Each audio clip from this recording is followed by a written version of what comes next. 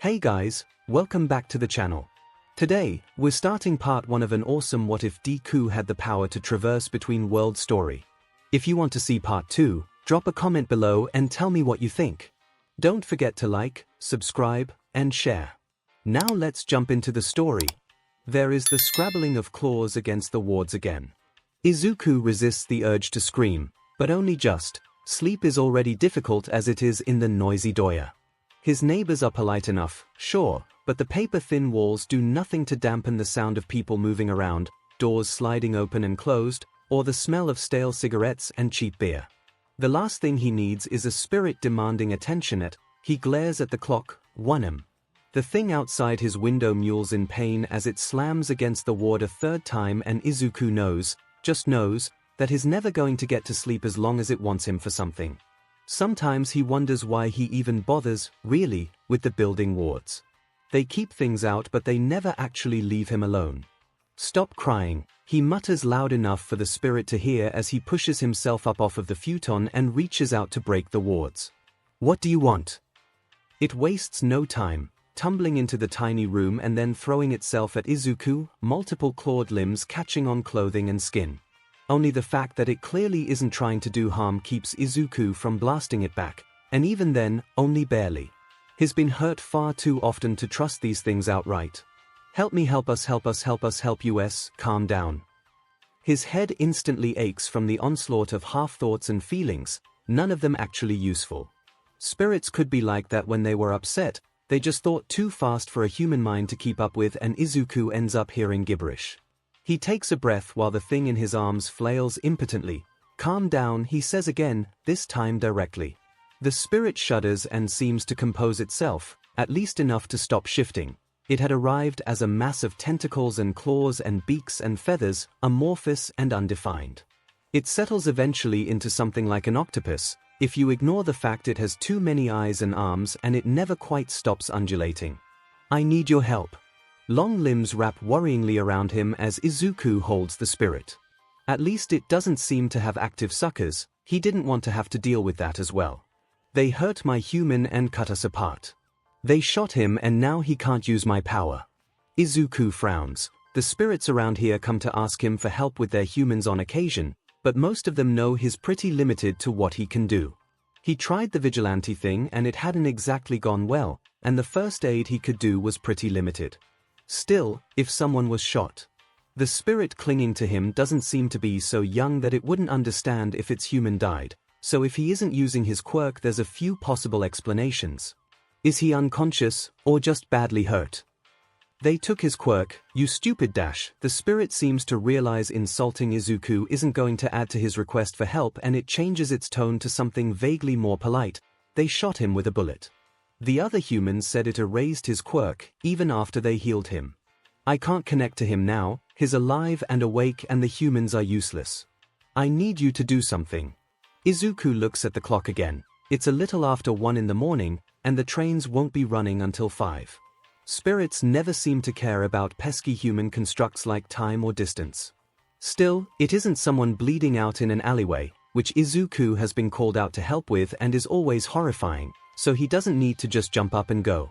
Let's start at the beginning. He shifts the creature from his arms to his shoulder so his hands are free, then raids the tiny fridge in his room for a bottle of water refilled from the tap and a konbini onigiri from yesterday. What do I call you? He keeps the question simple and non-pressing and waits. They always hesitate, even though he never asks for a name. He knows better. Oku, it finally offers. It's almost insulting in how bland it is, like it thinks he's a threat while it's wrapped around his arm and demanding he drop everything and help. Oku works. Izuku doesn't press for more, all he needs is something to call him. So where is your human? Give me distance in real terms, I need to know if I can walk it or if we're going to have to wait for the trains. Not far. It would be instant if you dash. Not happening, that was for emergencies and this sure as F wasn't it. Define not far, because I once had a river spirit think a 3-day walk wasn't far. He has walked from his home to a place near here, Oku says after a moment of thought. He did not need to rest between. If only they could be bothered to learn some sense of measurement or time, Izuku thinks, and not for the first or last time. All right, I need some details. Who is he? Instead of a reply, it pecks him on the ear with a beak sharp enough to draw BLD and squawks. 𝐒𝐿𝐵 responds in kind, throwing the spirit off of him and through the wall which it passes through unharmed, cursing and then biting his tongue because it's Fing Wonham and everyone is trying to sleep, and if he gets kicked out for disturbing the others he'll be out a week's rent. What was that for? He hisses, digging out his first aid kit for some gauze because his ear is now bleeding freely. Humans are human. There's a hell of a big difference between trying to help some young gangster on a street corner and a doctor who lived in a building with a concierge that would take one look at 𝐒𝐿𝐵 and call the cops. The creature hisses back at him from the floor, all the too many arms, legs, appendages, grouped together to narrow at the base, so that it looks a bit like a balloon covered in eyes. Still creepy, but nowhere near the worst thing he's ever seen. 𝐒𝐿𝐵 can't tell if it's just a defensive position, or if it's trying to intimidate him. You asked for his name. No, I didn't. Maybe this was a younger spirit. If it didn't understand the distinction, most of them at least understood this. I asked who he is. Never mind that humans don't follow the same rules, and I know hundreds of human names that don't mean 𝐒𝐿𝐵. I'm not doing anything until I know who I'm dealing with. 𝐒𝐿𝐵 seems to think this over, its bulbous head bouncing up and down slowly as it ignores gravity to rise upwards until it stops at eye level. His hero name is 𝐶. Well, 𝐒𝐿𝐵 thinks to himself, already reaching for a change of clothes and his hoodie. It's a hero. Someone, some villain, if the spirit is right about the bullets being responsible, took out a hero's power by severing their connection to their spirit. That's never happened before, at least he's never heard of it. Quirk suppressants and erasure quirks could mess up the connection, sure, but they never made a spirit find 𝐒𝐿𝐵 and demand he fix it. Spirits try to ignore him unless they want something from him or want to try to do something to him, and they also only deal with him when they don't have an alternative. Whatever this is, 𝐒𝐿𝐵 thinks it isn't going to be fixed by regular medicine or someone's quirk. Never mind that 𝐶 is a third-year student, the part of 𝐒𝐿𝐵's brain that still obsesses over heroes' supplies. Everyone is doing internships right now. He's seen heroes and students patrolling together in various areas over the week, and oh god, the rest of his brain catches up and slams into the bit of him that still has too much sympathy. He might think he's quirkless. That twists in his gut, gnawing at the lone rice ball and threatening panic if he doesn't breathe. Are you sure I can fix this? He asks, even as he picks up his shoes from the corner. He can't afford to leave them at the door. His last pair was stolen, and slides his backpack over one shoulder. You're the bridge, the spirit offers, almost grudging in the title. I'll take that as a yes, 𝐒𝐿𝐵 quips dryly as he locks the sliding door and heads quietly down the narrow hall. You lot only ever call me that when you really need a favor. And what will this cost me? 𝐒𝐿𝐵's voice has echoes to it, 𝐒𝐿𝐵 thinks as he changes out of slippers into his red trainers. There are levels, worry mixed with a begrudging respect, impatience, and the quiet through line of fear. 𝐒𝐿𝐵 doesn't call him on it. He considers what he knows of 𝐶 from the UA Sports Festival while 𝐒𝐿𝐵 floats beside him as he walks down the alley to the main street. For payment, you'll owe me a favor. Your power lets 𝐶 manifest various animal body parts, right? What are the limitations of that? Why do you need to know? More suspicion, once again. Because what I usually trade in is power.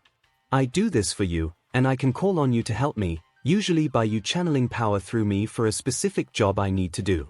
So I need to know what sort of quirk that ends up being. They are both quiet as they continue, 𝐒𝐿𝐵 letting 𝐒𝐿𝐵 lead as they make their way out Kotobukicho and heading northwest. The gambling dens are still busy here, and 𝐒𝐿𝐵 doesn't meet anyone's eye as they pass track-suited yakuza and the various old men who spent their nightly rate on alcohol instead of a roof over their head. The area's city and 𝐒𝐿𝐵 does what he can, but is never much better. All of them are a bad day or week from being homeless. No one bothers him here. A weird kid who talks to himself and wanders around at all hours of the night fits right in, after all. They turn away from the narrow, overcrowded streets and walk past the convenience store 𝐒𝐿𝐵 buys most of his meals from when 𝐒𝐿𝐵 breaks his silence. He must eat the animal he wishes to become. It has to be close to eating it to work. It stops when he digests it. Every word sounds like it pains the spirit to say, as though it's worried 𝐒𝐿𝐵 would use it against 𝐶. Maybe he'd understand that and feel sympathy for him if Izuku had any history whatsoever of using what he knew against heroes or against humans at all. Instead it just stings, but that's normal for dealing with spirits. Hurt feelings are the best he can hope for, really. Alright, he sways to projecting the inside voice where the spirits can hear him and no one else can. It's good for being quiet, obviously, but it's also the way to make contracts. If this works, he lines the words with power, intent, honesty, clarity. You will owe me 3 uses of your power I can call on at any time and you must provide. If this doesn't work, you will owe me 1 use of your power, for dragging me out of bed and who knows how far from home on this. Furious smiley, I will agree so long as that use of power isn't turned against my human. Oku returns, warily. It might be if he's a hero and tries to attack me or thinks I'm involved with this after I help him, Izuku points out wryly. Or he might just the sort of hero who'd want to help the clearly deranged miner appearing on his doorstep. If it does come to that, it will be to get me away from him and not to hurt him. The spirit considers as they walk. It doesn't take too long. Then I, Oku, guardian of the Yahaji River, agree to your terms. There is power in his words, Izuku can feel it, and it might not be the spirit's true name but it doesn't have to be to make a contract binding. And I, Deku, will adhere to our agreement to assist you and your human to the best of my ability. Izuku returns, knowing the spirit can feel the power in his words as the contract tightens around them both, 1 more leash, 1 more tether, to join the multitude Izuku carries. His Deku, in contracts. His Deku everywhere now, except in his own head. He has to be. He hasn't had a name in years. The apartment complex is a mid-rise and nothing special after walking for just over an hour to get there. It feels weird to know a hero, well, a hero in training, lives here, but maybe that's what makes it a good place to live. Some heroes don't really separate their private and personal lives, while others strive to do so.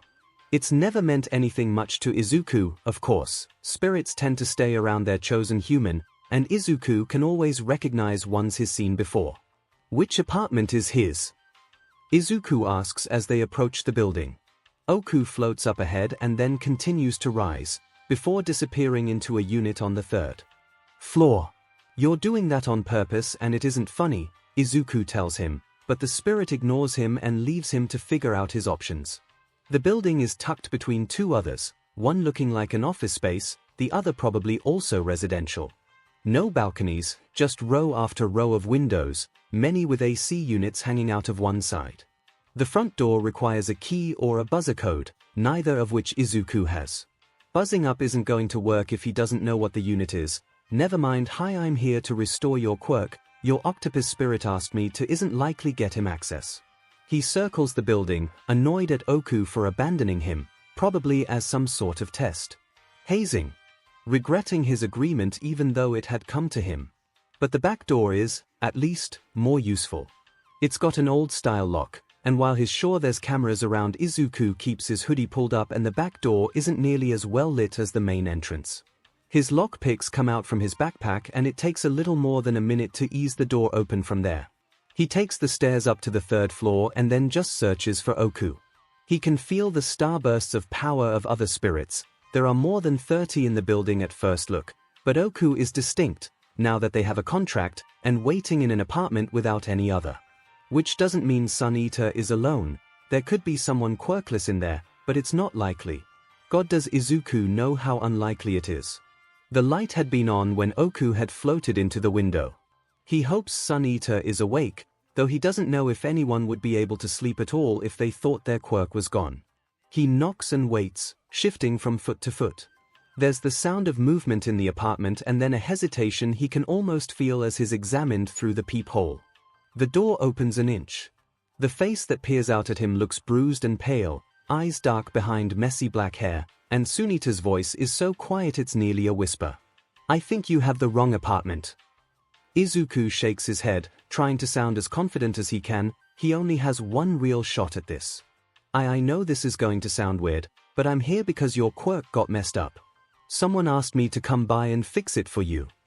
No one told me anything. Sun Eater looks at him with narrowed eyes. Who are you?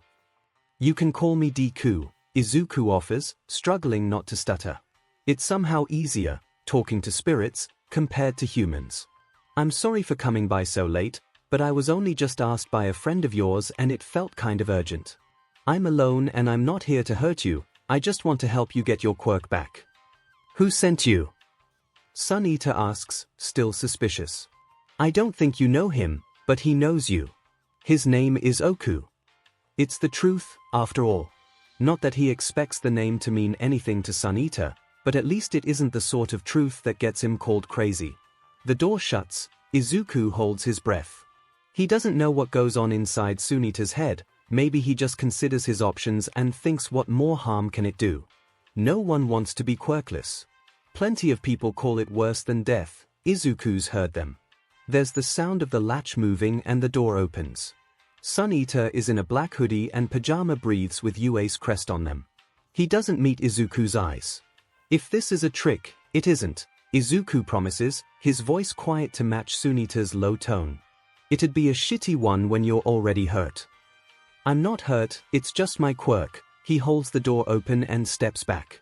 Sensing it's the best is going to get in terms of welcome, Izuku steps in and then steps out of his shoes, feeling stupidly grateful he'd put on clean socks before leaving. Your quirk getting messed up is still going to hurt, he points out as they stand in the hallway awkwardly. I'm sorry. 𝐶𝐿 looks at him suspiciously. Why are you apologizing? Izuku can't say, because I know what it's like, because that won't work when it's going to look like his quirk has something to do with. Well, quirks. I know someone who's quirkless and they wouldn't wish it on anyone, he explains. So, is it okay if we get started? I don't know how long this will take. That probably isn't promising, but 𝐶𝐿 just looks at him carefully again, eyes flickering up in surprise before returning to Izuku's feet. What do we have to do? Just sit down somewhere. The apartment isn't particularly large from appearances. There's a door to the left of the hallway that Izuku expects is the bathroom. The kitchen is to the right and straight ahead is the rest of the space, split in half by a folding screen to hide the sleeping area from the sitting space. Could you sit on the couch? 𝐶𝐿 shuffles along, shoulders high and hands flexing, clearly nervous. Izuku does his best to project harmless, even if he knows he sounds suspicious as hell.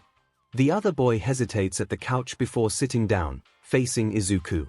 Izuku kneels on the floor, keeping his motions slow and straightforward.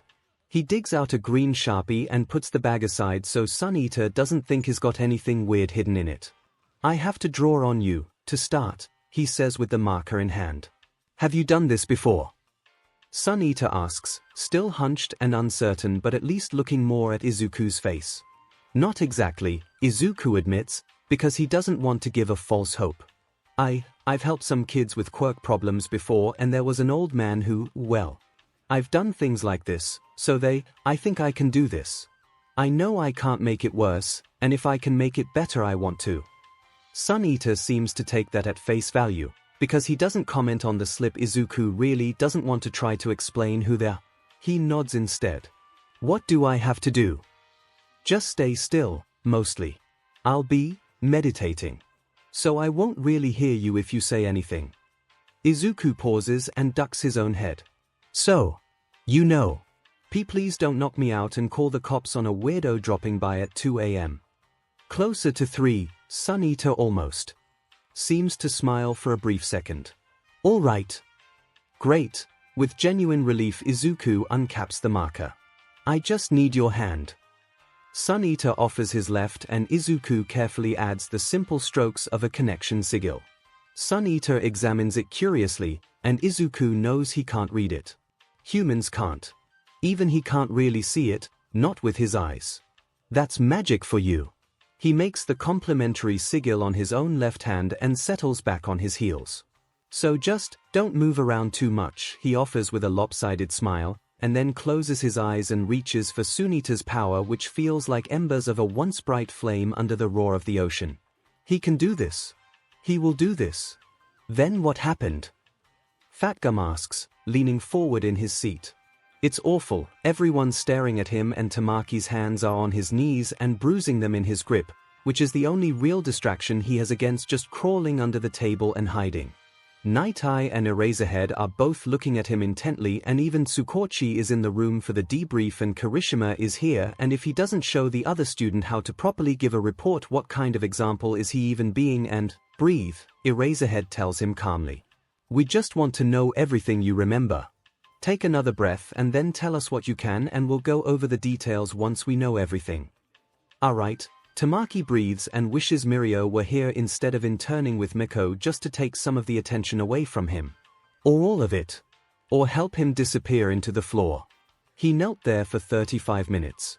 He didn't move, even when I reached for my phone and texted you. He nods to Fatgum. Still wish you'd called, kid. It was late, or early. I didn't want to wake you. Next time, wake me up. Yes, sir. What was he? Oh. Right. I watched him, but whatever he was doing didn't have any outward indication. It didn't look like anything, really, except the writing on my hand. It was weird. Before they can ask him weird how, Tamaki pulls out his phone. I tried to take a photo of it, and every single one just, well, they look like this. He hands his phone to Night Eye first. The pro heroes all look at the gallery of images. There are photos of Tamaki's hand, clearly outlined against his thigh and couch, but the strange symbol is unreadable, literally. There are artifacts and distortion running across the image where it sits. It's on every image, no matter the angle. Any image that doesn't show the symbol is fine. And then there are the images of his strange visitor, Deku. Useless isn't what Tamaki would call him after last night, but maybe he had a reason for that code name. How is this possible? Fatgum asks over Night Eye's shoulder. If his quirk is manipulating people's quirks, he shouldn't be able to do this. He must have had an accomplice, Eraserhead muses. I looked through the security footage while we were waiting. The detective speaks up. If he did have an accomplice, he didn't enter with this Deku, and he also didn't interfere with the security footage. That's clear, but we don't have anything close to a useful image of him. He kept his hood up the whole time and seemed to know to avoid the cameras.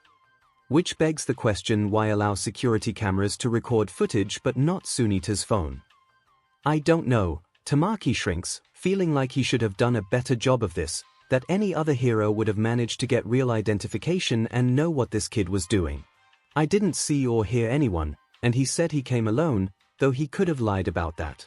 I gave up trying for a bit, then tried to take a video instead, and that just made my phone restart. By the time it was running again, whatever he was doing finished. I could feel my quirk come back. He doesn't mention the overwhelming relief. He doesn't mention how tight his chest had gotten. His weakness in the moment isn't important. The mark on my hand just flaked off, and Deku stood up and asked how I was feeling. I don't like any of this, Eraserhead frowns. He knew where you lived, a friend asked him to see you, someone you don't know and none of us recognize. We've kept the circle who know about the quirk-canceling bullet small, so it's likely he got his information from someone involved. If he's involved with the Shy Hasaikai, this could be an elaborate trap. Tamaki nods. He wants to argue, because nothing about the boy who came to him screamed Yakuza thug or villain, but maybe that was entirely the point. You couldn't judge people so quickly, for good or bad, because quirks could be so insidious, and who was he to be any sort of judge of character anyway? He asked me not to tell anyone about it, but I think he knew that was impossible. After that he just took his bag and left. I checked the apartment but I didn't find anything, no bugs or tampering, but someone else should probably check in case I missed anything. We'll have our people go through it, 𝐒𝐭𝐻𝐲 assures. Did he say anything else before leaving? He apologized for coming in so late and mentioned a long walk home. That could have been earnest, or maybe it was meant to deflect attention. And he seemed calmer, less uncertain after he did whatever it was that he did. You're very lucky, Night Eye says, gaze nailing Tamaki to the spot. That could have gone very poorly. Why did you let him in? Because I wouldn't be any more useless dead. Tamaki knows he hadn't been thinking clearly, but who could have, suddenly stripped of their quirk, possibly permanently. He'd felt useless and as though everyone's teaching had been a waste, that he'd taken valuable space from someone more deserving, that he'd be worrying everyone and they'd be distracted from the real issues. It had been too much, and yet, I let him in because he seemed trustworthy. I know that sounds stupid and dangerous, But he never made me feel threatened, and that was enough to take the risk. I believed him. He considers those words and meets Night Eye's gaze directly. Only for a few seconds before he has to look away, but still. I believed him, and now my quirk is back. Which may or may not be related, Night Eye points out. What? 𝐻ero's been uncharacteristically silent this whole meeting, but that gets blurted out in surprise. But 𝐶𝐻's quirk - if the quirk-canceling bullets have a duration, he might know the duration and have arrived specifically to time it for 𝐶𝐻's quirk return, to buy trust. Night Eye turns his gaze to 𝐻ero who's in his school uniform, not hero costume. Without anything else to go on, we cannot assume this new player is an ally. We need to treat him as an unknown factor. If we can find him, bringing him in for questioning may give us answers, but we can't be distracted from our core case. Even if he's involved. He may be, and in which case proceeding with our investigation may uncover more. At the moment that is the best we can do, without anything else to go on, tracing one possible villain or vigilante will only distract us. We'll need to see if he appears again, Eraserhead agrees. And run his quirk through the database, see if we can get any hits that way. Would you recognize him from a photograph? Sun Eater considers that question, thinks of Deku's messy hair and far too bright green eyes, the scar on his cheek and the freckles that stood out against very pale skin. I think so. Why? From your description, he's young enough to be a student. We can cross-reference his quirk against student records and see if anything comes up that way. Fatgum nods. Good idea. Maybe check for quirks that manipulate cameras as well, in case Night Eye is right and he doesn't have a quirk-changing quirk.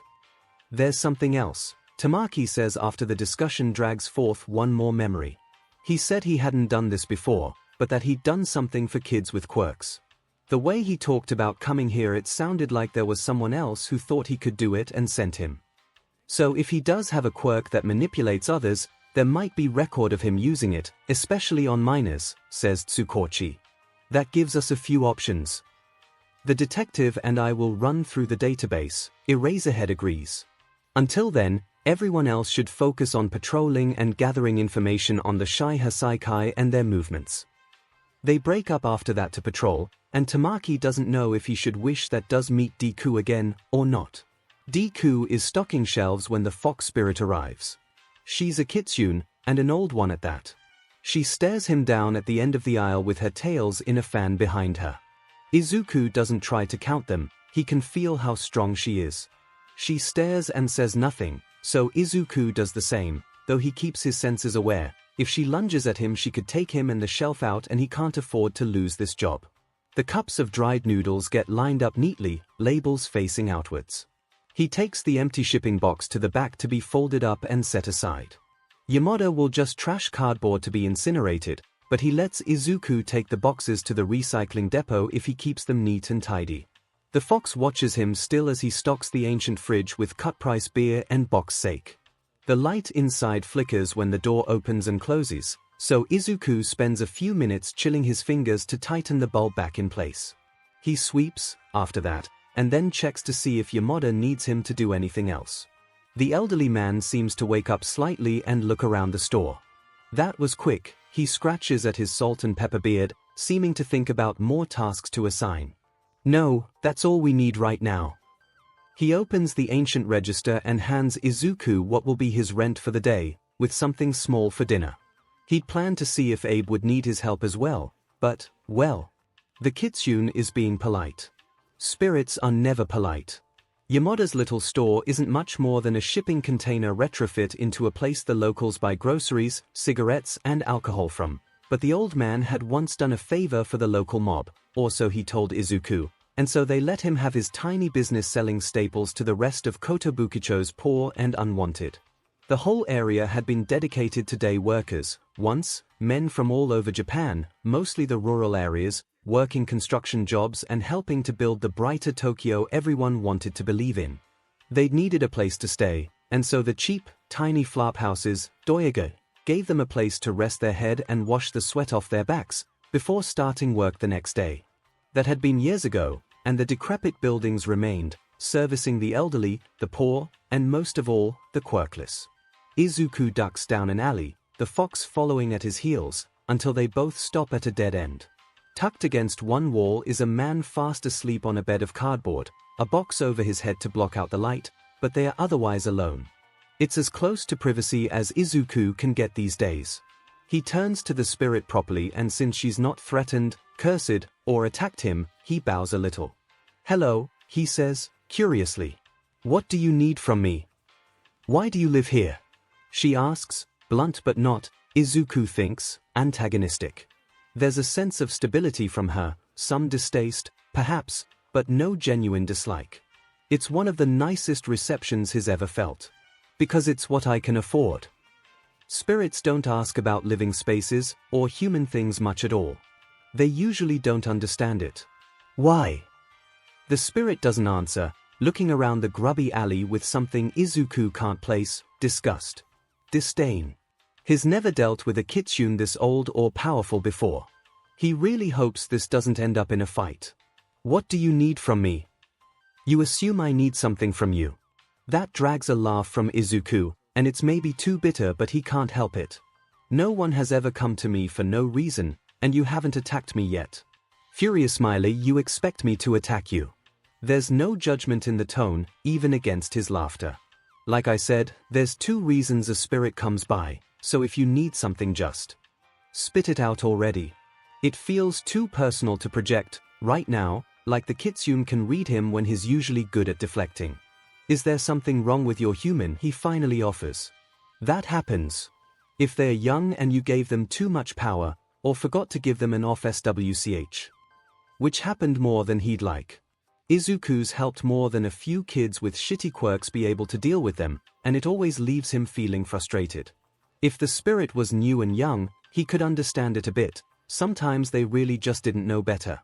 Powerful spirits like this one are usually just selfish, though, and don't think about what their power would do to a person. They only care about the returns. The kitsune's tails sway in a wind Izuku can't feel. Eventually she ducks her head slightly. "You have helped the humans shot with the bullets that disconnect us." Izuku really hates those bullets and whoever makes them. There have been 2 others so far, and while it was getting easier to reconnect spirits to where they belonged, the heroes were catching on. The last one had been a first-year student named Duravity. She had tried to hold him after he'd fixed her quirk. He didn't want this sort of attention. The last thing he wanted was to be helped by someone who didn't understand. Yet another person would be another risk, since they'd probably be a hero, or worse, maybe a villain. Yet not doing something felt wrong, never mind how much of his life could be made a hell by whatever spirit he refused. "I've been fixing what the bullets are doing," Izuku hedges while his mind races on. Someone with a spirit this powerful would have a powerful quirk. "Was your human shot?" "Yes." The kitsune stares at him, clearly awaiting a reply. Izuku really doesn't understand what's keeping her from speaking. "Are you asking me to fix it?" His hero name is Eraserhead. The world seems to stop. Eraserhead. Underground hero Eraserhead. He's not popular, not part of the glitz and glamour of regular heroes. Izuku had wanted to be a hero once upon a time.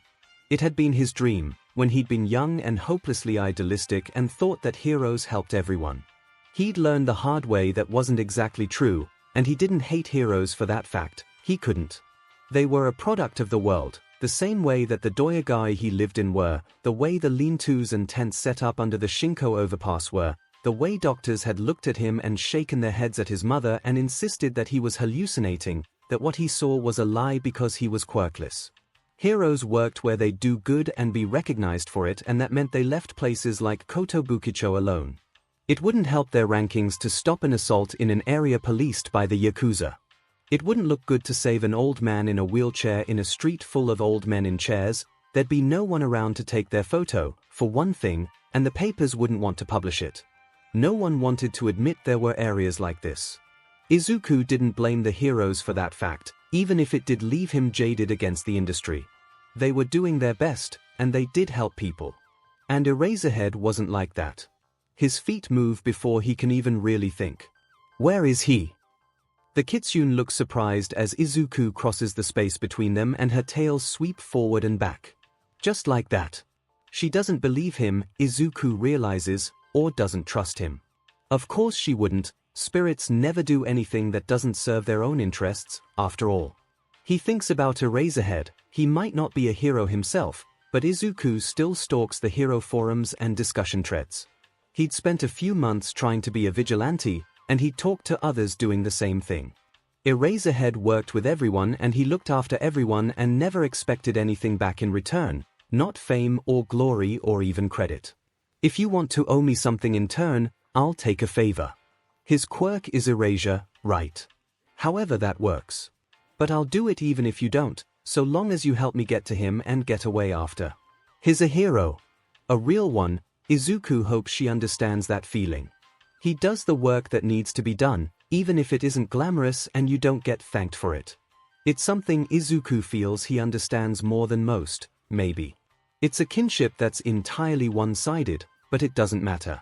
I expected you to bargain. The others said you make demands. Izuku wants to move but she hasn't indicated where they need to go, not yet. They expect me to make demands and get nervous when they don't know what I'll ask of them. They think I'll try to claim them and enslave them, or erase them. It's easier when there are rules. He hopes she'll understand that, as old as she must be. So if you need assurances, I, Deku, will assist your human in exchange for a use of your power to be called on at any time, and for your assistance in helping him and helping me get away after. He waits. She stares at him, her tails moving faster now, almost agitated. He stares back and very suddenly she looks away. If Izuku didn't know better, he'd think she was embarrassed. It strikes him, very suddenly, why? This is a trap, he breathes out, the reality a dawning horror. F me, did they let him get shot just to get to me? Why? Why would they risk that?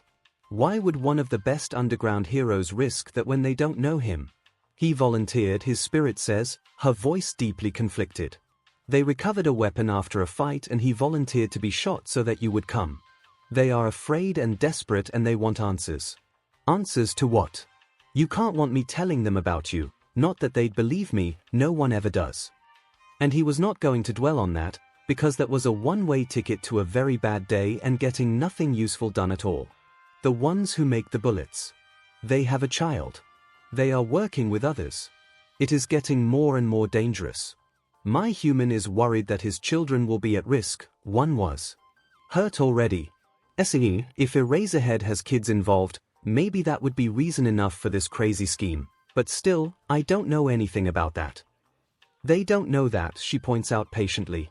They only know that you know who has been hurt, every time, and that you undo what was done. They have no other leads. Why is this my life? Izuku asks, though he didn't expect an answer. The best the spirits ever give him is that it's his own fault, he's a monster, a horror, defiler of their magic and whatever else they want to label him as. He isn't supposed to exist, as far as they are concerned, and they never hesitate to remind him of that. His life has never been entirely his own, and most of the time he's come to terms with it. Today is going to SCK. All right, well, Izuku takes a breath and sighs. Where is he? You will do this. No, I plan to find him and then point and laugh. Izuku grits his teeth. I'll figure something out. I'll need a plan, but for that I need to know where he is. The Kitsune's head quirks to the side, thinking, before she shakes her head and shifts onto all four legs. He is in Chiba. There is an apartment with other heroes and surveillance. He can't walk to Chiba, Izuku knows. It would take most of a day to get there if he tried. The trains are running, but a round-trip ticket would run him a day's pay. At least it isn't worse. If they'd been trying to test his range and gone further out, he might be choosing between a ticket and next week's rent. He's slept rough before, but he'd really like to avoid it. Izuku needs a plan, and a good one, but at least he's dealing with a spirit who seems to understand human things more than most, like cities and apartments and surveillance. What do I call you, to start with? She doesn't hesitate. Tamamonome. The name comes almost as a shock because while it isn't her name, not her true one, it's still a name with power attached. It's old, and means something to her and she offers it to Izuku without hesitation. He swallows around the lump in his throat. I'll head to Chiba, but I'll need to get some things first. Can you check on Eraserhead and see if you can get his phone number, or one from any of the heroes watching him? If the spirit could manage locations, it can hopefully manage numbers. I can try. How will you find him if I leave? I can call you, he assures her. If I have a name, any name, that's enough to send you a sort of mental tug. Once I get to Chiba I'll let you know, and we can make plans from there. She walks around him once, tails passing so close he could touch them if he wanted to, and then she nods and bounds off without a word. Eraserhead, Izuku thinks as he heads back to his rented room to get some things, a plan already formulating in his head. If he's going to risk his neck for a hero, at least it's someone he genuinely likes. Shota's eyes hurt from staring at paperwork and screens for too long, but he ignores it with practice born of years of ignoring discomfort. It isn't like he has much else to do. At the moment, he has the case files for the 𝐒𝐻𝐼 memorized at this point, and it still doesn't make their options any easier. The League of Villains are clearly involved now, but cooperatively or absorbed into the larger group. Is Shigaraki playing a long game, and if he is, do they have time to stop it? Has the little SHT learned patience, or is someone else guiding him along? All for One had mentioned making sure Shigaraki was looked after, but he'd been intentionally vague on what that meant, only that he expected great things from his disciple, and great things when AFO was involved always meant great chaos for heroes. He looks up at the monitors in front of him. One has additional files, the other shows the security monitors for the building, which remains unchanged. Deku's current MO suggests he'll arrive in the next 3 hours, and they'll be ready for him. It's a risk. No one had liked it, and Hisashi still isn't speaking to him, but Shota knows it's a necessary tactic, and one he's uniquely capable of taking. Out of everyone involved in the case, of everyone who knows about this kid, Shota's the one with the most expendable power. His quirk hasn't even worked all that well since the USJ incident, and he's still more than capable of holding his own without it. If it means this kid will show up, that they can find out what the hell he's doing, who he's been caught up with, what they're making him do, he tries to shake the train of thought away, but it's difficult. Out of the reports they have, from Amajiki, to Kogi, and Uraraka, all hit with the erasure bullets, they've painted an uncomfortable picture. Deku's a child, 12 or 13 at best guess, and ill-looked after. He's had some combat training. Uraraka had described how he'd avoided her attempts to secure him, which included jumping off of the balcony of the dorms she and Asui were sharing for their internship. It had been a 3-story fall and he'd taken it without any apparent injury, which was suspicious in itself, as was however he'd managed to enter the building in the first place. It looked like he'd scaled the apartment, which wouldn't be easy for someone of his apparent height and build. He hadn't planted any bugs, or even asked anything of Uraraka save that she let him go for helping, which implied he was genuinely trying to help, but he clearly knew who was shot and when, which implied that he was involved with the bullets. Everything about him didn't quite add up. His phone rings and he picks it up instantly, the number Night Eye's private line. What? We may have a bigger leak than we thought. Night Eye doesn't waste time. He knows this is a trap. Shota winces. They'd assumed someone was leaking information about who was hit, likely through the police, but the specifics of this plan are supposed to be secret. What makes you say that? Has there been movement? Night Eye's voice is tense on the line, annoyance and frustration slipping through when he rarely allows it to show. No. He called my office, from a payphone inside an internet cafe. They don't have cameras for us to pull from, apparently. He spoke with Bubble Girl first before she put him through to me. His message was, I'm not walking into a trap, but it's stupid that Eraserhead took out his own quirk. What are you even thinking? If you want him to get it back, he can meet me alone at Matsugaoka Park. He gave details for a specific bench along the northern edge of the park. Shota says with feeling. This was supposed to be closed circle. How the hell does he know? A mole, someone with a very specific quirk, or we've been bugged, Night Eye answers at once. It could be on Tsukochi's end as well. We have to be careful not to point fingers. It still doesn't bode well on the 𝐒𝐻𝐼 case. If they can predict our movements, know what we know, Shota scrubs at his face, hoping against hope he could ward off the headache forming between his eyes. So, now he wants me to walk into a trap instead. It's an odd choice for one, Night Eye admits. I've sent you the coordinates. If you look, it's backed by a pond, the buildings are entirely residential, and the tallest building is across from the bench, which could be used as a vantage point, but it's only 5 stories tall. The trees are dense beyond the water, but less than 100 meters deep. 𝐿𝐿 does stare at the map, satellite imagery telling the same story as Night Eye does. It adds to the layers of mystery. What is the kid planning? A water ambush, possibly, with another villain. The water is unconnected to any other system, they wouldn't have a clean getaway there. Why the park? Did he say anything else? Give a time. He said he'd be there all night, and is that supposed to be a warning or a threat? If he's already monitoring the location, how long has he had to set up his trap? Would he know if 𝐿𝐿 went with backup? I don't like this. I don't either. 𝐿𝐿 agrees but is already standing up and closing the files to lock away for the night. I'll head over. Let's keep this to ourselves, as much as we can. You're not going alone. I'm going to be pretty obvious if I'm not. At a park bench, his capture weapon is at least a comfort around his shoulders, he isn't helpless. Take 𝐼𝐸 with you, and Bubble Girl.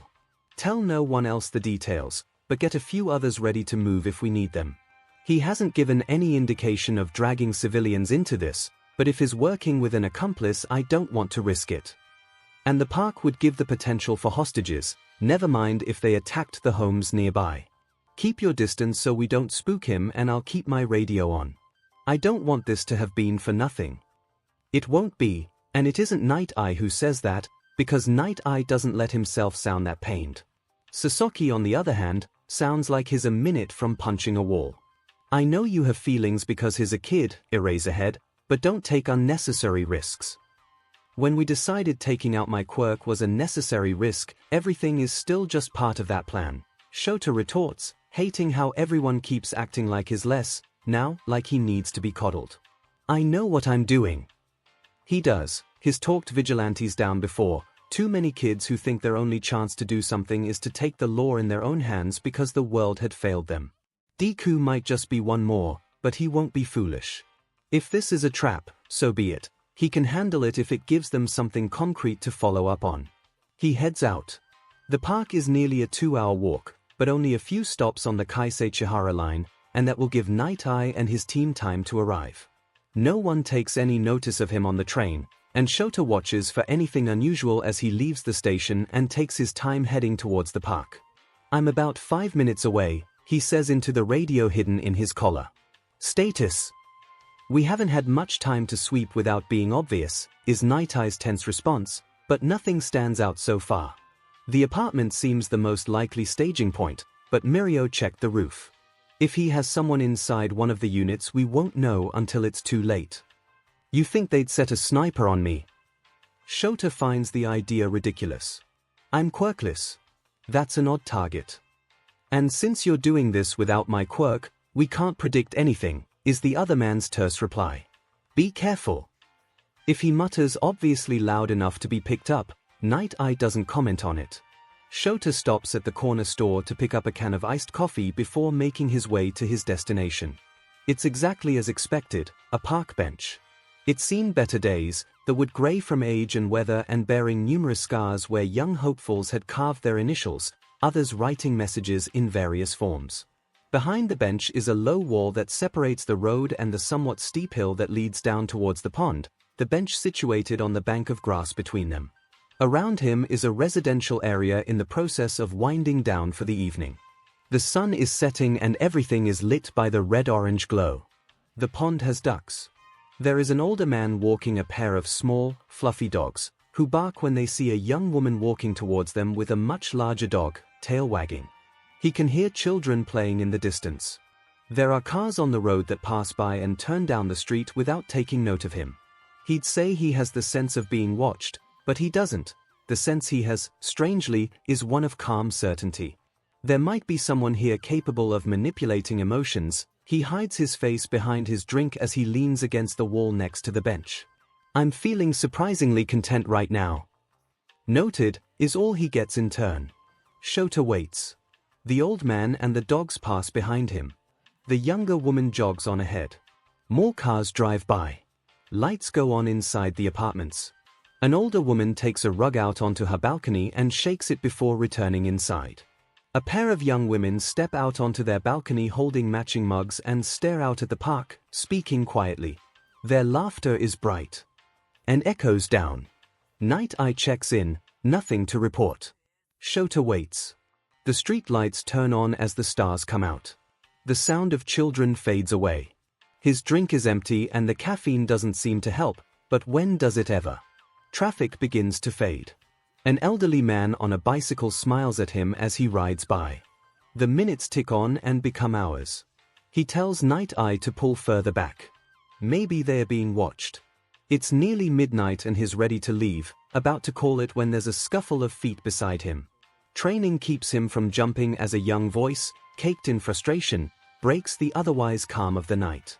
You were supposed to sit on the DMN bench. Shota gets a good look at Deku and sees the reports are accurate. He's short, young, and looks underweight despite his oversized hoodie. His hood is up and his hair falls in his eyes, but there are bruises under them that speak of poor sleep, and a scar that runs across one cheek that looks like the wound didn't heal correctly or was never properly tended to. His clothing is clean, but well worn, either owned forever or purchased secondhand. His shoes are just as broken in, and their wear at the sides suggests that his feet will be too large for them soon. His as expected, except that on his back is a drawstring bag, not the backpack he's been reported with previously.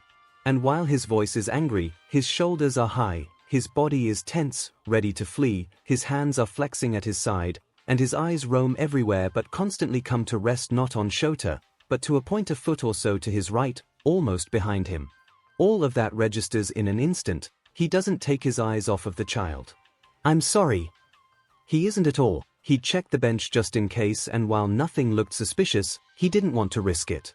I was worried I'd fall asleep if I sat down. That seems to throw the kid. Good. It's not what he expected, and Shota can see his brows furrow and his lips move silently before he speaks again, seeming to choose his words more carefully. The whole point was that you'd sit and I'd fix your quirk at a distance. I shouldn't even be here. But you are. Shota keeps his hands loose and easy at his sides, his body language open, knows that Night Eye and his team can hear every word of this. You came to help.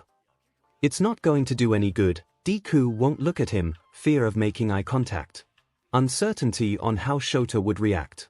Shota shifts his weight, slightly, and Deku mirrors it. He's skittish. I mean it. I'm not involved with whatever you think I am, and you're wasting time. I can't believe you took your own quirk. That was stupid. The kid does look up at him and Shota is surprised at how fierce his expression is. He's angry, he thinks. The kid's angry at him for more than not just sitting down. You had no idea if I would come. What if you scared me off?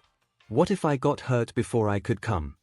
Deku's hands are fists and he's more in Shota's personal space than almost anyone else would dare. It isn't particularly threatening when he doesn't reach Shota's chin, though you're Eraserhead and you're one of the few heroes who looks after everyone. We can't afford to lose you. And that is not how he expected that little rant to go, honestly. It was a logical ruse on our part. He very carefully sets a hand on the boy's shoulder, keeping it light. When Deku flinches he takes it away, but notes how the boy is trembling slightly. We had no other way of reaching you and I was the best choice. That's bullshit. Deku looks away from him again. But it doesn't matter because you did it and here I am and I don't know anything, so can I just fix you and go home already? I'm going to ask you to come with me. Shota watches the boy tense all the more and is prepared in case he runs, but doesn't allow himself to look anything but entirely relaxed. He puts his hands in his pockets and slouches a little more.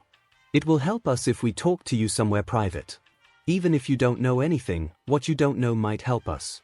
And if you can tell us how you fix our quirks, we can use that to make sure the people developing these weapons can't hurt others with it. Do I have a choice? Deku asks him bitterly. Shota wishes he didn't recognize it, hadn't heard that tone from far too many former heroes and current villains. Whatever conspired to put this child here in front of him, it wasn't good. You'll be free to go when we're done with you, he lies. He's not letting a possibly 12-year-old back out onto the streets. Yeah, I thought as much, is the reply, just as bitter, and Shota wonders if the kid knows, but they'll cross that bridge when they come to it. Deku waits with him silently as Night Eye pulls up with the car and the drive to the precinct is just as quiet, the kid curled as far into the corner of the back seat as possible, eyes so distant they look almost clouded over when Shota peeks at him along the way. Izuku takes stock.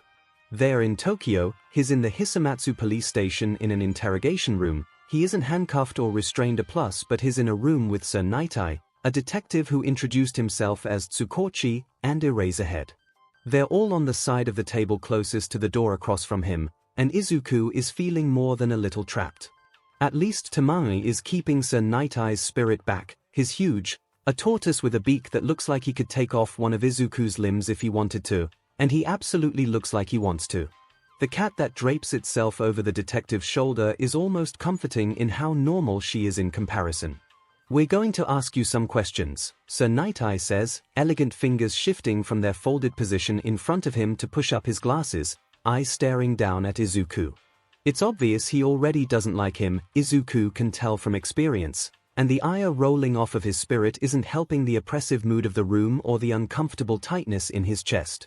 The worst part is they dragged Sir Night-Eye and this detective out of bed for something that wasn't going to be any use to them and whatever case they're working on, and they're going to blame him for it. "I'm going to disappoint you," Izuku's apologetic, at least a little, because they all have more important work they could be doing. "I really don't know anything about what you're investigating." "How do you know what we're investigating?" Night-Eye is so sharp and Izuku had always admired him as All Might's sidekick, but up close and in person he's somehow even more intimidating than All Might ever was. Maybe because when he thinks of All Might he remembers the smile, and Night-Eye has none. And he's not thinking straight, Izuku realizes, feeling his chest go even tighter. He has to be smart about this. He can't get caught up in the fact he's around heroes, that once upon a time he would have given anything to stand in their presence. He has to think, or this is going to be so very, very bad. Eraserhead said you're trying to research the people making the weapons stealing quirks. It's true, and believable, while his powers are anything but. It makes sense that you would, and I get why you'd think I'd be involved, but I'm really not. I just know how to fix what they did. They look at Tsukochi, it's subtle but Izuku catches it, the way they glance at him sidelong. The detective hasn't said anything yet and the cat on his shoulders is watching Izuku with eyes that are entirely black and the room is silent for a moment before Night-Eye continues. "And how did you know what heroes had been affected to help them?" Izuku takes a breath. This is where he has to be careful, this is where he has to lie, "It's my quirk." Tsukochi shifts as the cat on his shoulder yowls. Everyone looks at the detective and waits as he sets his pen down on his notepad. "Deku," he says, voice serious, "I'm afraid we haven't been entirely honest with you in our introductions. I'm going to correct that now, because I'd like you to be honest with us. You can trust us, do you understand that?" Trust them, when he's trapped in this room, back to a wall, behind how many more walls, where they're not going to let him go and they lied to get him here. Is that the lie he's talking about, or something else? Izuku's so used to adults lying and calling him a liar that the idea of trusting anyone is absurd, but whatever this is about, the detective is waiting for an answer. Does he trust them? Not really, but they won't want to hear that. Yes. The cat growls and Tsukochi frowns slightly, and no one says anything as the man looks at Izuku with concern that might actually be a little genuine, but is still dangerous. "Deku," he says again, pausing every time he says Izuku's name like he doesn't like to use it. "My quirk allows me to know when someone is lying. Do you understand what that means?" Holy Izuku forgets how to breathe for a moment as he stares at the detective and then everyone blinks and leans back as Izuku sits up and leans forward. He doesn't care, doesn't really even register it or the way the cat's spirit hisses at him because the detective can tell when he speaks the truth. "How does that work?" he asks, mind already thinking about applications and maybe, finally, help. Does it understand partial truths? Can you tell if specific statements are true or false in their parts, or only as a whole? How does it deal with empirical truths compared to narrative truths? Or does it only deal in absolutes? What about true statements the speaker doesn't believe? The three men all stare at him and there's silence for a second before the cat is laughing at him, laughing so hard she falls off of Tsukochi's shoulder and lands on the table. No one sees her walk up to Izuku and sit in front of him, bushy tail swaying back and forth for a moment before jumping to land on Izuku's head, claws out. She yowls again as Izuku ducks, flinching as his personal ward sends her flying. Eraserhead tenses and Izuku realizes he probably looks like he's just tried to slam his own head into the table. Sorry, he says, flushing and trying to deflect. Quirks are just, they've always interested me. And I have wards to protect me from spirits like you, he tells the cat. Leave me alone. Her reply is another hiss that is wordless, but the meaning is inescapably rude. He ignores her to focus on the humans who look at him worriedly. It's all right, Tsukochi says, a bit gentler now, concern lining his face. The specifics of my quirk aren't something we usually discuss, because it's important to my work, but those are very good questions. I'd be happy to answer what I can with you when we're done here. Right, can't tell the kid how it works so he can lie around it. Izuku shrugs because he can't blame them. The detective can identify the truth, and that's what's important, even if he doesn't quite know the details yet. Out of anyone, if Izuku has any chance at all, this has to be it, right? A detective who can understand the truth and two heroes, one of them who'd worked for All Might and one who talks to vigilantes and street thugs and understands how the world works in the grimy, less pleasant, less easy bits. If anyone might. Izuku makes himself look up, look them all in the eye, look the detective straight on, and fights against too much hope, because if this backfires he's going to really regret it. I don't have a quirk. That part's easy.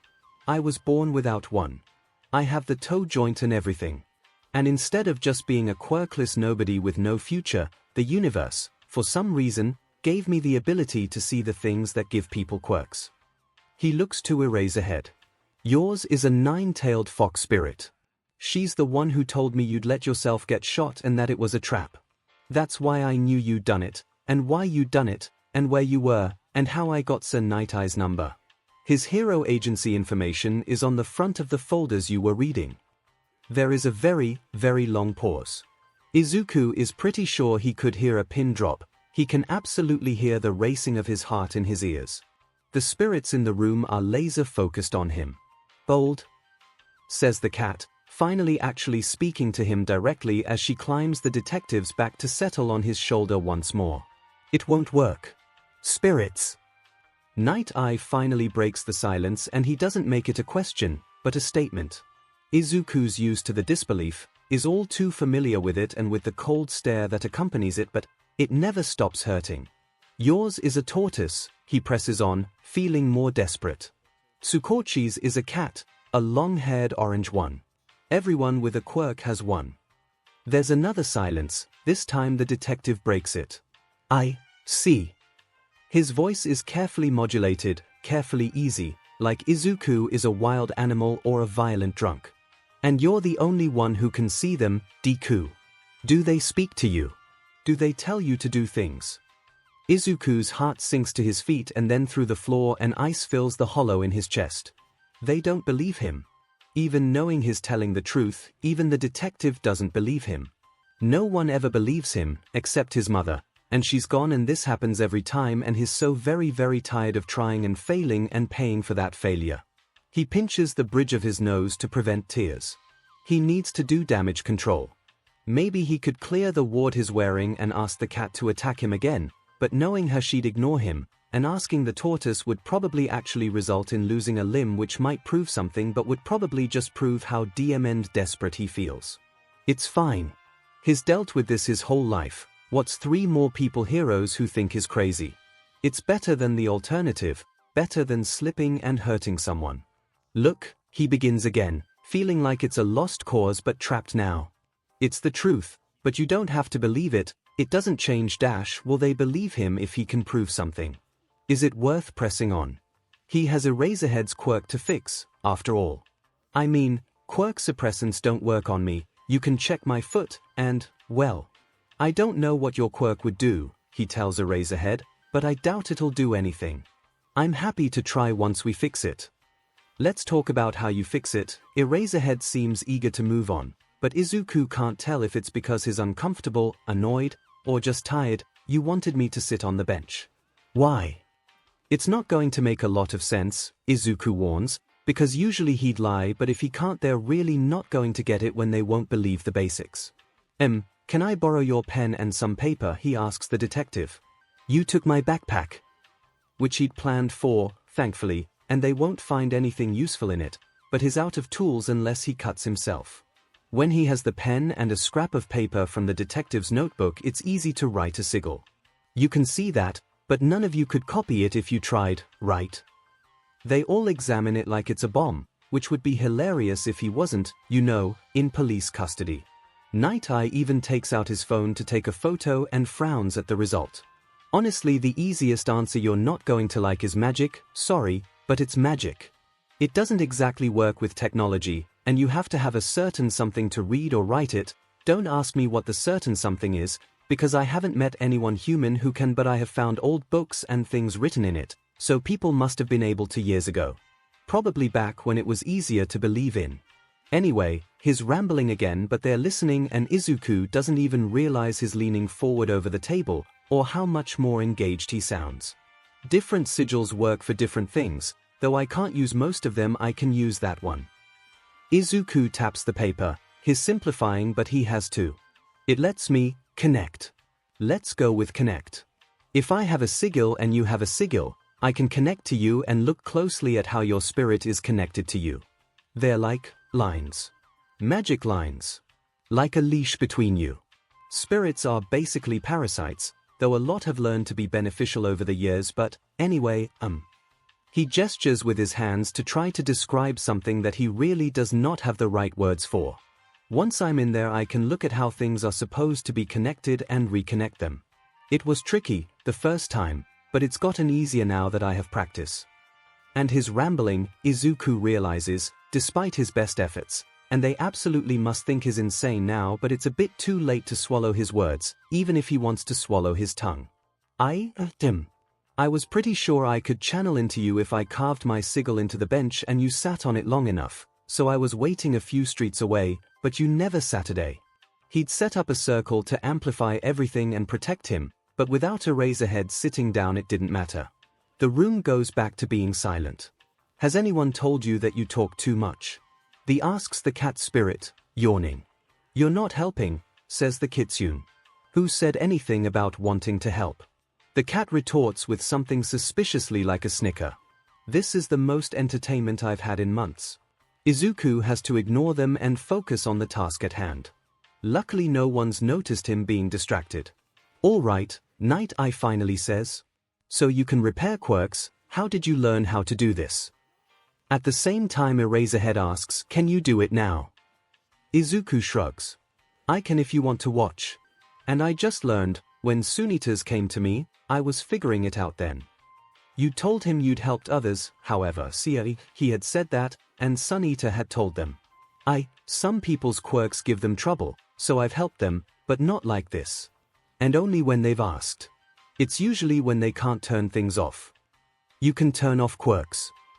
Eraserhead's eyebrows are in his hairline, and that's the biggest reaction he's seen from the hero yet. Not exactly. And isn't that a terrible question he will not answer? I can teach them how to turn their own quirk off, though. Night Eye sighs and rubs. At the bridge of his own nose, under his glasses. Why don't you show us how you can fix Eraserhead's quirk for now? Well, that is why I'm here, Izuku agrees. They probably want to stop this and go home and rest. It's late and he's been wasting their time. Can I have your hand? Eraserhead holds his hand out across the table. Everyone watches Izuku intently, like he's going to stab the hero with a ballpoint and make his daring escape past All Might's former sidekick, a police detective, a steel door, and an entire police station's night shift. Izuku tries not to feel hurt about that fact. He'd gone to them when he knew what it would mean. He draws the sigil on the back of Eraserhead's hand, glad that the pen is nice enough to handle skin without skipping. He adds the same to his own and then folds his hands on the table and closes his eyes and reaches out. Shota watches as Deku opens his eyes, and for a moment they seem to glow green. The time short enough Shota might wonder if he imagined it, but he's learned to trust those split-second observations. They've saved his life far too often. There, the kid says, and cracks a massive yawn. You never said it was broken. Eraserhead. Night Eye asks, and Shota activates his quirk even though he doesn't need to know it's back. He'd felt it, Whatever the kid did, it hadn't felt like anything at all at first, and then the sense of emptiness, of loss, an almost cold void that seemed to exist along the whole of his spine suddenly disappeared and he felt whole again. More than just whole, actually. 𝐂𝐬𝐳. Shota stares at the kid who hasn't so much as flinched at the removal of his quirk, and everyone reacts when their quirk is cancelled, but here is a kid who doesn't. He lets it end, blinking dry eyes that do not hurt. "What did you do?" And the kid, he's a kid, goes pale and leans back, all his excitable energy gone and hands suddenly up and defensive like he's expecting a blow. "Why, your quirk was broken. I mean, it makes sense, because I realized I recognized you, you were at the USJ, you got hurt and it affected your quirk, right? Since I was putting it back, I fixed it." Shota's eyes narrow. At the USJ. Was this kid there? Do you want me to undo it? He takes a steadying breath. Whoever this kid is, whatever he is, he's scared, or good at acting, and there's no decent way to treat him as anything but a scared kid for now. He relaxes with effort and shakes his head, looking to Tsukochi and Night Eye and nodding to them. "No, it's fine, you just surprised me." "How old are you, Deku?" And that's Tsukochi, focusing on the important details. The kid looks at the detective with a frown, like he knows he can't lie. 16. What? Shota realizes he's said that out loud. "You don't look 16. The eyes Deku turns on him are baleful. "Wow, haven't heard that one before. You sure are an observant hero, 𝐂𝐬𝐳." Shota figures he probably deserves that, but doesn't miss how the kid blushes and ducks his head in embarrassment right after, like he only realized what he'd said after the fact. Here's a conundrum. "All right, well, can you tell us your actual name?" Tsukochi continues after clearing his throat. "Your parents must be worried about you." "That I can't do." Deku's fists clench on the table. "I don't have a name, not anymore. My mother, she's dead. No one knows where my father is." There's a pause as the kid takes a steadying breath, and he speaks into the tabletop. "I guess asking you to just let me go now that we're done is pointless." Tsukochi shakes his head and Shota watches as the kid sags but doesn't show any anger. "I'm sorry, Deku. We'll hold you here for tonight and make sure we don't have any other questions, and then we'll contact the services for minors if you don't have any current legal guardians. It wouldn't be ethical to just let you go, young man, you must understand that." Deku breathes out and stares at Shota with a gaze too dark for comfort. So that was another logical ruse. Shota thinks. He deserves that too. It was necessary. Deku's expression doesn't change and Shota feels like he's being judged, and harshly, but Deku's voice is steady as he speaks, the words cutting. "Is it easier to call it that instead of admitting you lie? I'm just asking for a friend." Shota doesn't get to reply. Night Eye stands up, motions sharp and agitated. "We're done here," he declares and marches out without even a farewell. Shota hasn't seen him this agitated in a long while, the case must be getting to him. They lead Deku to a holding cell. He asks for his backpack, which proves to hold a beat-up novel, a bottle of water, a granola bar, an emergency blanket that's clearly seen use, and a thin green woven blanket that's somehow even more well-worn. There's debate before they give him the items, but not the backpack itself. Whatever Deku thinks of that he doesn't say, just rolls his eyes and settles onto the futon with his blanket wrapped around his shoulders despite the heat. They find Night Eye pacing by Tsukochi's office, moving like a tiger with pent-up energy despite the late hour. Shota just wants to sleep. The kid missed his mark by suggesting Night Eye would ever be connected to a tortoise. What set you off? Beyond the obvious. Night Eye hesitates as Tsukochi opens his office door and invites them in to debrief. How much of that did he think was the truth? The detective sighs, shoulders slumping. Essentially, all of it. He believes every word. He moves to his chair behind his desk and sinks into it. Night Eye sits in the second chair, 𝐂𝐬𝐳 leans against the wall. Spirits, age, everything. His quirk is something else, Shota points out. If anyone finds out about it, they'd take advantage of him. You're suggesting they haven't already? Night Eye steeples his fingers as he leans on his knees. He was speaking to someone while talking to us. I recognize telepathy when it's in use, and he was communicating with someone. Couple that with his ability to seek you out and knowledge of your position and the trap, and his ability to find our interns and Fatgum's assistant, I think it's safe to assume someone is using him. Perhaps without his understanding of it. You think he's being conditioned. I think you've forgotten how All for One works. Night Eye's voice is harsh. He can give quirks to anyone, including the quirkless. A young boy, without parental figures, he already made Shigaraki. What if he was making another? This child appears right when we need someone to assist us with quirk-destroying bullets that were created by an enemy of the League of Villains. It's like his quirk was made for this, and this sort of long game is exactly what All for One does.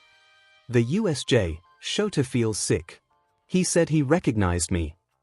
Exactly, Night Eye nods. He may have been involved even then. He might just be a very ill young boy. Tsukochi interjects, the voice of reason. I don't think we should label him without evidence. They all consider that. Shota wants to believe the kid is as he looks, young and unsure and afraid, but there's something to his eyes that suggests something darker. I used my quirk a few hours ago. Night Eye pushes himself up and sways slightly, but for Night Eye it reads like he's standing in a gale. Shota moves to his side instantly. I'll check him tomorrow in the evening. If he's connected to the League or the Shy Hisekai, that will tell us. In the meantime, Sasaki Shota sets an arm on the man's shoulder to steady him. You're going home to sleep. You're one to talk, Aizawa. That's why I'm saying it. If I can tell you're sleep deprived, you have a problem. Go home. We all need some sleep. The police can watch the kid for the night, and I'll sleep at the station just in case he does try something. All right. Shota heads off that argument before Night Eye can suggest it, and it works. Sasaki sags, which is impressive on a man of his build. It's a bit like watching some complex piece of origami collapse into itself. Go. The station is used to me crashing here. I've done it enough. Having an underground hero with an erasure quirk makes for a lot of backup calls when they can't use suppressants for some reason. Night Eye leaves, and Tsukochi looks to Shota, conflicted. Here's a minor. We have rules. I do need to call social services. It's going to be difficult to trace him without a name, Shota points out, but there might be an alternative to that if he makes a call. But when you do, we should see if he's been in the system, if he's had abusive foster parents, or if they've sold him out. It might give us a lead there. And it wouldn't be the first time, especially if the kid started quirkless the way he said. For now, check the system for quirkless kids in care. I know that's a high percentage of them, but we might lucky. Assuming that part was the truth and not brainwashing, it might make him easier to find. We can hold him for 36 hours, while we run things. Tsukochi is already reaching into a drawer for paperwork. After that we'll have to charge him to keep him here. Shota nods because knows the rules all too well. Let's see what Night Eye finds tomorrow. Kid or not, it might be the difference between going back to a foster home and ending up in Tartarus. Namaosa grimaces but doesn't argue the point. Go to sleep, he tells Shota. You know where the bunks are. I do. Shota leaves the man to it. Out of all of them, he knows Tsukochi will actually go home to sleep when he's done. He gets 4 hours of sleep, which isn't the worst but could be better, when his phone rings. It's Kirishima, which causes instant worry that morphs into something like dread as his student speaks. I think I recognize Deku, sensei. Shota leaves the room with the 4 emergency bunks. Someone is asleep in the other set and he doesn't want to wake them. Explain. When we went to rescue Bakugo, and we were going to the warehouse dash, and part of Shota still regrets forgiving his students for that dangerous exercise. Remember we told you someone gave us an address. It was him, at least, I'm pretty sure it was, looking at the photo Night Eye sent. And yes, Shota remembers, a kid in a hoodie approaching his students with information on Bakugo, an address on a scrap of paper and then disappearing in front of them. They'd never traced him. The villains they'd captured didn't seem to have any intel on him either. The assumption had been some vigilante at the time. They need to know who this kid is, Shota realizes. For his sake, as well as for everyone involved with the current case, it can't wait. All right, he digs out his eye drops, but it's from habit. His eyes don't burn the way they have for the last few months. Good work. I'll take it from here. And what are you even doing up this early? Do I need to lecture you about proper sleeping habits? Weight training, is his student's far too cheerful reply. I'm always up this early, it's the best time to use the gym without getting distracted. Right then, and he can at least give credit where it's due, 𝐒𝐲𝐽 hasn't ever neglected his physical education, they just need to get him to put that energy into his other studies. He hangs up, looks at the time, and decides to text Hisashi instead of call. An extra hour of sleep for the man won't hurt at this point, and based on the circles under Deku's eyes, Shota can only hope the kid is asleep too. Izuku wakes up uninjured, though not particularly well rested. The blanket is a ward, specially made for times like this at the cost of a major favor, but one that has paid back in dividends in keeping him safe when he can't set up anything else. He folds it up neatly as he makes the borrowed bed not so much a bed as a shelf with a futon on it, probably better than a bed would have been, and takes stock. He feels worse now than he did yesterday, which isn't good. The clawing anxiety is getting stronger and now he doesn't have heroes to distract him from it. It's also the change in location. The room they'd questioned him in had just been a room, not comfortable or comforting but nothing special either. The holding cell is exactly that. The room has a third of it barred off and that space split in two. The other cell is empty, at least, but there is a guard working a desk next to the door and that feels all too familiar. Everything smells off, like they've tried to scrub the space clean but fear and urine are in the walls and paint and floor. The overhead lighting comes from the same harsh buzzing bulbs. It's at least not cold. He remembers always being so cold. He knows in theory that he'll be okay, but it's hard to tell that to the clawing fear that he'll be trapped forever, that they'll put him back into a tiny room and leave him there and call him crazy and make everything so hard, he makes himself pick up his book. It's the Stories of Ibis, a book his mother gave him and now so familiar he has it nearly memoized, but that doesn't matter because reading it helps break the CY seal, helps him think straight, helps him breathe. He runs his hands over the well-worn pages and grounds himself as best he can. The heroes and police are just doing their best with what they have. It isn't their fault they don't believe him even when he tells the truth. They call him a liar, they always do. He'll sit and be calm and make no fuss, and when they transfer him to services he'll duck out then. If he leaves now they'll just worry and try to find him, but they won't care once he's someone else's problem. That's how it's always been. They bring him breakfast in the morning and this time a female officer who doesn't have a spirit at all asks for his name again. He apologizes when he can't tell her, wishes he could ask her about being a quirkless officer, if she likes her work, if everyone respects her, but it'd be rude to admit he can tell when she hasn't said anything to him and it could hurt her. What if she lied about having a quirk? He knew plenty of people who did, who said that their quirk did nothing useful, like having slightly altered taste or extra salty sweat. Sometimes that worked for people. Sometimes it backfired terribly. Izuku's seen the results of that from one too many of the people who live on the streets or in the doyogai, now, enough that he hates the lie when he tells it himself. He's left to his own devices. The station is busy, the guard at the desk changes but they don't really speak to him and he doesn't want to bother them if they are busy, but he eventually asks if he could have some paper and a pen to write with. Frustratingly they say they have to ask for permission and they are told no. He sits on his hands and doesn't pace the small space, because pacing upsets people and there's nothing else to do but sit quietly. Thankfully, at least, he's not alone. You have everyone quite conflicted about you. Tamamime sits halfway through the bars, ignoring them. They think you might be working with the villains. Furious Smiley, you'd think being unable to lie in front of them would have helped with that, Izuku sighs. I guess I understand it from their perspective, but I wish they'd at least consider mine. If I was lying wouldn't I have come up with something more believable? Instead I'm back to being labeled as crazy. Furious Smiley, you're not crazy, the kitsune assures him. Well, he thinks she's trying to be assuring. It also sounds a little like she's making fun of him. Wonderful. In the world of everything that wants to kill me, at least one of you doesn't think I'm crazy. I'm so lucky. She laughs. I also don't want to kill you. Furious Smiley, 1 out of 1,000. 100,000. Yippee. Izuku can't quite look at her, it's too uncomfortable under her stare, so he lies back on the futon. Why, though?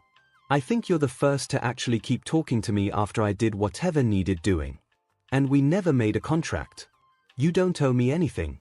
Maybe he should have insisted on one, being able to harmlessly cancel a few quirks might be useful, especially right now, but at the time he just wanted to be useful. He just wanted to do what he could because no one else could, and it was Eraserhead.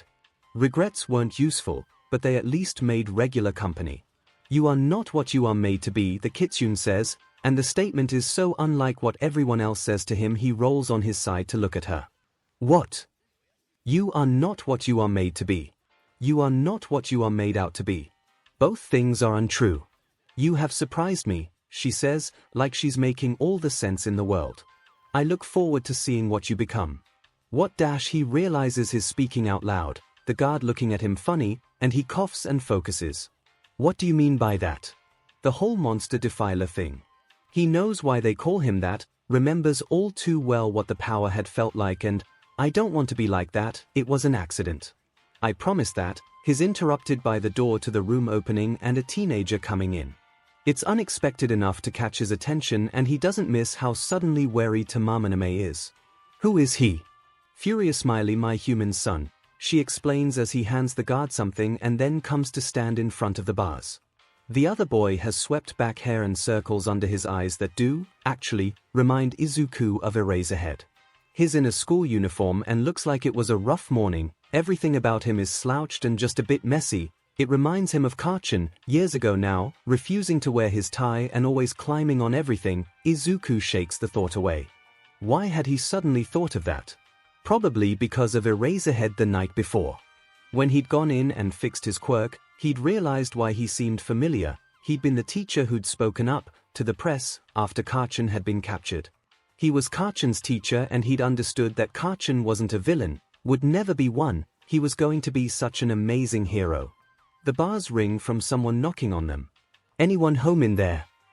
Izuku flails, realizing he's zoned out, and gets to his feet to approach and realize the newcomer is a full head taller than he is. If he's Eraserhead's kid, it makes sense. He supposes that they'd let him in. He'd probably be a hero in training. Maybe Eraserhead thought he'd talk to someone his own age easier. Hi. Sorry. I was thinking.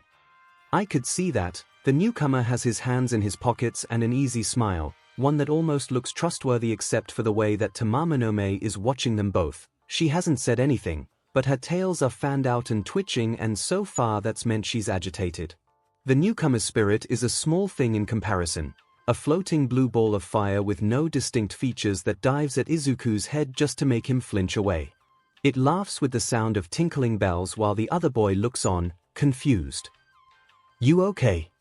Izuku shoves his own hands into the front pocket of his hoodie so that he can clench them. "Buzz off. Sorry, I thought I saw a wasp." Hi. I'm Deku. Shinsu, the other boy, introduces himself, but it's laid back. No bow or handshake, just a nod of his head. "You're training to be a hero?"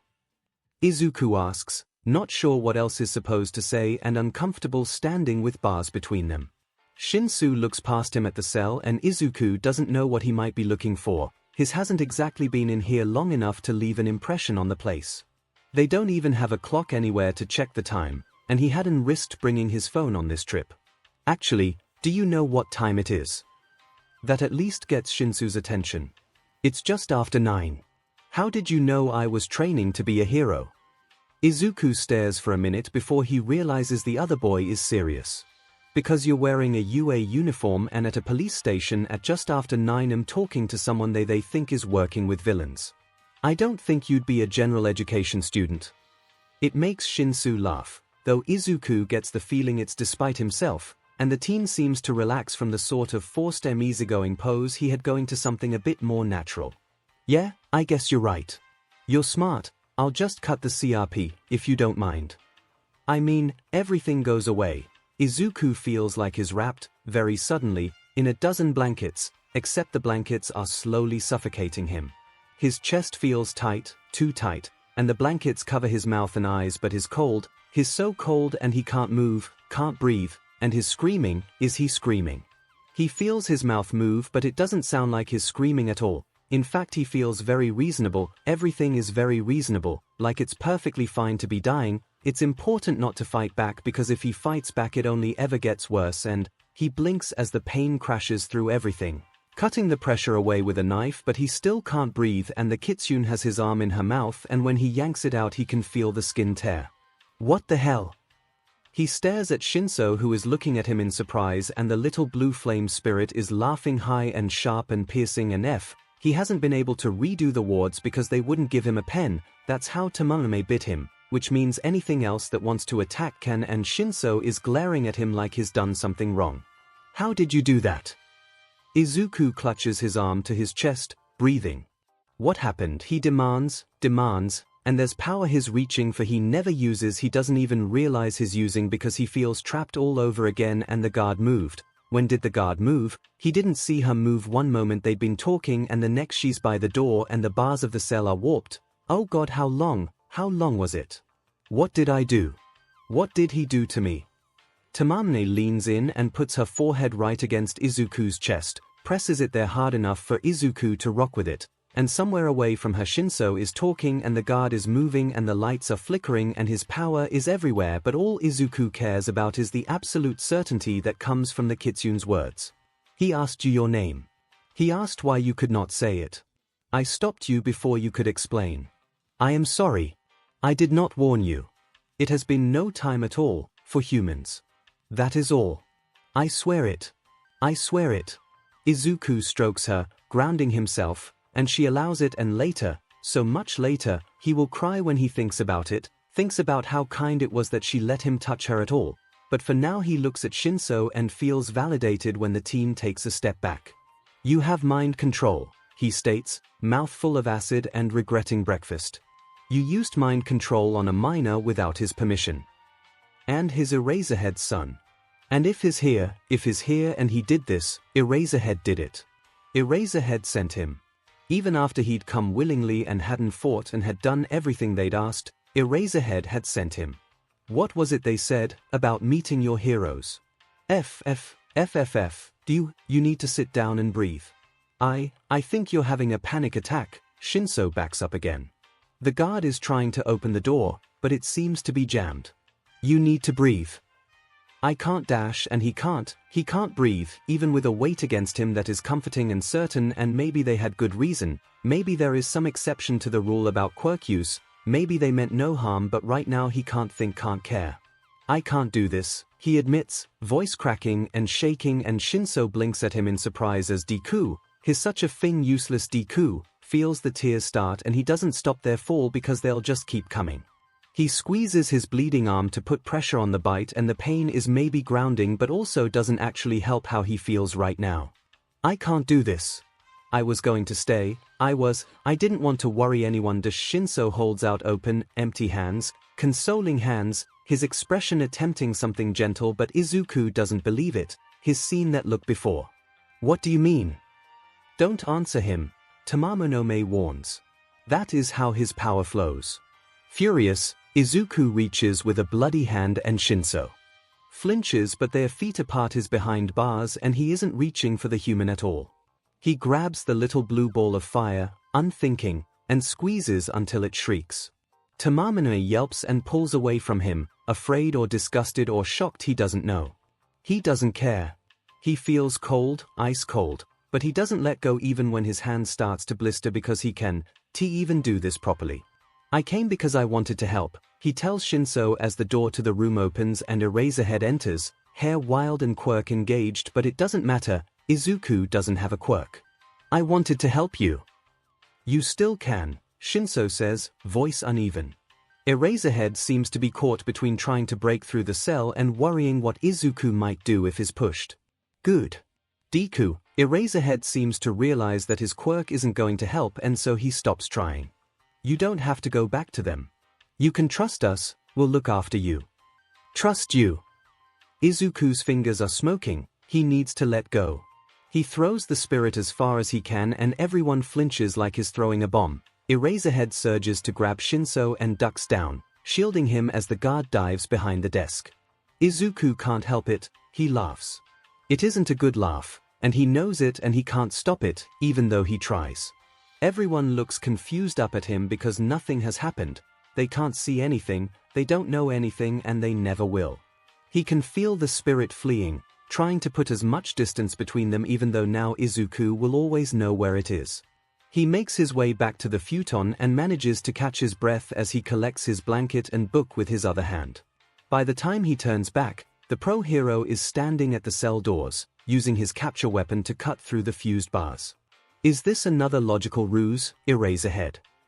He asks, and his voice sounds high and weak to him, even though he's trying for cool and collected. You want me to trust you when you send your kid in to brainwash me? We needed to know your name, is the hero's tense reply as he stands in the cell, capture weapon loose in his hands and clearly ready to act. Just your name. We're trying to help you. You're not, Izuku thinks, maybe says but only the spirits can hear, it doesn't matter. He looks at Shinso who is still staring at him. You're lucky I'm a better person than you or your dad, he tells him, still burning, still furious, still seeing darkness swim at the corner of his eyes, breath still too short and sharp and high and everything hurts and he's so angry every word feels like it burns as he speaks it, like his mouth is dripping poison and all he wants to do is reach out and, no. He won't be that thing, even when it's so easy, when it's almost easier to do it than it is to hold himself back. You want to be a hero, and he's not jealous, or maybe he is, as he stares past Eraserhead entirely to meet Shinso's gaze unflinching and he wonders what it's like, to have such a great quirk and a hero like Eraserhead for a father. I hope you turn out to be good one, I really do. But if you ever do that to me again you won't get to. He can let it go, this time. He doesn't think he'll be able to, if it happens again. He's just not strong enough. Don't expect help again, he tells Eraserhead, because he's also not strong enough to do this again either. He's a weak useless Deku. I won't come. Maybe Eraserhead knows he's moving. Maybe he can tell from his words. Izuku doesn't know and doesn't care. The fabric of his capture weapon shoots forward to wrap around him, but Izuku opens his mouth and disappears. The debriefing is an extremely uncomfortable one. We should have put him in cuffs, Night Eye snarls as they go through the footage. The second half is heavily corrupted but combined with the guard, Hitoshi, and Shota's reports they have a complete picture. It just doesn't make any sense. Shota winces at the exhaustion lining Night Eye's face but doesn't bring it up.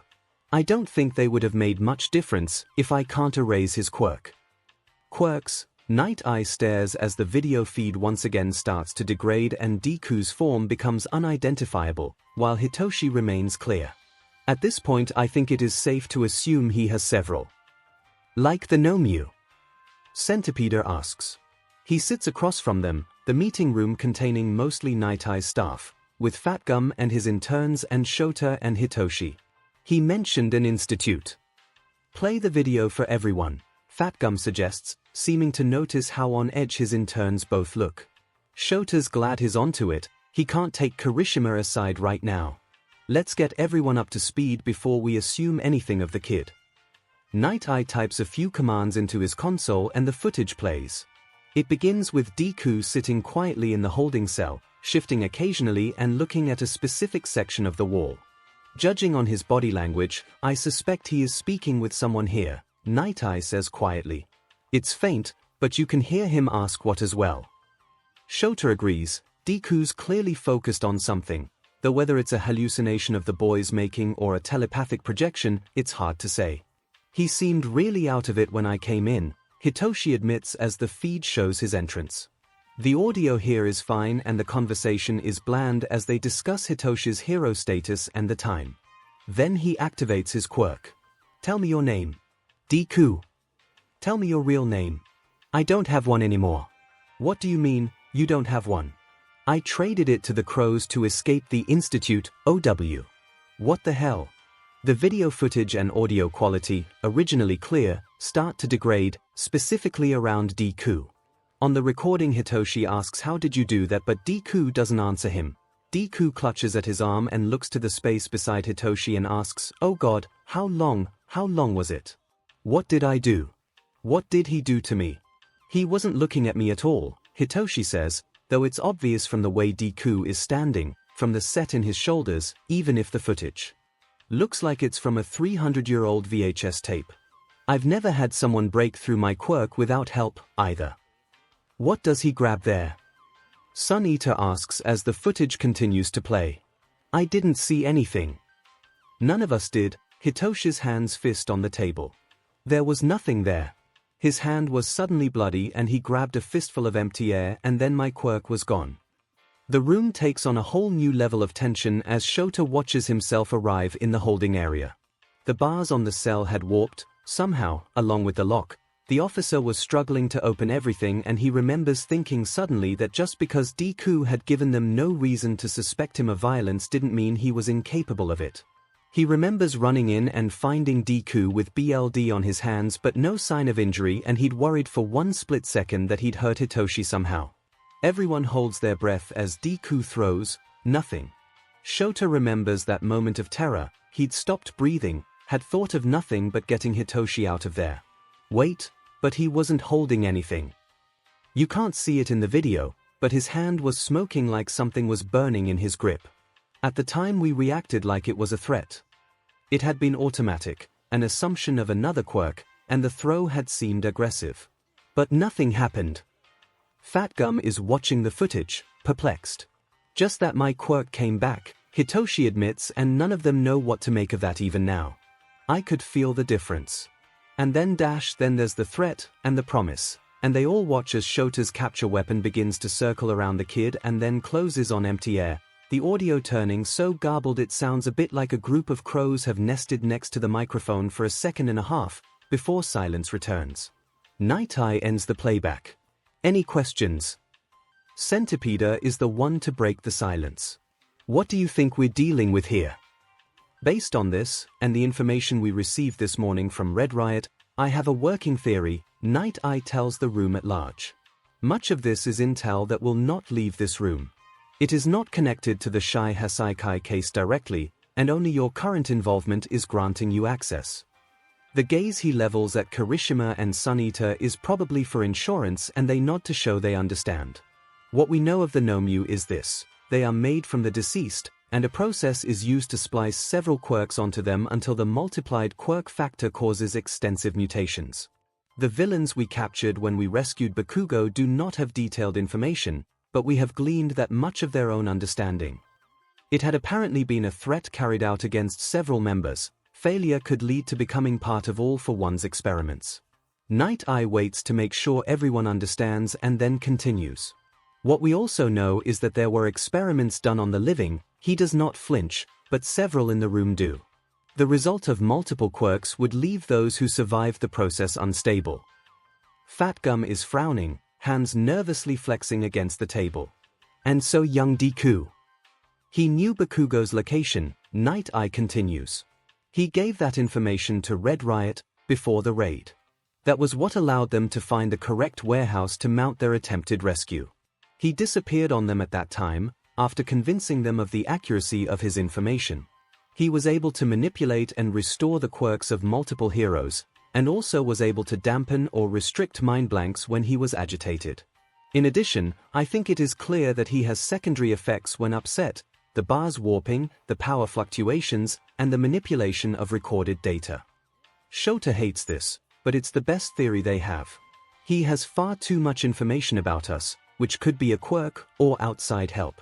Addresses, internal movements, even family status. Some of that could come from vigilantes, maybe, if Deku isn't working for the League, but maybe he is. Maybe they have something over him, or just, who did he mean by your dad? Kirishima interrupts and looks at Hitoshi. Is he an officer? Did something happen? Another reason he is a threat. Night Eye answers for them, probably to Hitoshi's relief. There are no public records that should connect Shinso to Eraserhead, and yet he clearly knew. Aizawa-sensei is your dad.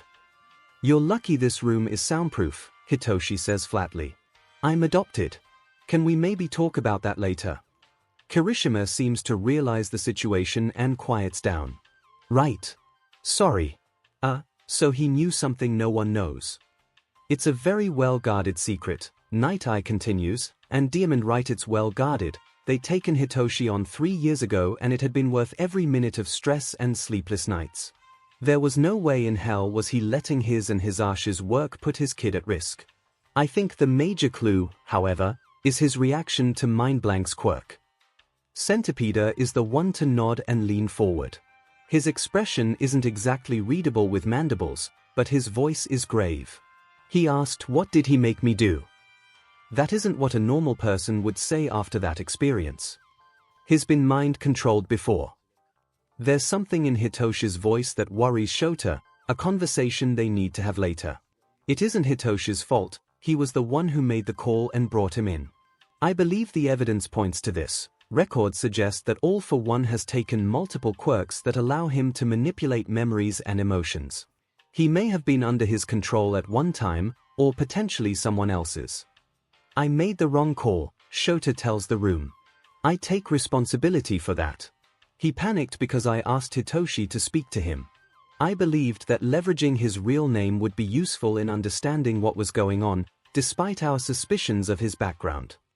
And worst of all, they somehow still don't even have a name. Whatever was done to him was thorough, Night Eye agrees. His answers to Mind Blank were nearly nonsense. The only lead we have is an institute, likely a medical facility of some sort. We uncovered several from the League of Villains during the raids. So, what do we do next? Kirishima asks, looking around the room. Do we look for him? No. Night Eye looks, to Shota's gaze, a little pained at the admission. He wonders if anyone else would pick up on it. While I believe he is directly involved with some villains, the specific case we must focus on right now remains the Shy Heiseikai. They are our target. We must stop them before they manage to turn their incidental production into something geared for warfare, and Deku is a dead end in that regard. We do not have much time. I will create a more general warning to issue to heroes on patrol to keep an eye out for this boy and report any sightings. When we have stopped the Shy Heiseikai and Chisaki's plans, then we can form a plan of action regarding Deku if we have something more to go on. At this point, he has disappeared and we do not have the manpower to track him down, and we will not risk another hero's quirk to draw him out. Night Eye gives Shota a look, which Shota ignores.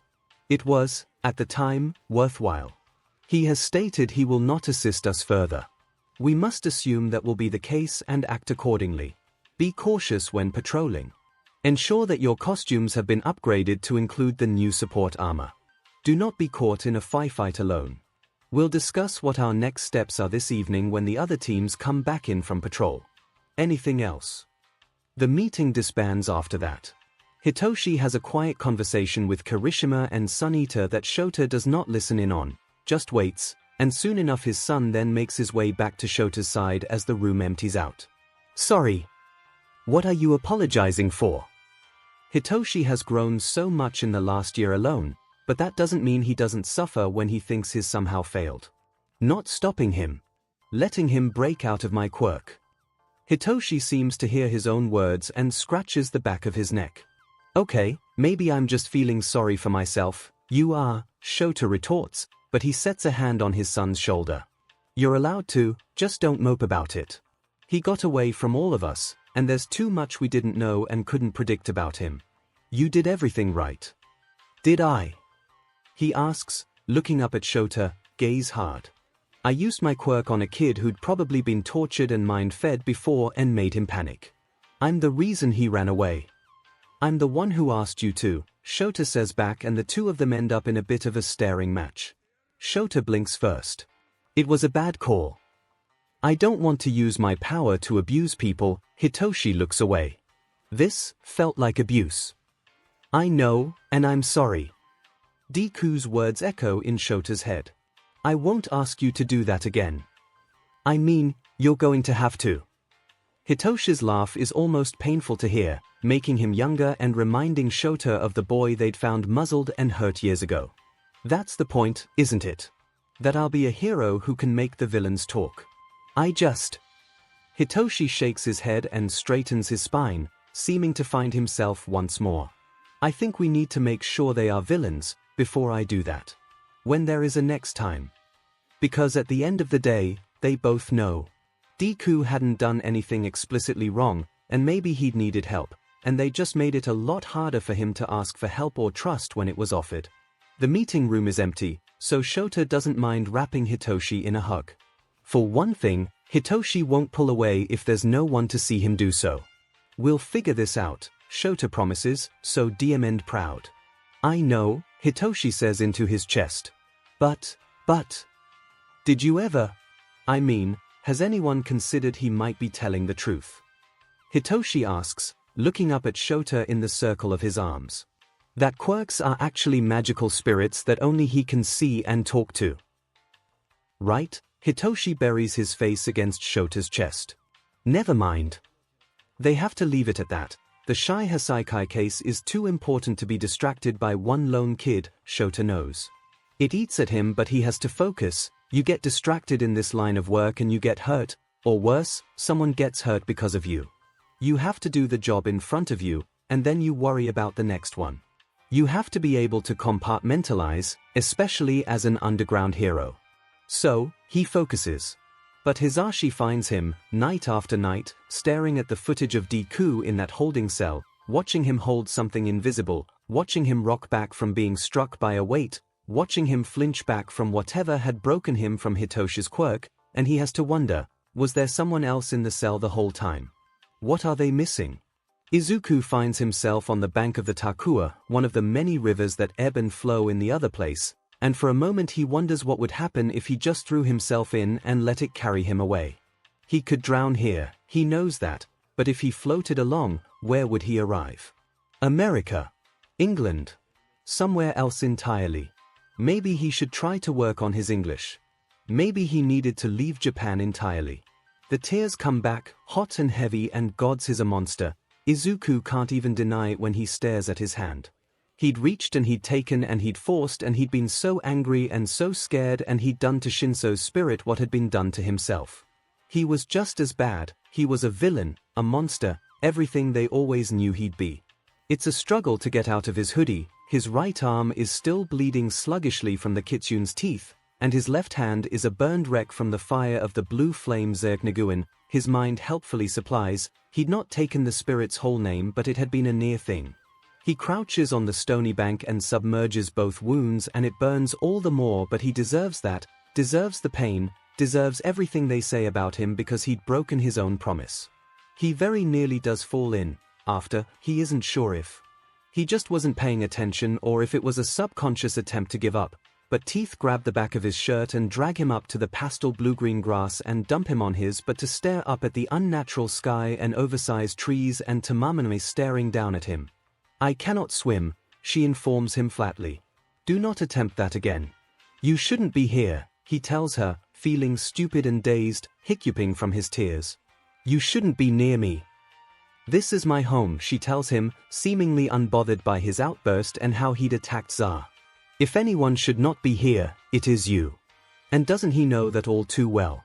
Izuku stares at his hand, now shiny with scars pulled tight, at the terrible sky beyond it and knows that he isn't supposed to be anywhere, that he doesn't belong and never will, and one day someone will catch him off guard and the tears stop eventually, the way they always do. He scrubs at his face and sniffles and shifts only to realize there's a warmth at his back. Do you feel better? She asks, as Izuku sits up and registers that Tamamane had curled up alongside him.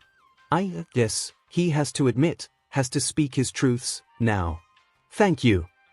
You are not what you think you are, she tells him, just as she did before, and here she seems so much larger, he's seated and so is she, and she towers over him, each of her tails the size of his whole body. You are a kit. I think too many forget what they are like. I'm a kit. He's unfamiliar with the term, no one has used that against him yet, at least. A pup. A young one. A child, she explains with seemingly infinite patience. You have not been taught anything. Izuku laughs so hard that he ends up leaning against her and somehow she allows it. Oh, I've had plenty of spirits teach me, he assures her, so bitterly that the grass around them wilts at his words.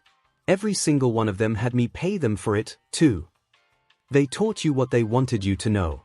Not what you needed to know. She nudges him with her nose. You are not a monster.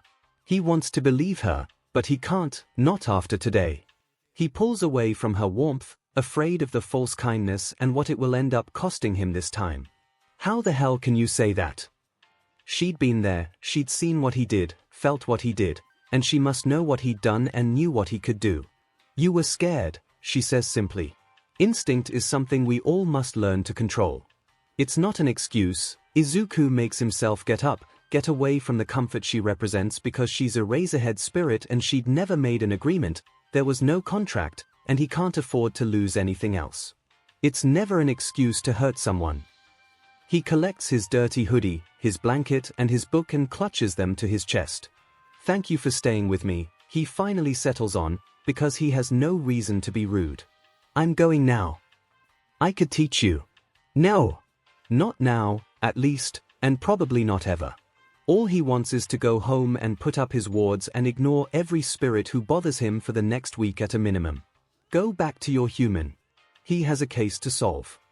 She slowly moves to stand and he is faced with her true size, her true power, as she looms over him. Yes, she says, as if unaware of how intimidating she might be. He has his case, and a child to save, along with many others. Izuku doesn't rise to the bait. They don't need him. They wouldn't even believe him if he tried to help again, they'd lock him up and he'd lose himself all over again and he's done. Heroes can be heroes, he'll focus on helping the people they can't save. He turns and walks away. He doesn't have the energy to push his way back through to humanity right now, he'll have to find a connection to a shrine and then head home from there. Hopefully he won't end up in a mori again, he doesn't have any money for a ticket home. Shota hates hospitals. Their victory comes at a cost, as so many victories do. He watches from the doorway as Yagi and Mirio say their strangled goodbyes to Sasaki and it never gets easier, it never does. Every time they lose a hero to madmen like Chisaki, to the people who see the flaws in the world and think the solution is to remake it in their own image, it burns. Night Eye was a DM'd good hero and the world is going to hurt for the loss and no amount of platitudes will make it better, even as said hero's last words ask them all to strive for more. He checks in on the rest of his people, his students and the other pro-heroes. He'd helped lead this charge and he takes responsibility for where things went wrong, listens to what went right. Later they'll properly debrief, but some things are important to get now, while the memories are fresh and unclouded with time. Some horrors you have to bleed out, little by little, before they poison everything. He makes the rounds, doubling back to meet with those who were asleep the first time. At some point someone sits him down to have some food, but Shota doesn't remember eating it, just throwing the empty wrapper away. A coffee is likewise offered and disappears without memory, but he carries the empty cup around for more than half an hour. The hospital goes dark as the evening draws in, but no one suggests that he go home. He settles in a corner of Aries' room, the pale young girl still unconscious, and makes sure the nurses know where he is in case he's needed.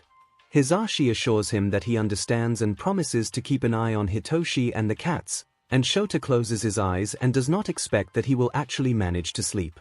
It is very early in the morning when he wakes to the sound of someone moving in the room.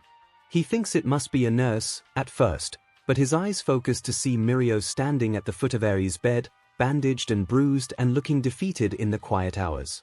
Sasaki is his first personal death, Shota suspects. It won't be Mirio's last, but the first one, Shota knows, that leaves its own kind of mark.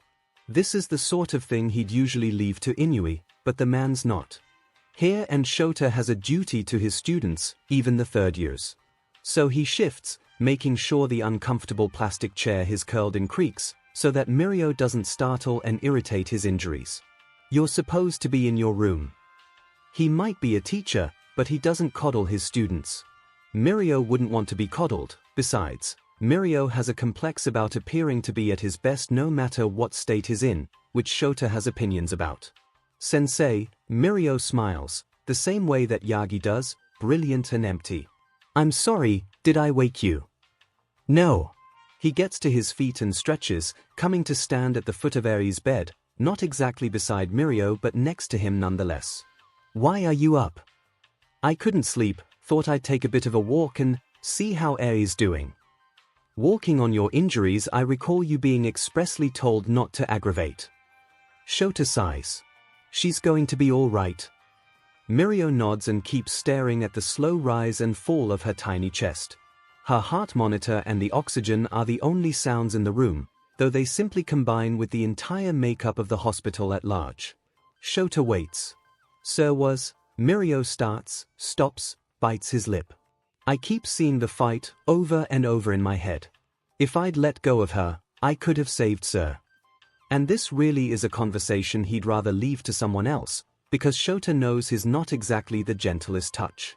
On the other hand, Mirio Tagata is All Might's heir and poorly kept secret, as far as he was concerned, and harsh truths might be what he needs. You wish you'd saved him instead? No. Mirio's voice is rough, but the response is instant, and he seems to catch himself, hands slapped across his mouth, but Eri does not stir. No, he says again, quieter but stronger. I don't. But I do.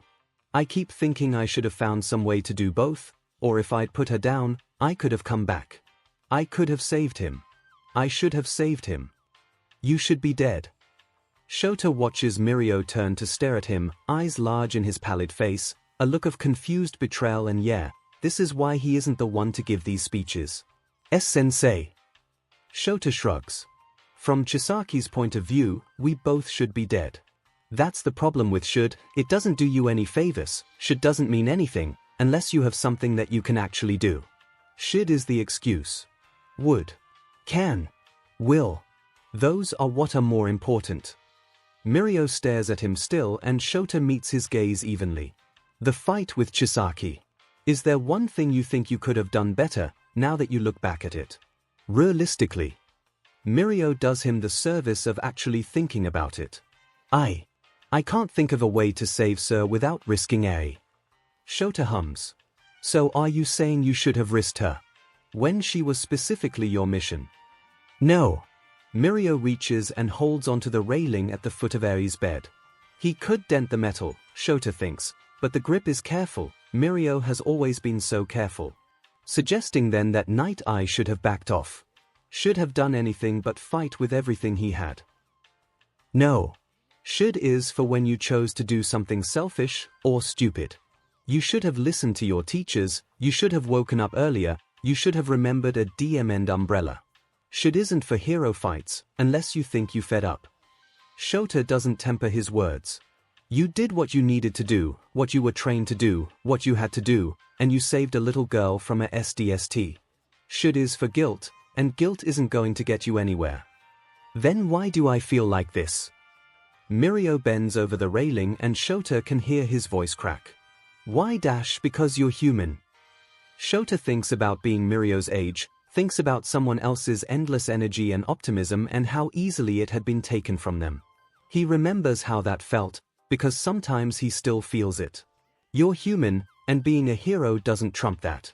So you're happy Eri's safe and you're hurting that Sasaki's gone, and you're angry at Chisaki and at Eri and at yourself because the situation exists, and you're angry at yourself for being angry at a little girl who isn't at all at fault.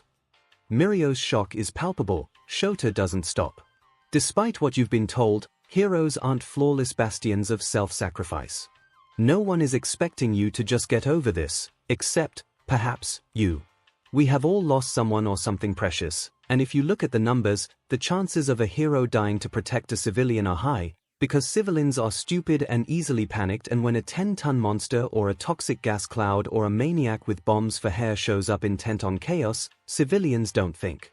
It's not their fault. The average person isn't built to handle this. If they were, we wouldn't need heroes at all. Shota leans back on his heels, hands in his pockets and back cracking as he bends as far as it will go.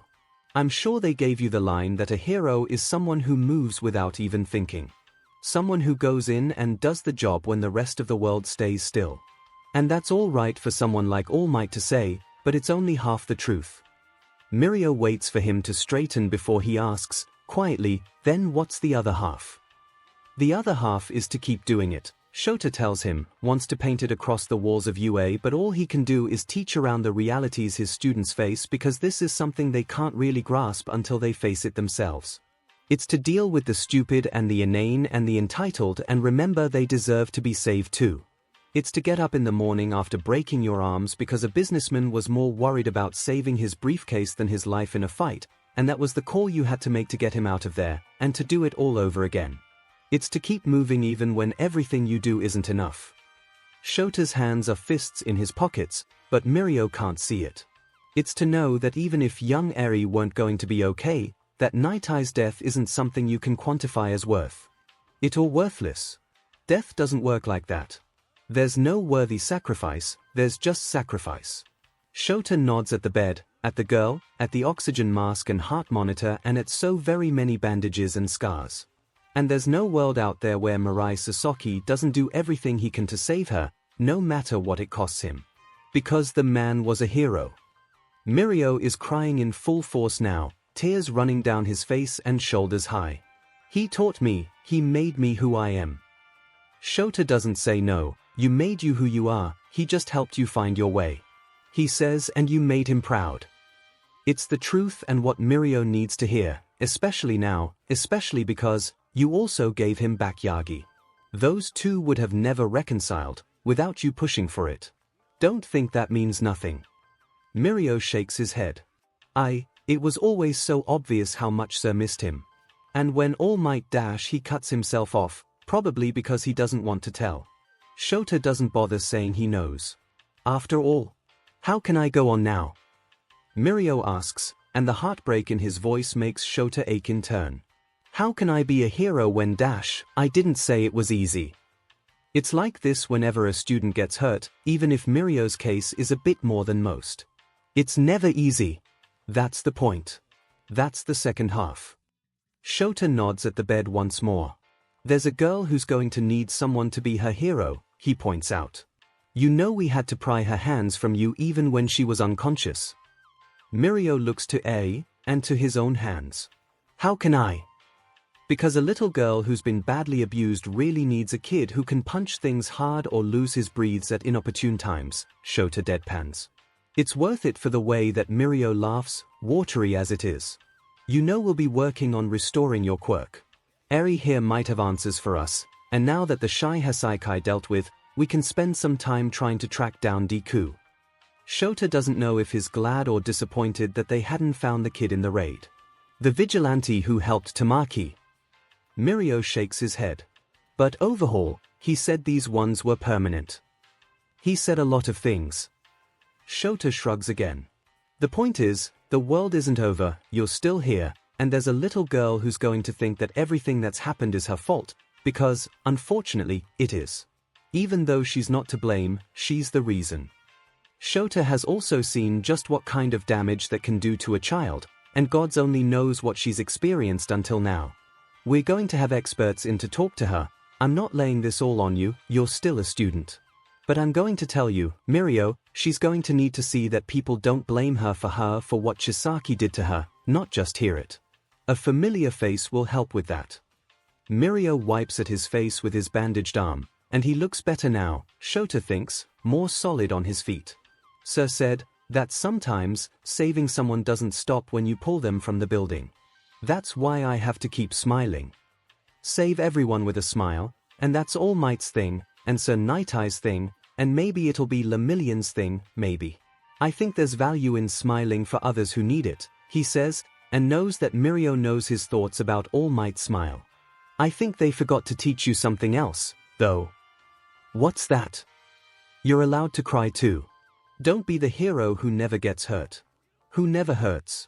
Who never feels anything and never shows it. At least, that's my opinion on things. He heads back to his chair and folds himself into the uncomfortable plastic. Not if you're going to be the next symbol for people, because what kind of symbol are you giving to the next set of kids like you? Shota leans back, looks into Mirio's expression, knows that he's given the kid emotional whiplash, but hopefully some of it sinks in. But most of all, I think you're going to be a hell of a hero, however you decide to do it. Even without my quirk. Remember who you're talking to. Mirio laughs, a little less watery this time. Does that mean you'll be giving me lessons on using a capture weapon? We'll wait for your injuries to heal, Shota nods, proud of this kid. Then we'll get you a training schedule. How long did it take Shinso to learn? He'll tell you himself. Who do you think is going to be your sparring partner? Mirio's expression is finally bright again, the smile on his face earnest and honest, not hollow and empty. He gives Shota a little bow, suddenly formal.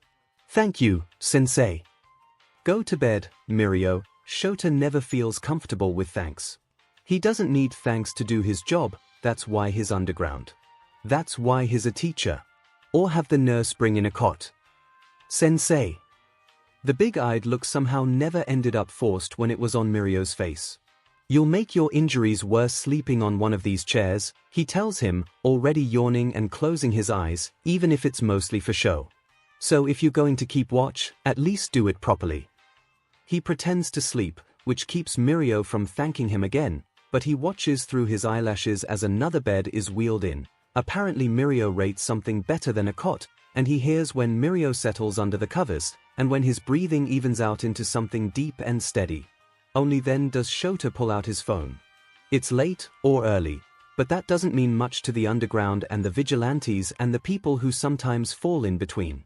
Overhaul's dealt with, and while that'll create another power vacuum, they'll have some quiet for a while. He'd put the call out before and now is the time to really push for it. Someone must have laid eyes on Deku somewhere, and once Shota tracks him down he'll talk to him properly. Get him to come in, for his sake, and Mirio's. September nears and the heat doesn't seem to abate in the slightest, the humidity cloying and heavy and making everyone grumpy and uncomfortable. Bakugo and Todoroki both retake their exams, catching up with their classmates at last and making real progress. Todoroki still needs to work on his flame, and Bakugo his attitude, but they have the time to do so. He's looking after one of the most promising classes he's had in years, Shota thinks, though he'd never tell them that. It's important to keep them on their toes, important for them to understand how fragile their positions are now, so they can understand how fragile the world is later. So much will hang on their shoulders and it's his duty to ensure they have the foundation to carry that weight and not crumble, or they'll die. This class has surprised him, time and again, reckless, self-sacrificing, far too smart for their own good. They're going to be the heroes this world needs, Shota knows, and he hates how much the world will need them. He dismisses them for the day, after warning that Kiyama will be handling them for Friday and Saturday classes, and he tries to tune out their chatter as he heads to the gates of UA. You ready? Tojuji asks as he approaches, offering him a quiet smile. It's rare to see the reserved man out of his hero costume, but they have to travel and 𝐭𝐴𝑔IRAMAN's fursuit is a bit much. Kurada arrived an hour ago, says she's scoping the area out. So by the time we get there, we'll have a rating of every bar surrounding the place, Shota retorts. Kurada's a fine underground hero with an amazing grasp of her quirk, but is not sure if her drinking habit really is necessary to her quirk, or just a crutch. She isn't the only underground hero with issues, he's no hypocrite, but recently her reports have gotten ever so slightly sloppy. He's worried. Hopefully this team-up will give him a read on her, and maybe remind her she isn't working alone. It's the curse of underground heroes all too often, one has avoided ever since becoming a teacher at UA. It's hard to feel alone when dealing with the idiots he shares a staff room with, he'd really rather be alone sometimes. You're not being fair to her, Tojuji chides him with an even voice. The point is for us to go in without causing suspicion. With half the ward burned out as it is, she's only going to manage a limited range. He gives another easy smile, steady and solid. We'll probably just get a top 10 list for what's walking distance. Not sure if that's better, Shota points out in what he thinks is a reasonable voice. When he looks to Tojuji there's worry lining the other hero's face too, so maybe he's not the only one concerned about their fellow hero. Tojuji's a good man, reliable and calm in a crisis. Shota's glad to have him on the team. They don't talk about the case as they walk towards the station to catch the Shinkansen to Okayama, and they don't mention it as they settle in for the 4-hour ride. Tojuji pulls out his phone, likely to read up on the files one more time. Shota curls up against the window and tries to fall asleep, knowing there won't be much to have over the next 2 days. Taking down the Shy Hasaikai had quieted things down for such a short period of time, it only showed just how tenuous everything was after All Might's retirement. Too many villains are stepping up to try to take advantage of the void All Might had left behind. He knew it would come to this, had warned about it, over the last few years, but no one took Old Man Aizawa's doom and gloom seriously while All Might continued to mug for the cameras and pretend like he'd live forever. Still, he can't pin all the blame on Yagi, the man had been supported by the entire industry, or close enough to it, he hadn't built the pedestal they placed him on. At some point between mental grumbling about the state of heroics and Yagi's personal responsibilities and Okayama Station, Shota falls asleep. He knows the others make fun of him for it, teachers and students alike, but he's unbothered. They like to assume he's just sleep-deprived or lazy or both. It's a better answer than the truth, that it's much easier to fall asleep to noise and the knowledge of people around him than it is to try to sleep in silence and wonder what will creep up on him inside of it. Tsujuji wakes him as they approach the station by gently nudging his knee. Shota appreciates how much he never has to explain to the other man. They collect their bags and run to make the transfer to Senu Station. From there they have to walk. The local lines that once fed into Minami Ward were destroyed, along with much of the area itself. Kurada meets them dressed in civs, though Kurada is both her civilian and hero name. "You made it," she greets, far too bright and loud in the quiet of the neighborhood. "Come on, I made dinner." "Well, I bought dinner, but this place has a proper kitchen so I can heat it up." Cajoling and warm, she grabs both Shota and Tsujuji and drags them towards the very edges of the damaged ward. On one side of the street is a school that has been half crushed by a massive foot. On the other is a line of still intact homes that have seen better days, faded paint and cracked asphalt and weeds growing long. One of them has a clearly new front door, and that's the one Kurada drags them into. Once inside, she relaxes a bit. The neighbors are nosy. They think I'm house-sitting for my aunt and using it as an excuse to party. The walls are thick enough not to carry our voices, and I swept the place once I got in, but we should still keep it down. She does, in fact, head to the kitchen. "Are you hungry?" The place up the street does home-style fried chicken, so I got enough for today and tomorrow at least. She nods to Tsujuji, "And some noodles for you if you're still vegetarian." "Thank you," he says, still standing in the hallway, seemingly overwhelmed by her everythingness. Shota ignores it with the help of practice. This isn't his first mission with the aerosol hero, and it won't be his last. "Any updates about demolition?" he asks as they settle at the ancient-looking table to eat. "Another sighting this morning," she offers readily and hands over the report. The villain they're looking for had been one to escape the Yakuza raid and had evaded capture since.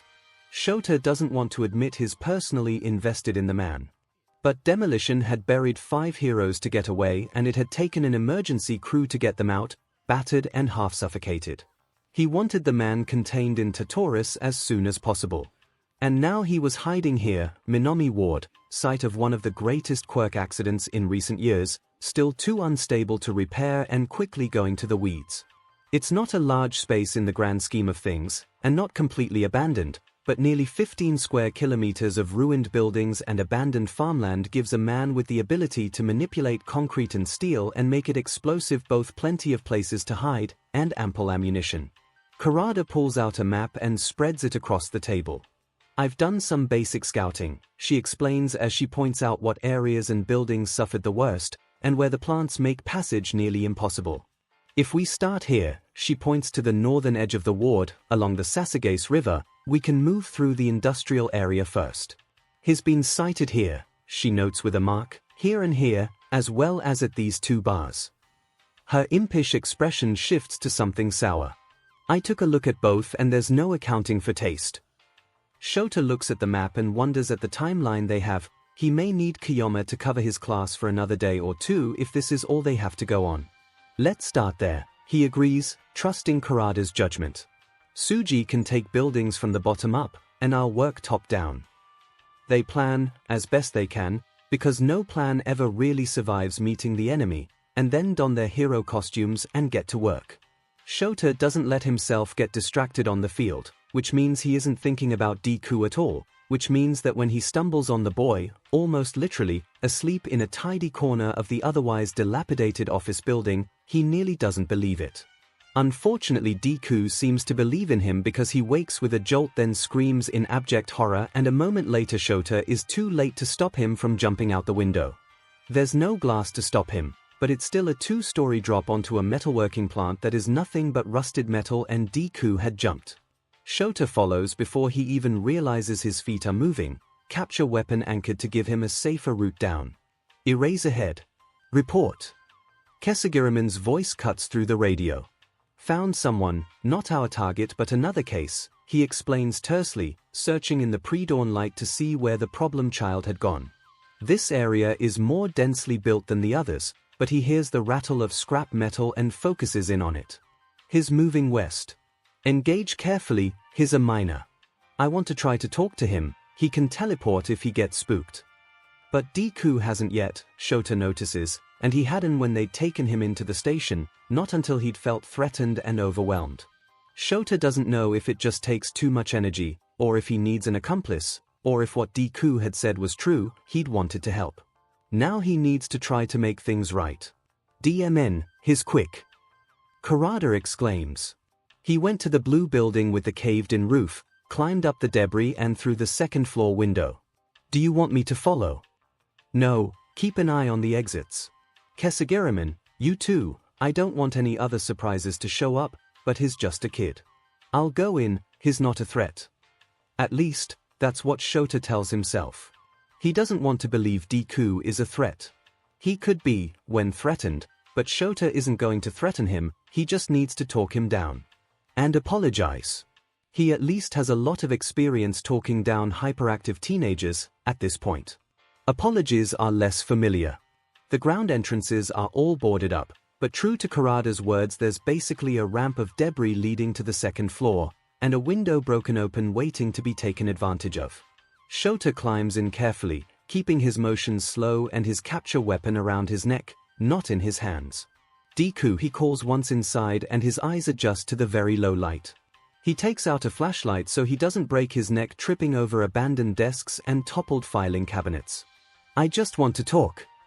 There's silence and Shota steps inside further, heading upstairs when the second floor proves empty. There's a gaping hole in the stairwell but he can also see the dust has been disturbed across from it and if he listens very carefully he thinks he can hear Deku's heavy breathing. He climbs across the missing stairs and examines the third floor which looks much the same as the second, save for having a few less desks and holding one wide-eyed teenager who looks, Shota thinks in horror, even worse than he had when he'd met him. You have to be kidding me, Deku croaks, and his voice is rough, dust. Disuse. Or the plant pollen in the area, it's dangerous, if exposed to it for too long, one of the reasons the area is still mostly uninhabited. How the hell did you find me? We're looking for someone else, a villain named Demolition. I'm just as surprised to see you here as you are me, I think. Honesty is probably the best he can do right now. Look, Deku. I owe you an apology. I'm sorry about before, if we'd known you'd be triggered, I wouldn't have had Mind Blank get involved like that. Mind Blank. Deku is a few feet from the wall of windows and these are mostly intact. Shota really hopes he doesn't try to make a break through them. Well, that's an appropriate name. I think so too, Shota replies, stalling for time. The longer he can keep the kid talking, the better. We still want to help you. You don't have to deal with this on your own. Deku looks at him, looks past him, then beside him, and Shota instantly throws an arm out trying to see if it will connect with anything at all, whatever invisible accomplice or jailer Deku has. His arm connects with nothing, and Deku laughs in the same pained way that Hitoshi laughed when they'd found him, in the same way Shota had laughed when everything had hurt more than he thought he could bear and there was no one to rely on. But himself. Deku looks at him and his eyes seem to glow in the dim light of the room and the bright contrast of the flashlight. And what am I dealing with, Eraserhead? Is it a trick question? Shota shakes his head. I don't know. We have some guesses, but unless you tell us that's all they are. I know you're hurting. That much is obvious. And I know you deserve better.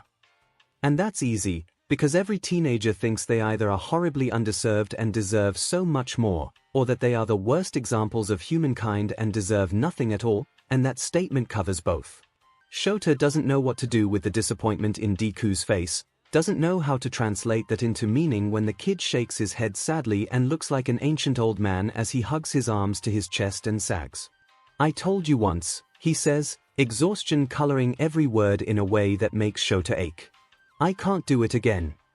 Shota doesn't get a chance to reply. An explosion breaks the quiet of the morning and rattles the windows, though they thankfully do not break.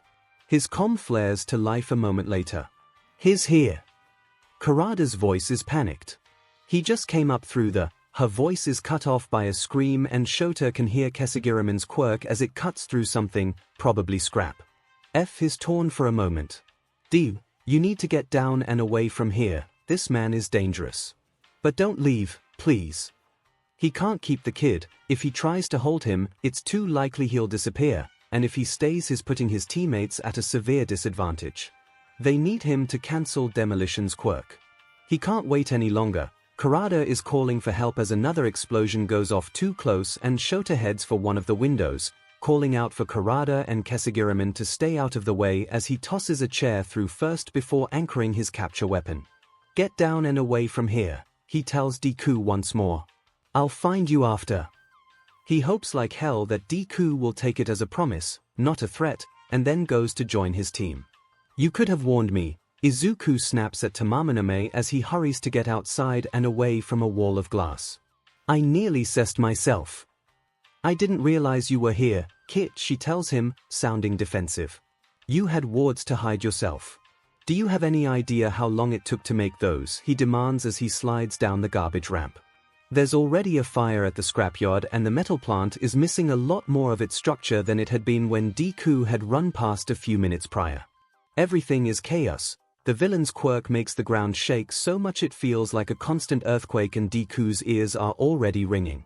Worse, he can see the heroes trying to fight but the fires are interfering with Eraserhead's ability as far as Deku can tell. The unfamiliar woman hero keeps turning into a gas and surrounding the villain but he drives her away with explosive blast after blast.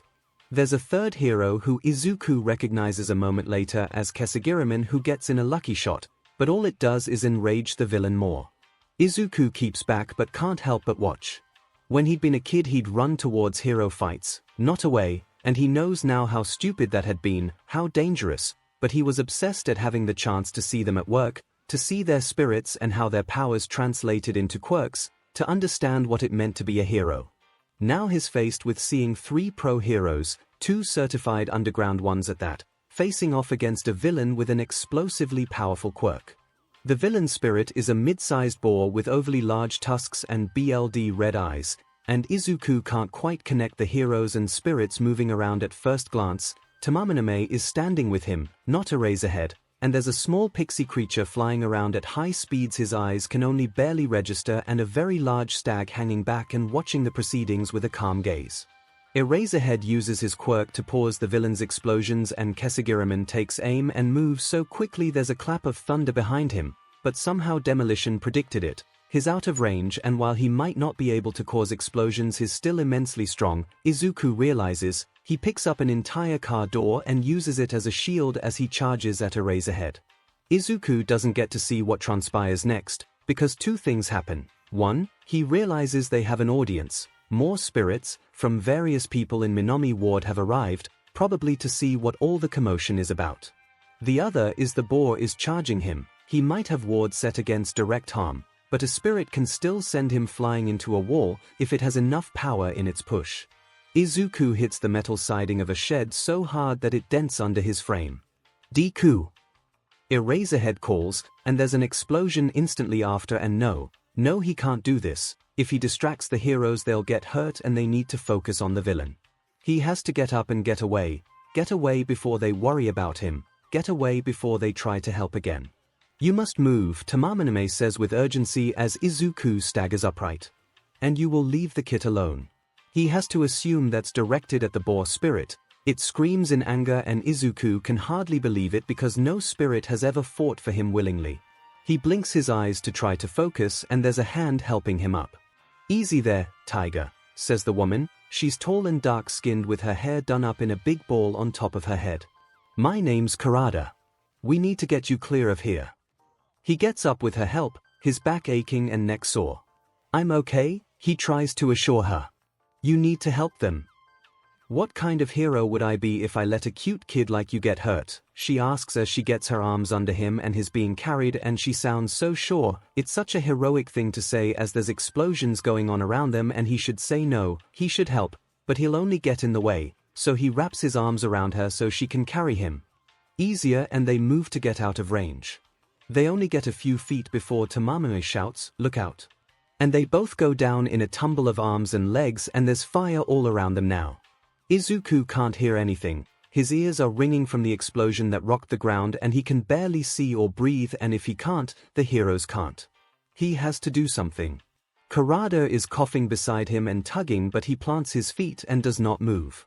It takes a second to reach in. He's been asked to do things for spirits for the last 6 years, more or less, and he learned to extract a price from them early on. He always keeps it short, limited, and controllable. He will never enslave a spirit against their will. Hwangi, he calls out. I need your help. The spirit arrives a moment later, towering over Izuku and looking almost angry until it registers the fire around them. Well, at least you're not wasting my time, he says, his green-blue scales glittering in the light. Help me put this out and your debt is paid. Izuku doesn't waste any time, and neither does the spirit. He places 2 webbed hands on Izuku's shoulders, and the power that flows through him is just like water, like a cool river across tired, aching feet, like the pull of the tide, growing stronger and stronger until it's a waterfall.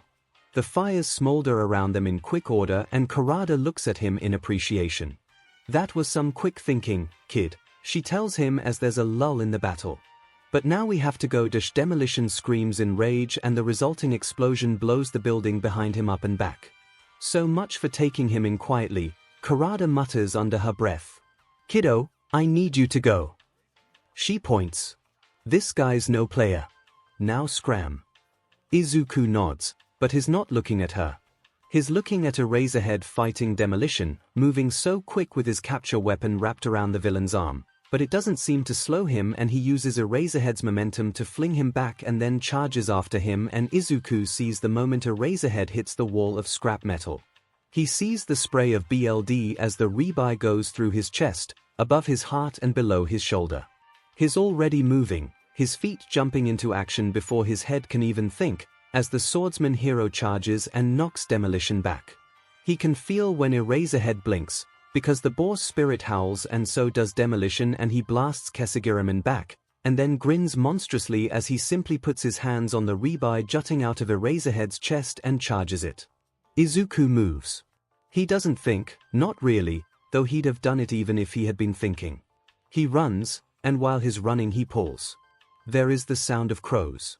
The sky, when Shota opens his eyes, is grey-pink. It is not pink, he thinks, detached. It isn't grey either. It isn't a greyish pink, and it isn't a pinkish grey. It is somehow both colours at once. Simultaneously. Not a pattern or a gradient. It's very unnerving. He thinks he is very likely concussed. He doesn't think he's dead, because he's pretty sure he doesn't believe in an afterlife, and if there was one he doesn't think it would involve grey-pink skies and also a distant agony that fills every single part of his body from head to toe. He is probably dying, though. Oh God, a voice, Diu, breaks through his disconnected thoughts. The problem child is panicking, looking down at him, skin pale and eyes blown wide. Oh my God. Okay, you're awake. Good, you're awake. I'm sorry, but it was the only thing I could think of. You were pinned and there was so much BLD and he was going to use his quirk and breathe. Shota knows how to deal with panicking teenagers, and he manages his teacher voice now just like he had during the USJ, which is feeling far too familiar for comfort. He is going to die in front of this kid, he thinks, and the last thing Deku needs is to blame himself for it. Where are the others? I need he can't move his arms or legs at all. He can feel them. That is somehow worse. You need to get away to safety. Shota stops to hold off a cough. He thinks he might actually pass out if he coughs, right now. His ribs are absolutely broken. Deku's breathing is high and thready, but he looks uninjured as he starts pouring through Shota's pouches. I need a knife. Which one has it? I know you carry one, you always do in case your weapon gets caught or you get kid which pocket has a knife? Deku's voice is high and desperate, and Shota thinks he's on the very edge of a panic attack. Not good. Right side at my hip. He feels the kid get to the pouch and every touch is agony, but he tries not to let it show. You need stop it. And Deku sounds intent, now a little more focused as he moves back into Shota's line of vision with a weapon in his hand. Shota wonders about that. Did they train him with knives? Is he used to being armed and disarmed himself around the heroes, so they wouldn't see him with a weapon? Okay, so the good news is that I managed to bring you here and you're not going to die from an explosion, he tells Shota, trying to sound comforting while moving to his shoulder and cutting away at his shirt where the rebar had gone through him. The bad news is I think I broke every bone in your body to do it. Kid, what? Shota doesn't know what the hell is going on. It hurts to even turn his head to try to look at what Deku is doing. Somehow the rebar is gone, he realizes, because he's flat on his back now, not leaning against a pile of trash. Did Deku move him? His thoughts being slow could be BLD loss, if he was pulled off whatever had pierced him, but the ground feels cool and there's grass under his hands and the light, he realizes, the light is too bright for dawn. How long has he been out? Where are we? What time is it? Where are the others? Everything is unnaturally quiet against the bubble of BLD in his chest and the ringing in his ears. He can't hear explosions anymore, and his comm is missing. It's going to be okay, Deku says with a terrifying grimace of a smile. As for where? You could say you're in my personal hell. Deku does something. Shota can't see what, but it feels strange and the pain starts to abate slightly. I usually call it the other place, or when I was a kid it was the spirit realm, and when I'm in a mood it's just hell because it might as well be, but it's never told me its name, why would it? The kid does something to his hands, is he drawing on them? And moves to cut away the bottoms of Shota's jumpsuit legs and does the same to his aching shins. The other good news is that your spirit really likes you, so you're not going to die from shock or BLD loss either, which is good because I don't think I can do this on my own at all. Are you ready? Shota begins to tell Deku to calm down, that he isn't making any sense, that he needs to look for the others. It'd be good to get the kid away before he kicked it, but before he can manage to speak another voice curls through the air and shocks him to his bones. I am ready. He wrenches his head to the side, the movement causing agony even against whatever it is that Deku is doing. Looking down at him from barely a foot away is a giant white fox. A giant white fox with far too many tails and somehow an expression of amusement on her giant white fox face. He doesn't know why he knows she's a she, or how he knows she's the one who spoke, or how that voice had appeared in his head unlike any telepathy he's ever heard. He doesn't know why she feels so familiar either, save for a silent nagging feeling he is consciously ignoring at the moment in sheer what the ever-loving disbelief. Deku, meanwhile, ignores his apparent confusion. Or perhaps Deku can't see this hallucination, perhaps it's the BLD loss, or the plant toxin. Those plants in Minami were quirk-made and very dangerous. He remembers that they'd been warned not to disturb them. The explosions could have done something.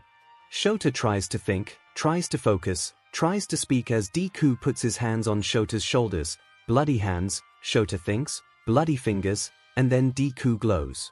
Izuku's never done this before and is scared down to his bones.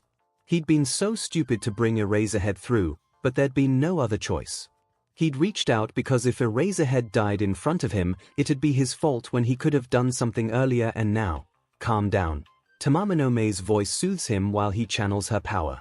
He could not do this on his own, but then neither could she. Her powers have nothing to do with healing and none of his borrowed favors would be enough to put Eraserhead back together again, looking like he does, like a shattered porcelain doll. Instead they work together, the sigils for healing and mending on Eraserhead's shoulder, hands, and shins all glow as green and white lightning crackles around Izuku and into the pro-hero. It probably isn't particularly comfortable for him, but the man doesn't do anything but grit his teeth, so Izuku has to do the same, even as the power feels like it burns for a moment before it begins to fade. The sigils, written in his own BLD because he has nothing else to write with and he'd read that doing it with someone else's was a very bad idea, begin to turn to dust and disappear. Task complete. Eraserhead's breathing stops sounding quite so wet and harsh and his eyes close, but it looks like more from relief and exhaustion, not that he's quite passed out.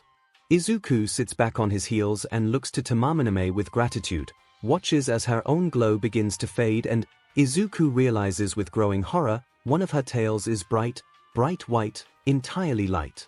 It glows even as the rest of her returns to normal and he watches, transfixed, as it begins to disappear entirely, simply fading from tip to base. It's all his fault. He falls in front of her, hands and forehead in the grass as he kneels, breathless and shocked and overwhelmed. He doesn't have words. There are no words for the power she'd given up, given willingly, given more than he'd ever seen another spirit give anyone for no clear return. Even when Eraserhead dies, she won't get that returned, and Izuku can't give her even a fraction of it. What if she expects him to? What if he feels her cold nose against his cheek? None of that, she scolds, voice gentle. I made my choice, and there is still work to be done. I cannot help him home, you must be the one to guide him. I don't understand, he admits, though he brings his head up as she nudges him again. Not all spirits are alike, young Kit, even if you have met few like me. I know there is a value in saving what can be saved, power will always return, eventually. He shakes his head, he hasn't met anyone like her, ever, but she nudges him again with her cold nose and he remembers, Eraserhead.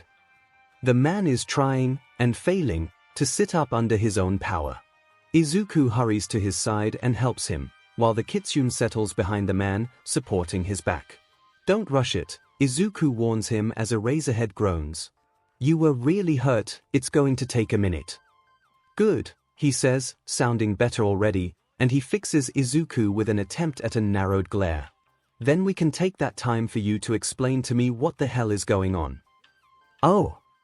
Izuku has to admit this is probably a lot for the hero to deal with, and he hadn't given him any warning at all. Of course this would be really overwhelming, it had been almost too much when he'd come through the first time.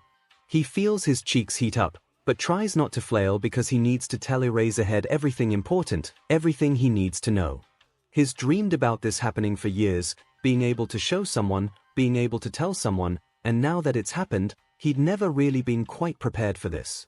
And somehow, Izuku realizes, Eraserhead is watching him quietly and waiting for him to speak.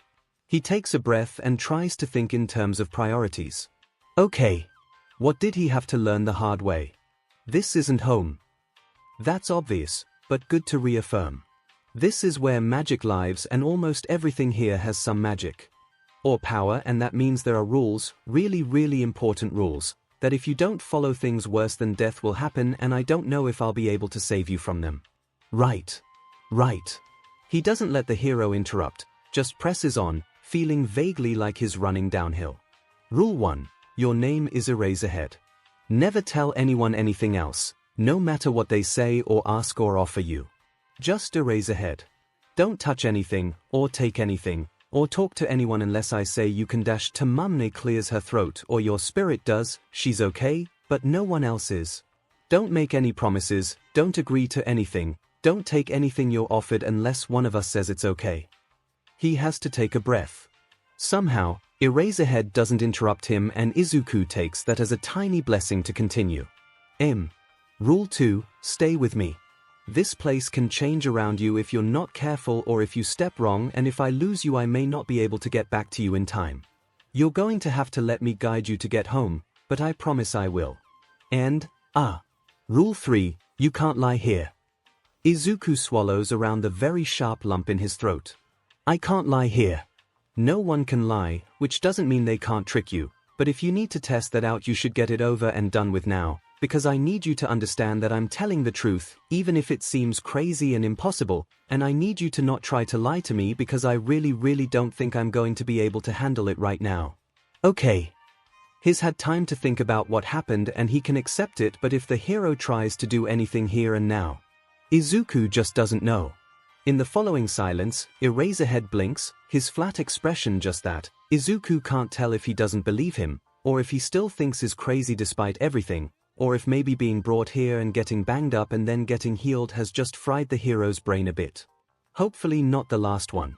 If he's given Eraserhead brain damage he'll be the worst, the absolute worst, they'd never forgive him and, you're rambling, Eraserhead says quietly.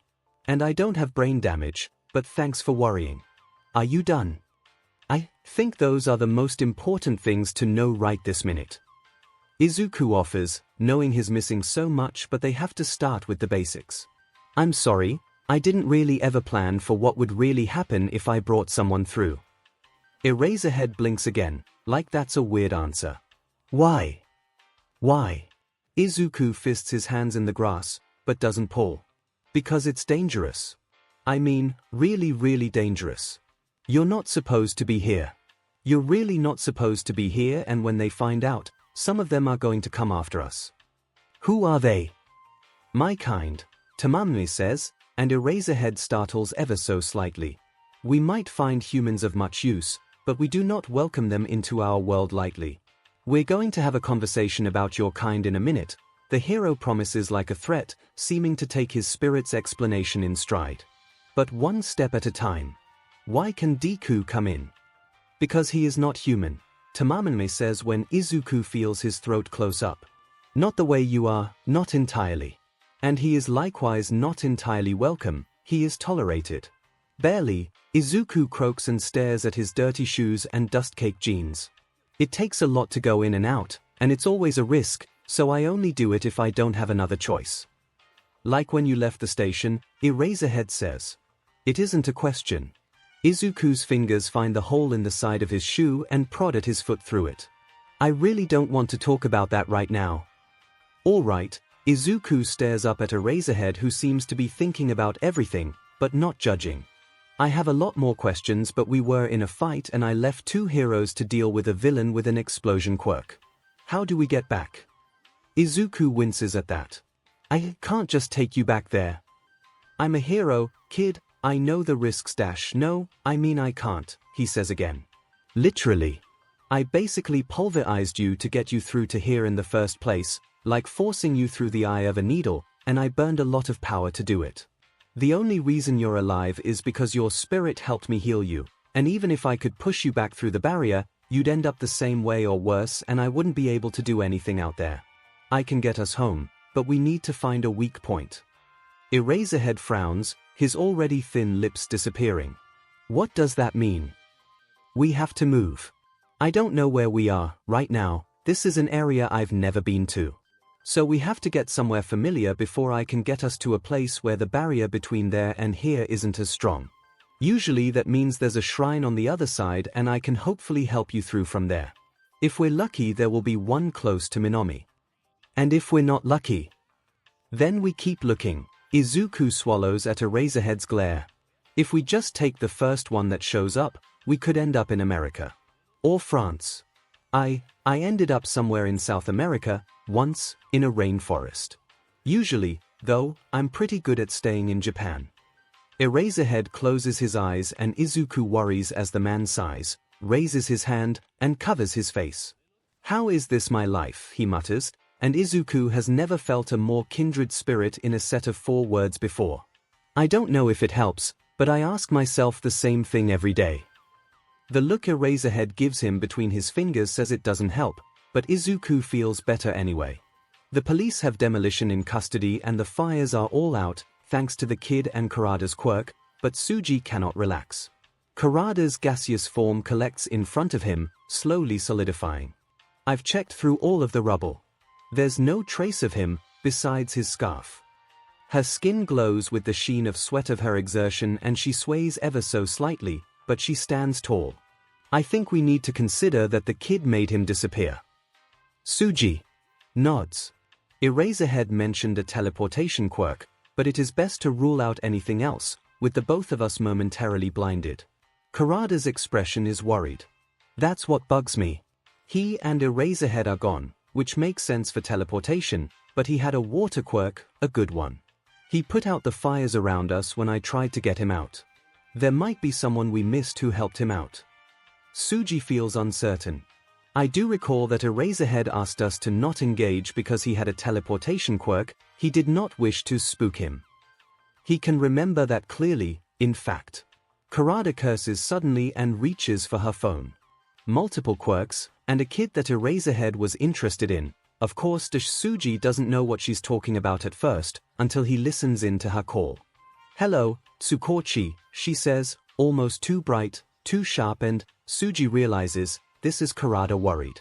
I think we have a lead on that Deku kid, but there's a problem. So, Shota begins, as he follows Deku through this cotton candy nightmare of a lucid dream. Spirits. Magic. You were telling the truth, back at the station. The truth, or somehow Shota has found himself involved in a very elaborate sort of brainwashing and he just can't bring himself to think that is the case. Everything is too real. Deku is too earnest. It makes several pieces of the puzzle this kid had given him make a warped sort of sense. Yeah, Deku glances over his shoulder briefly, expression twisted, unaware of Shota's internal monologue.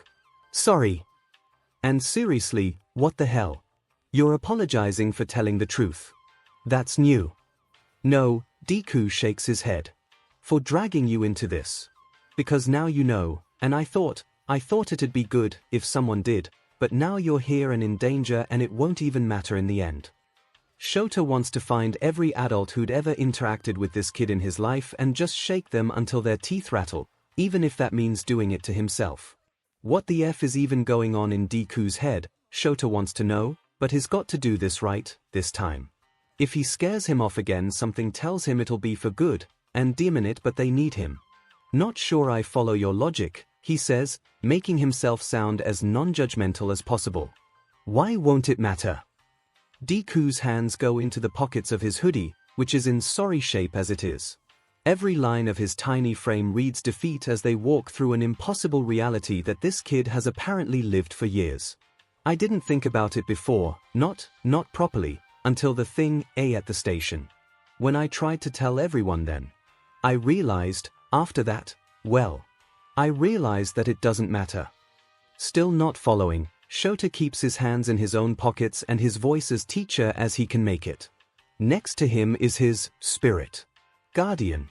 Fox thing, and every so often it gives him a look, but he's only human and they've got to take this one DMN thing at a time or he will have an honest-to-God meltdown. Because it doesn't change anything, Deku says explosively, turning to face him, his expression tortured. Because knowing doesn't change anything for you, or for anyone else, and it just means they won't believe you either, and if you argue it they'll call you crazy and take away your hero license. Because knowing won't make a difference, you can't stop them, or talk to them, or hear them or affect them in any meaningful way, no one can, so telling people is pointless. The kid is breathing hard, his shoulders so hunched they're up around his earlobes and his whole body radiating tension and self-hate and probably, if Shota had to guess, some fear. He might have to upgrade shaking the adults in this kid's life to punching. You've clearly thought this one out. He looks down at Deku through the fall of his hair. Shame you missed a point. Deku gapes at him like a fish, eyes wide, mouth open, lips flapping. It's the most childlike thing he's seen this kid do, and Shota is instantly relieved to see he can do it at all. What? Makes a difference to me. Shota shrugs, makes sure he doesn't put too much pressure on the kid, and looks around at this absolutely impossible world that makes his eyes hurt every time he tries to focus on something for too long. I know, now, and I believe you. I'm sorry I didn't before. And you know what? Even if no one else ever knows or believes, you know, and I know, and that's better than dealing with all of this on your own, isn't it? He looks back at the kid in time to see the naked longing there, and then Deku turns away and starts walking, faster than before, his whole body canted forward like he's hugging himself. We shouldn't stay still for too long, he says abruptly, but Shota can hear how thick his voice is. Everyone will worry about where you've gone. Shota follows not quite beside the kid, giving him enough space without leaving the vague radius Deku had announced was safe to move in around him. Beside them the kitsune moves, dropping back to brush against Deku for a moment, and then touches a cold nose to Shota's wrist. Thank you, she says, and Shota somehow understands that he can hear her and Deku can't. He has been afraid for a very long time. You will be good for him. Shota doesn't know how to reply to her in kind, so he just shrugs and keeps going. It's no good to let the kid dwell, and he seems more than capable of talking his ear off, if given an opportunity. How about you tell me about spirits then, properly this time, he asks, hiding a smile as Deku nearly trips over nothing in surprise. I remember you talking about them affecting quirks, but the details are a bit hazy. I was pretty tired that night. He's pleased with that, it isn't a lie. The details of Deku's crazy at the time claims hadn't been important enough to expressly memorize, and he had been tired. Two statements, both true. He'd already figured out that any actual lie would twist in his mouth and physically hurt, just as Deku had warned him. Not that he wants to lie to the kid, but he needs to know how this place works. Right. Deku settles down a bit at that, relieved to have a shift in topic away from him. Okay. Well, how should I start? Generally one starts at the beginning, 𝐼𝐼 suggests, flicking her tail so that they brush the top of Deku's head and he ducks with the tiniest smile. Her voice is lilting and rich and Shota thinks it is about as far from his own voice as one could get. I will begin. Once, we were worshipped, and it makes sense, Shota admits to himself as the spirit explains, with Deku's interjections, at least, it makes sense as long as you accept the existence of magic as a truth from the start, which he's working on. Humankind's evolution into quirks has always been a contentious one, with theories spanning everything from a virus carried by mice to direct meddling from underground scientists to aliens and everything in between. One of the major reasons no cohesive theory ever really worked was because of just how varied quirks were and continued to become. Evolution struggled to explain how one person grew wings while another could psychically manipulate BLD while a third could simply negate gravity. There was a lot of pushback against actual genetic research as well, which Shota was on the fence about. On one hand, a better understanding of quirks was, in broad strokes, a good thing, just like any other facet of humanity's health and well-being. On the other hand, quirk research was the most abused of the sciences, and genetic manipulation had such a bloody history it was very nearly outlawed around the world, and what was allowed was, in theory, closely monitored. And yet things like the 𝐻𝐼𝐽 had still come into existence. Still, as Shota listens, things make more sense than they don't, which also makes the "this is all a dream" hope all the more fleeting. Humanity's mutation wasn't for quirks, Deku and the 𝐒𝐻𝐽 propose. It was something that allowed spirits, or whatever these creatures were, anyway, to bond with humans and share some of their power. It's definitely a symbiotic relationship, but what kind really depends on how you look at it. I mean, they mostly don't care what you do with their power, or how it manifests, or if it's dangerous. They just want you to use it to make it stronger, so that when you die and the power returns to them, they become stronger and they can just repeat the cycle. Deku's really engaged now, though Shota notices how his eyes never stop roving around them, constantly aware of their surroundings like he's waiting for an attack. So for some people, that's parasitic. Some spirits are awful and they'll give too much power to someone, or something really destructive, because they want to see them cause harm and use their power a bunch and they don't care about the costs to the human. But then you have someone who can change their eye color, or turn everything they touch orange, and I'd classify that as a commensal relationship because they're not getting anything out of it, except a quirk in a society that, really doesn't like it if you don't have one. Shota doesn't interrupt, and he barely lets himself breathe.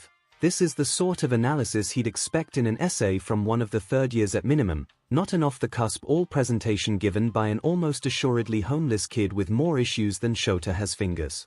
And then there's people like All Might, or you, or other pro-heroes, or even villains. Where it's mutualistic. You benefit and your spirit benefits, even if you're not aware that they're even there in the first place and they don't really care what you do with their power exactly. Deku gestures around them, at the pastel trees and the blue-green grass and the seemingly never-ending empty gray-pink horizon. I think it might be a problem, in the future, if the spirits keep getting stronger and keep putting the same amount, or more, of their power into humans. I used to study heroes. He pauses, and for a moment his bright exuberance is shuttered as he looks anywhere but near Shota. When I was a kid, I wanted to be one. And I noticed then that the heroes now were stronger than the heroes before them, and then watching the sports festival every year, you can see the students are getting stronger too. He bites his lip and looks up at Shota almost apologetically. I don't know what that will mean, though. Not your problem to solve, Shota tells him, firmly. This kid is not responsible for the whole goddamn end world, even if he thinks he is. And speaking of when you were a kid, are you really 16? Deku sighs, dejected. I know I'm short. Shota resists the urge to curse. The kid looks like he's been malnourished for years. You're more than short, kid. Look. He sees how Deku flinches and he eases his voice quickly. I'm not angry, I promise, but I'm going to ask you something. You don't have to answer, but I'd really like you to if you can. How long have you been living on your own? Deku closes up. Shota watches as he drags his eyes away and his shoulders go back up and his hands are jammed back into that god-awful hoodie. The kid tries to say something, Shota suspects it's a lie by the way his mouth twists and he GGS for a second. They walk in silence and he gives Deku the time to think about how he wants to answer. My mom died when I was 11, Deku's words are so quiet, Shota can barely hear them even in the surreal silence that surrounds them. There was an attack, some villain gang, and it tore through our neighborhood. There's no way this kid has been on his own for 5 years, Shota begs the universe at large. Out loud he simply says, "I'm sorry." Deku shrugs with one shoulder.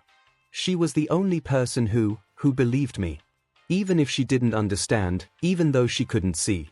She let me dash. He shakes his head and seems to change what he wants to say. She helped me figure out what to do, to keep them from coming after me. They would come in when I was sleeping and try to hurt me, especially after I was 8. Another pause, another ragged breath. I was put in care. Social services. They tried, but I was quirkless, and even after I was in a group home they thought I was making things up, that I wanted attention because I didn't have a quirk. And Shota can see it, everything the kid doesn't spell out, the world isn't kind to the quirkless at the best of times. Couldn't you pull the disappearing trick on them? Or you stopped Shinso's quirk, that would have proved Deku spins on his heel. You don't understand, he snaps, angrily. I had a toe joint. They knew I did, it was in my file. My doctors all said I was quirkless. If you have a joint you don't have a quirk, and I didn't know how. I don't know how to get here. I didn't know how to leave, then, someone had to teach me, and I wasn't going to be a monster, no matter what anyone said, no matter what they did to me. Deku's voice cracks and he wrenches his hand from his pocket and holds it out, the hand that had seemed to burn, Shota remembers, in the station.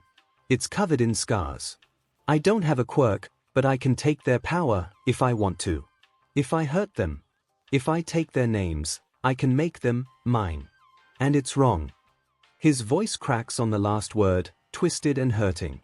That's why I don't have a quirk, because I won't take one, even though I could, because no one wants to be my partner, no one wants to be mine. I scare them, and I should, because if I get angry or scared I hurt them even though it isn't their fault. Deku's whole body flinches away when Shota kneels and wraps him in a hug, but before Shota can think I've fed this up again, Deku is clinging to him so desperately and sobbing huge, gut-wrenching sobs, his whole weight against Shota's frame. He holds onto this DMN child like his life depends on it and lets him cry and promises that he's safe now, DMN it and DMN everyone who'd hurt him. The fox, Tamaminami, stands off to the side. He's pretty sure she's keeping guard. He's certain she approves. Izuku's horrifically embarrassed when he finally gets hold of himself. He wipes his face on his sleeve and pries himself away from Eraserhead's arms. Sorry, he apologizes, feeling like a dried-out husk and wishing he had something to drink. Don't know anything you should be apologizing for, problem child. Eraserhead allows him to pull away and they both get to their feet a little unsteadily. Sounds like you've been carrying too much on your own for too long. Part of that is my fault. I'm sorry about Shinso, again. Izuku shakes his head emphatically, because he's had a lot of time to think about this. You didn't know I'd panic. You didn't know how bad that would be. You didn't believe me, and of course you try your best to find things out. Tamame told me later that you told him only to ask my name, and normal people don't have panic attacks about their name. Problem child, something tugs at the back of his mind as Eraserhead looks down at him. You weren't panicking about your name. Izuku forgets about the tug as Eraserhead says, point blank, you've been mind-controlled before.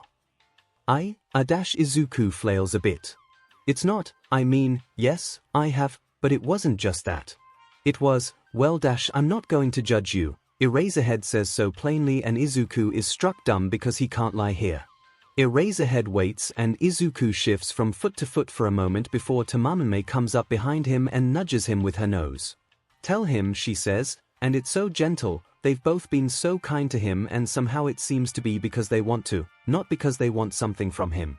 And maybe if Eraserhead pushed, he'd close up and change the subject, but Eraserhead waits and he listens and Izuku feels the words come so easily, like a dam breaking all over again.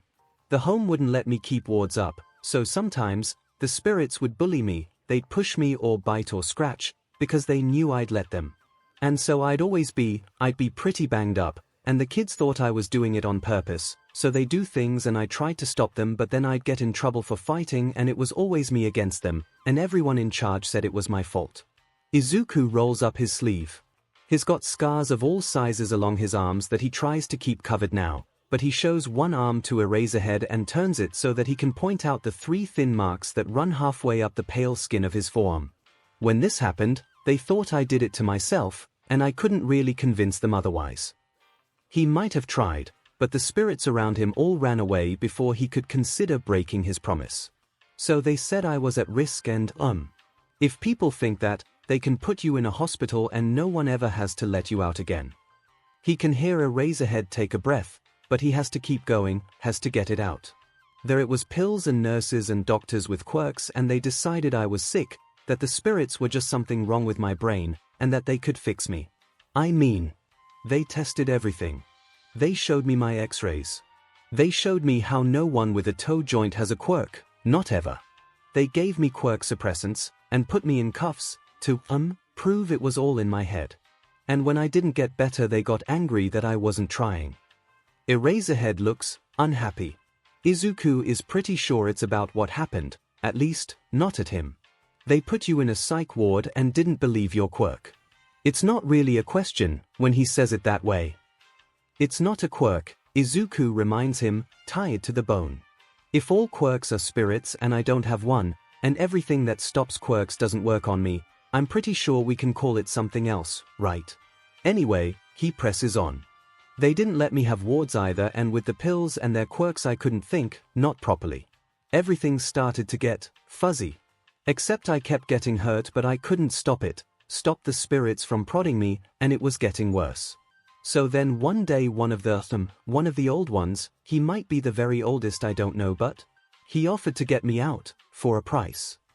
Kid, Eraserhead sounds wary. What sort of things do spirits want to be paid in? Well, at least he won't be completely surprising the man, if he's got an idea that spirits can't be paid in money. Izuku knows his grin probably isn't all that reassuring, but he's learned it's better to laugh than cry about this sort of thing. Spirits mostly want power, but some are collectors, kind of. And I'm limited in what power I can give them, but anything of mine has power, so I've traded things like the color purple, and what mom smelled like, and spicy food, and the first time I ate ice cream. The crows wanted something more than that, though. You traded your name. Izuku's not expecting that, but maybe he should have. Eraserhead is one of the smartest heroes he knows, and he probably made it obvious. That's why I can't say it. I can think it, but I can't. It's not mine anymore. I think even if you knew it you couldn't use it, but I don't know how it all works. They tried to use it to control me, for a while. Eraserhead nods, like he's taking this seriously, and Izuku can't believe this is real. That he has someone who can see and can believe, and it means more than he will probably ever manage to say. Is that why you warned me about my name here? He nods. Names mean a lot of things, especially for spirits. A name can tell you about them, where they are from and what they can do and even what they are like, sometimes, but they also are what a spirit is, in a lot of ways. They are made up of belief, and that starts when they are named, when they become something specific instead of something in general. Like the wind is just the wind, but the west wind is a pretty nice guy all things considered. Because the Greeks worshipped him a long time ago, so now he's like a spirit. Spirit, because he's not ready to introduce Eraserhead to gods yet. There's a pause as Eraserhead frowns and looks around them, like he's taking stock. So if someone has your name, they can control you. He'll never, ever forget how it felt to be bidden and to have no real ability to disobey, at least not at first. They tried. I mean, they did, control me. It had been terrifying, to be commanded and puppet. But then they wanted me to use my power against other spirits, and I didn't want to, so I tried to stop, and when they tried to force me, I figured out I didn't have to listen to them, even if they had my name. I think maybe it wasn't my full name. Spirit true names are always 4 parts, and I only had 2, so maybe that was it. He still doesn't know. It isn't like he can ask his mother or father if they'd given him a name not on his BRTH certificate. But it meant I could fight back, and I won. Won how? Izuku's relieved that Eraserhead isn't asking for more details because he really doesn't want to get into that right now. There's something comfortable about the way the man asks things too. He doesn't sound like he's judging or disbelieving or upset, he's just curious. Izuku feels like he's uncovered a dam inside of him, one that wants to pour itself out straight from his heart. I broke free and, well, we pretty much agreed to leave each other alone, now. I don't want to fight them, and they have my name, and even if they can't make me do things, it's still power, and I think I might have made them, well, a lot stronger. It probably wasn't what they wanted from our trade, but it's what they asked for, and I guess I learned a lot from it. Izuku looks at Tamamonome and around them. Like how to come here. Getting home took something else entirely, but has been depressing enough for one day. And we should probably keep moving. I think we're near an edge. An edge? Eraserhead looks, but the landscape probably seems endless to him. Is that a way home? It'll get us closer. Izuku nods and reaches out to take the hero's hand. The rules of this place are weird. It's not like a planet where everything is one connected piece. It's a lot of different spaces that sort of bunch up against each other. Like if the tectonic plates all had individual personalities, sometimes played tricks on you, and moved in four-dimensional space. Eraserhead gives him a look he absolutely cannot read. How long did it take you to learn all of this? Oh, right. He sounds like a walking Wikipedia entry, doesn't he? There's a library here, Izuku explains, walking forward and feeling for the edge and overlap that hovers nearby but is always an inexact science. I think I spent about 6 months there, but I don't really have a good idea of when I left the hospital, exactly. But when I came back it was spring, and I missed winter completely. Whatever Eraserhead wants to say is cut off as Izuku tightens his grip on his hand and they move, from one place to the next, in the space of a step. Hisashi knows not to wait by the phone. Even though they don't have a landline at all, he and Shota and Hitoshi use their cell phones like sane people who want a phone they can put on silent or vibrate and can screen their calls and receive texts and, look, Hisashi thinks landlines are a relic and they remind him too much of work at the station, so there isn't exactly a phone to wait by at all. Having your cell in your pocket doesn't count. He's still waiting, though, and trying not to. Shota hasn't checked in and it's not something to panic about. Being an underground hero means your schedule can sometimes be a bit out there, but it's something to worry a bit about because being an underground hero means if he hasn't heard from Shota in X amount of time that they've set up in advance, he's allowed to get worried. This time, Shota's following up on something to do with the Yakuza raid and the cops have had the lead on it, so at least he isn't the one in charge of sounding the alarm. If Shota doesn't get back to him, it'll mean he hasn't gotten hold of the police either. Still, he's had to sound more alarms than he'd like, since they graduated. The point is, Shota's missed his first call but not his second, and Hisashi is worried but not letting it show because he doesn't want to upset Hitoshi, who is far too smart about this sort of thing. Something's burning, Hitoshi warns as he enters the kitchen and heads straight for the coffee maker. Ack! Hisashi pulls open the fish oven and is relieved to see tonight's dinner is a bit dark, but not actually black yet. Don't worry. Still totally edible, he assures, lifting it from the grill and setting it on a plate with a pinch of extra salt. Probably should have added more water to the pan, but it's fine. And what are you doing drinking coffee this late at night? It's decaf. Hitoshi sets the table and keeps glancing over his shoulder at Hisashi. You know, you do this every time. Do what? Make shiryaki and pretend everything's fine. Hitoshi sits next to him once the table is set and they both begin on their meal. Did Dad not call? Hisashi stares at his son, but he hasn't won a single staring match in this household and Hitoshi isn't about to let him do so now. Am I that obvious? There's a reason you're not an underground hero, is his reply, but it's said with what, for Hitoshi, is fondness. You're really obvious when you're worried. Only because you live with me. Hisashi feels the need to defend his hero cred. He can't have his kid thinking he's not capable. You've learned all my tells. You know all my weaknesses. You're perfectly primed to undercut me at every turn. And you're being dramatic. His son smiles, propping his head up on one hand, elbow braced on the table. Can you tell me anything about it?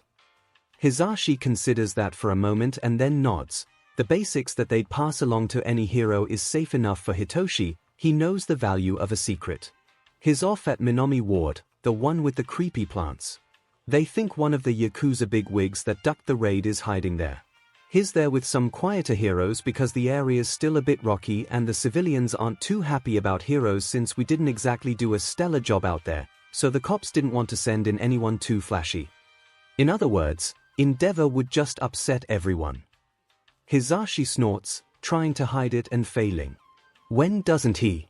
He'd probably try to burn the plants even after every brief saying they are basically fireproof and then spread their pollen everywhere in the process. We'd be trying to cut back immortal thorn bushes for years. The description does its job, ♯laughs. Well, lucky for us Dad's handling it then. Hopefully he'll call soon. He warned you he'd cut off your feet if you paste another hole in the rug. For the last time. Hisashi, righteous, bangs his fist on the table. That was a candle. Sure. Hitoshi eyes him over his mug and is absolutely laughing at him silently, which Shota totally taught him, and it's so not fair his kid can be silently smug at him and Hisashi can't ever get him back. If that helps you sleep at night. His phone rings before Hisashi can figure out the perfect rebuttal and he recognizes the detective's number in his caller ID. He tries to keep his smile on his face, but is pretty sure it's a horrible grimace based on the way Hitoshi seems to focus on him. Present to me he greets, and hopes like hell this is a courtesy call. Hello MIC, says Tsukochi, sounding grave. That voice is never good, Hisashi knows. He feels his chest go tight.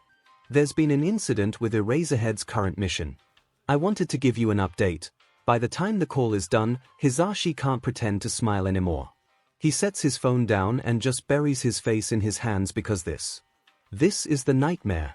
This is one out of 2 bad dreams that keeps him up at night, that follows at the heels of every mission Shota takes, that threatens every time the phone rings and Shota isn't here. Hitoshi is beside him with a cup of tea and presses it into his hands. I heard some of that, he admits, but it's no surprise. Hisashi has to keep the volume on his phone up to hear things, after all. Dad's been kidnapped. Maybe not. Hisashi holds the cup and doesn't drink anything but the heat in his hands feels good. Grounding. Hitoshi just pulls his chair closer so he can sit with his knees very nearly against Hisashi's. During the fight he was hurt. You remember the kid, Deku? He'd be hard to forget, is Hitoshi's deadpan reply. Right, well, that makes sense. They think they ran into him, while looking for the villain, Demolition. They don't think they were working together, but Shota got hurt. The words feel so wrong to say. Shota got hurt, and Deku, they think, they're pretty sure he teleported him away. No one got a good look at it though, because there was an explosion right after. So he might have been helping but, Hitoshi nods. But we don't know where he is and he hasn't called. Hisashi nods. He hasn't contacted anyone, and no one has any idea where Shota might be, because no one's seen Deku since he disappeared. Ashtray takes that moment to jump on the table and head for the fish. You brat, no. Hisashi and Hitoshi both reach for her at the same time and Hitoshi ends up cuddling her to his chest. I swear she gets worse every time, he grumbles. Dad's been sneaking her treats when he thinks we're not looking. What? Hitoshi smiles. Well, it's a smirk. It doesn't reach his eyes. Make that when he thinks I'm not looking. You're clearly not paying enough attention at all. Hisashi sputters. What are they going to do? His son, their son, asks, still holding Ashtray and maybe she knows, because she curls against him and purrs and doesn't fight to get away. How are they going to find him? Tsukochi is going to call in everyone he can, Hisashi can report that much at least. They'll find him, Hitoshi. His son nods once, face half hidden by cat. They will, or he'll find us, he repeats back, with all the conviction he can muster. Hisashi knows they're both trying to convince one another. Maybe if they keep repeating it, it'll be true. The world changes. Shota shakes his head to clear it, blinking his eyes to try to force them to adjust to the sudden shift in light. A moment ago, they'd been standing on a gently rolling landscape of pastel colors and soft grass, diffused light and silence. Now they stand in a small clearing surrounded by a forest so dense he can't see beyond a few trees. The circle of sky above them is a middling sort of twilight without any hint of moon or stars, and there's a soft wind that whispers through the leaves and raises the hair on the back of his neck. Deku is also still holding his hand, gripping it like he's trying to liquefy Shota's bones. The boy says with such feeling that Shota tenses, looking around to see if there's anything coming. The fox spirit stands behind them on all fours with her tails, 8, he counts, fanned out behind her.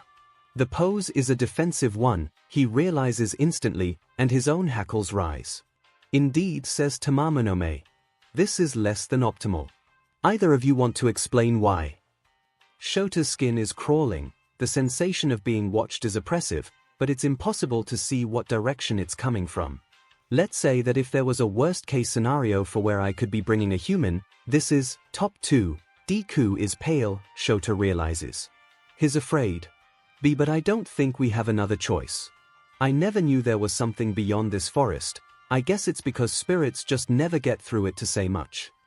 So we need to go around. Shora's still not sure how all of this works. Do we go back and find another edge? Deku shakes his head, frowning.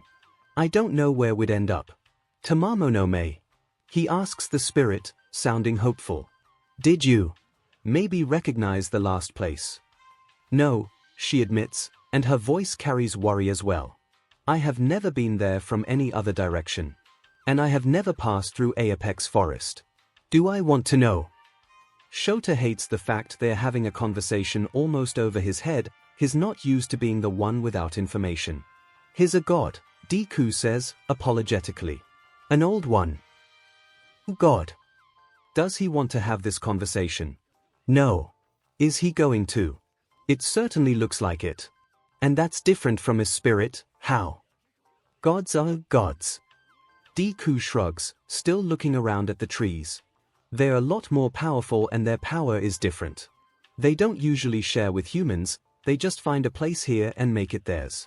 And some of them, feed on other spirits for their power. Or they compel spirits to do their bidding. Aapek is known to have several under his control, as the crows attempted with Deku.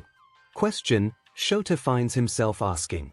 Why are the crows and not a name? Everyone else seems to have one. Deku blinks in surprise. Oh. That's because they'd hear us if we said it. They have a lot of names that aren't true names, actually, because they're messengers.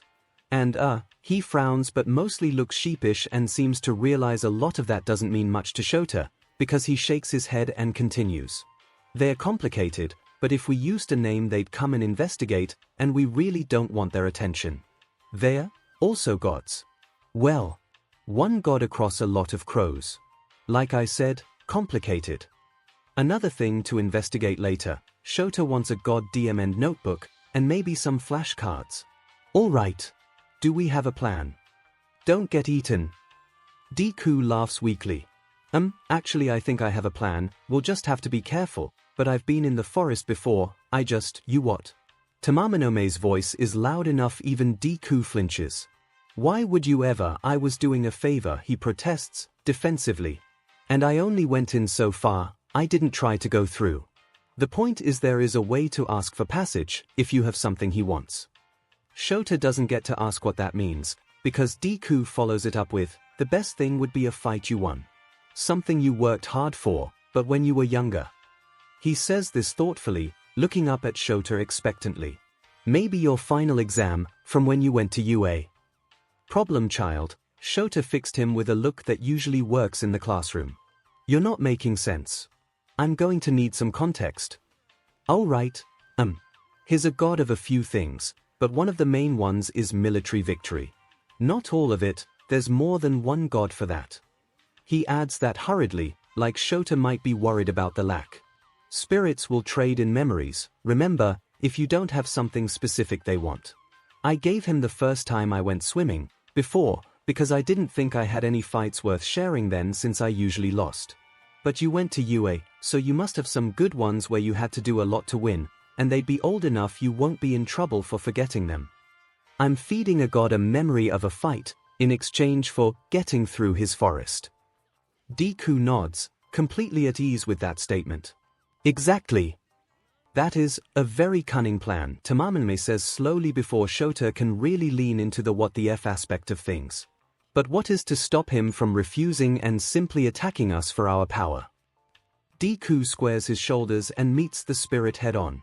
Me, he says simply, and there is something 𝐿𝐿 can't place in his tone, in his eyes, in the way the air seems to shift around them. Just because I really don't want to fight doesn't mean I won't if I have to. If it was just me I'd find another way, but Eraserhead can't wait forever. He has a family. 𝐿𝐿 knows what that doesn't say. 𝐿𝐿 has people looking for him, worried about him, missing him. Deku doesn't. So it's a good plan for us, and for 𝐼𝐼𝐼. We'll still have to be careful, though. He looks away from them and towards the trees. 𝐼𝐼𝐼 isn't the only one who lives here. The forest is just as Izuku remembers it. The trees loom and the path in front of them is narrow and meandering. Safe passage through the trees only means safe from 𝐼𝐼𝐼, not his followers, but there's a world of a difference between pushing a spirit away and staring down a god, and Izuku really would prefer to never do that again. He'd do it for Eraserhead. For someone else, it would be okay, but never for himself. It was one thing to use what he could to protect if no one else could. It was something else entirely to be selfish. There is something nearby, 𝐼𝐼𝐼 warns them, and Izuku readies the knife he'd borrowed once again from Eraserhead, his sleeves rolled to his elbows in preparation. Eraserhead, meanwhile, readies himself with the ethereal capture weapon the kitsune had dropped around his neck before they'd entered the forest. A moment later, a woman appears on the path in front of them. She's appealing, in the way that so many spirits with human forms are. Her skin very nearly glows and her lips are crimson red, her teeth and her hair black, the latter so long it nearly reaches the ground and is pulled back by a simple red tie. She's in Hamungi, which Izuku's had to learn the specifics of only because it's an easy indicator of a spirit's power level or sometimes intent. The ones who show up in simple yukata don't usually mean trouble. The ones in 12-layered Junihito always try to eat him. You brought a human into our forest, she asks, and her voice sounds like bubbling water. We haven't had a human in so very long, we're just passing through, Izuku tries. I'm taking him home. She raises her sleeve to cover her mouth as she laughs. Her eyes are completely black and glossy, the only thing expressly other about her, beyond her old-fashioned looks and the way she's making his skin crawl. I heard your message to our Emestia, she tells them and takes a step closer. Izuku doesn't risk it. He uses the knife to draw a shallow cut across the back of his left arm and ignores the way Eraserhead growls. He might have not warned the hero, in case he tried to stop him. The spirit stops moving instantly. Are you threatening me, corrupted one? I don't want to fight, Izuku says, voice steady. I really don't want to make trouble for 𝐼𝐼𝐼. You know that. I think everyone knows I'd rather be a coward, at this point. And the admission doesn't hurt to say, even if Eraserhead hears it, he is what he is, and he can't lie. He puts 2 fingers on the cut and then draws a ward in mid-air between them where it instantly glows. This human is under my protection, he says with a twist of power in every word. I have to bring him safely home. I gave my word. The wind picks up around them. Your word means nothing, Defiler. The spirit hisses at the wards and her beauty warps. Her expression goes dark and she frowns, except the frown grows and grows until her face splits and mandibles appear, dark and dripping green. Her hair lifts and frees itself from the tie to become long, hinged legs, sharp and deadly on their own and terrifying for the way they lift her form from the ground so that she hangs, the human part of her literally limp as her spider presence looms above them. 𝐼𝐼𝐼 instantly begins to glow beside him and Izuku hears Eraserhead curse under his breath, but the man isn't panicking, and why would he? He's a hero, he's faced all sorts of strange mutations, this is probably just another one to him at this point. You cannot hope to take all of us and win, 𝐼𝐼𝐼 warns with a growl. I will take your power for daring to attack my human. The Spider Woman, she's a Jirogumo, Izuku's brain provides, though it lacks any helpful information on dealing with her, laughs, mandibles clacking and needle-thin legs tapping back and forth, unbothered by the trees as they part for her willingly. Izuku quickly draws a second and third ward to join the first, the sigils coming easily here when they would have fought him in the real world. Don't make me do this, Izuku asks, one last time though he knows it's hopeless. I don't want to fight you. Poor pathetic monster child, the spirit taunts, but she doesn't approach, and so Izuku holds off attacking in turn. In our forest with a human lover and a human meal. I'm going to enjoy tearing the flesh from your bones. Her aura shifts and is oppressive, and the forest darkens around them in response. Defiler. Too many think you should be feared. We think you should be eaten. Izuku gets 1 second to consider before the ground under them explodes. Shota leaps out of the way the minute the ground parts under them. He aims to land on a branch above and to the left, but it moves out of his path as his feet come down, and the disorientation means he smacks into the trunk instead and has to try to tuck and roll before he hits the ground. When he gets to his feet, it's to face a giant fang spider, not the woman, she's behind him fighting Deku, but a brown fuzzy fang tarantula that crawled out of the ground with the face of a lion and teeth as big as Shota's arm and, impossibly, 3 goddamned googly eyes. He's never been happier Hisashi isn't here with them, they'd all be deaf from his screams. The capture weapon around his shoulders had come from Tamaminame. She dropped it over his head just before they'd given their offerings to the thing that controlled this area. Shota's working on thinking of it as a god, but that's a work in progress, thank you very much. It feels just like his own, and she'd smiled her smug fox smile when he'd pointed that out. It obeys him just like the real thing now, lashing out and tangling around the larger monster's legs to topple it as the kitsune grows to a size that matches the beast, her teeth doing impressive damage. Something about her tails, they're glowing brighter than the rest of her, seems to be hurting the monster as well, making it shrink away as she attacks, so Shota recalls his weapon and leaps to help Deku.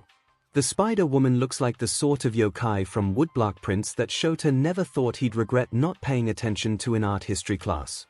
Her body hangs from her hair, which makes up her legs more than 8, his brain offers, which is not all that helpful and actually all the more unsettling.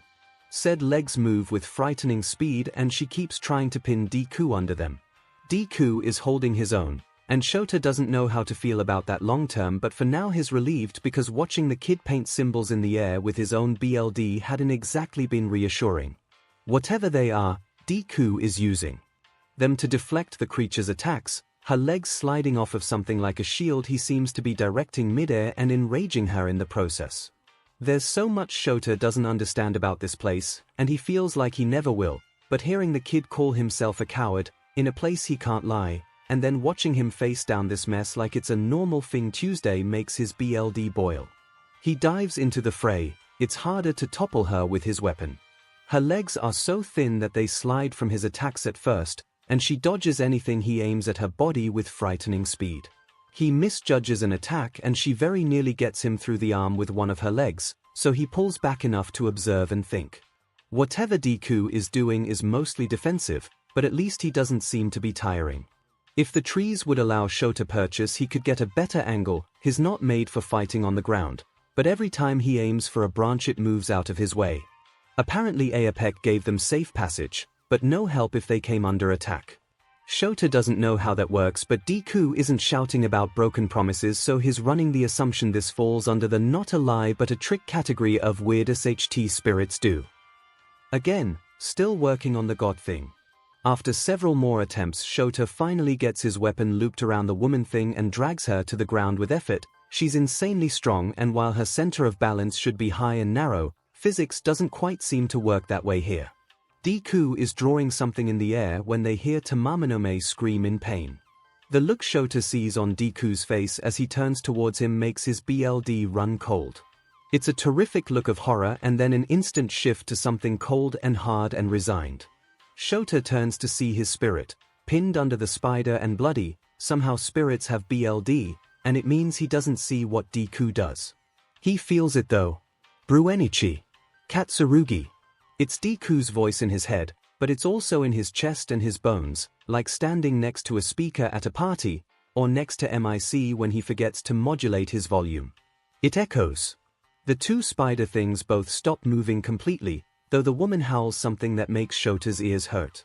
The oppressive force stops and Shota looks to see Deku standing just the way he'd met the kid, ages ago now, head down and shoulders high, and every part of him radiating hurt and fear and tension, like he's ready to be hit. I asked you not to fight us, he tells the ground, sounding heartbroken. I warned you. I warned you and I would have begged if you'd wanted that, but instead you attacked us and now look at you. He looks up at the trees at large. And don't think I didn't notice you helping, 𝐼𝐴𝐵. I could come after you for this. We had an agreement. There's silence, but 𝐸𝐻𝐻 feels once again like they're being watched by something more than the creatures at their feet. Deku takes a shaky breath.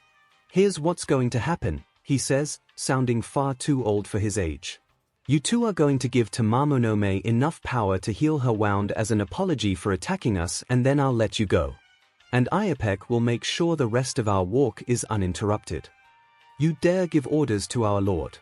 This comes from the lion-headed one. 𝐸𝐻𝐻 gets the feeling that talking out loud is reserved for the ones who have human-shaped mouths. I hold 1/4 of your true names. Deku walks right up to the lion spider thing, no longer afraid. He doesn't look confident, though. He looks worn down and tired. I could take more. Enough. This voice makes every other seem like a whisper. 𝐸𝐻𝐻 flinches, even with all his years of experience with Hizashi, because it hurts. He tastes buildy, he feels drums, and there's the smell of salt water, somehow. 𝐼𝐴𝐵 had only spoken to Deku before, but now he's pretty sure they can all hear him. 𝐸𝐻𝐻 grits his teeth and breathes out through the sheer overwhelmingness of it all, while Deku just looks up at a particular point in the trees. I've never had to protect someone here before, he says to the air. I've only ever had myself. Now I have Eraserhead and his spirit, and I am going to get them home. I don't care what I have to do to make that happen. Do you understand? There is a crackle of thunder without lightning, and Tomomonome's injury closes as though it never existed. Now we are even, the god says. Get out. There is the very unsettling sensation of the world moving while 𝐸𝐻𝐻 is staying still, the trees all blending into a mass of green and brown before they are very suddenly standing with the wall of trees behind them, a clearing in front of them with a chasm and a swaying wooden bridge beyond that, and the sky in full night but complete with a moon and stars that 𝐸𝐻𝐻 does not recognize.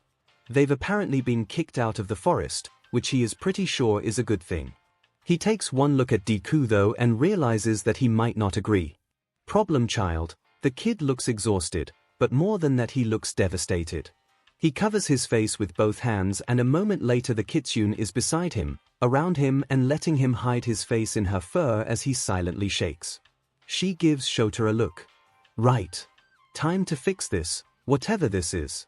You're looking rough for a kid who just saved our skins back there. He tries to keep his voice casual. This kid is a mess for good reason and he doesn't want to add to that. Deku pulls away to glare at 𝐸𝐻𝐻, but there's no fire in it, no real anger, just a self-loathing that he'd like to cut out with a knife and hand the kid to a group of therapists for at least a year to tackle. I did it again. Deku looks away, hands balled at his sides and his whole body a line of hurt. I promised myself and I did it again. 𝐸𝐻𝐻 can make a few educated guesses. The name thing. The kid laughs, short and sharp. The name thing. God damn it, but this is going to be another pep talk, isn't it? 𝐸𝐻𝐻 sighs and sits, cross-legged, in front of Deku. It means the kid has to look down at him. And can't hide behind his hair. Okay. Explain it to me again, because it looked like you were defending yourself. They obviously don't like you much. During the fight, despite the kid's initial worries for 𝐸𝐻𝐻, the creatures seem to focus on Deku and the kitsune. He's not sure if that's a slight on his abilities or just a fact of him being human. Deku looks down at him, clearly uncomfortable at 𝐸𝐻𝐻 sitting on the ground. He fidgets for a moment until Tomomonome nudges him and he sags, like a puppet with the strings cut, and sinks to the grass as well. The kitsune instantly curls behind him so that he can lean back against her side. I think I said it before, but names are important. Names are what a thing is, here. Sort of. It's complicated. Problem child, 𝐸𝐻𝐻 intones with every ounce of dry humor he has. What part of your life isn't? It's worth it for the way that Deku laughs, far more open and with some actual mirth this time. Deku's smiling, lopsided and uncomfortable, but smiling as he continues. There's a difference between someone's true name and what you call them. So Eraserhead isn't your true name, and neither is Tomomonome or Deku. 𝐼𝐴𝐵 isn't his name, either. Those are the names we use, but they don't really have any power except, like a phone number. I could use it to find someone once I know any of their names at all, but that's about it. Shota nods and waits. One thing about this kid is that when he starts talking on a subject he tends to go at it full tilt. He wants to see how he'd handle classes and structured learning when this is over. There's a hell of a mind here that people let go to waste. Usually here, you have to tell someone your name or give someone your name. There's a big difference that, I didn't know, before, which isn't the point. The point is that no one really tells their true name because it's dangerous. You can lose a lot. Deku swallows and seems to sag again, wretched. And what I can do, what I did, I went into who they were and I found their names. Well, the first part. And then I used them. Deku sits and blinks rapidly and seems to wait for some sort of condemnation. Like he's done something wrong. And the best way forward is through, as far as Shota's concerned. I went in and took their names. Without their permission. I could use that to hurt them. But you didn't. Shota pulls a knee up so he can prop his head on it because he's tired. Look. As far as I can tell, you're not running around taking everyone's name just for fun.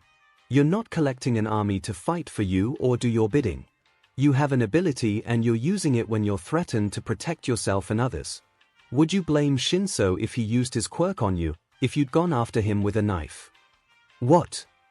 Deku looks down at him shocked. I'd never. And his training to be a hero, so if he uses his quirk dash, so if someone on the street attacked him even if he wasn't a hero, would you be upset at him using his quirk to stop that fight?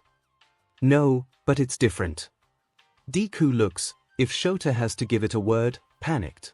He's come across this sort of thing before. Sometimes you get someone who's built up a specific worldview they need to be true, even if it doesn't always make sense. How is it different, problem child? The kid flails. Because I can hurt them. I could keep using my power, even after the fight. I have hurt them, before I knew how things worked. And we've never seen someone get hurt because a kid was learning how to use their quirk, Shota points out dryly.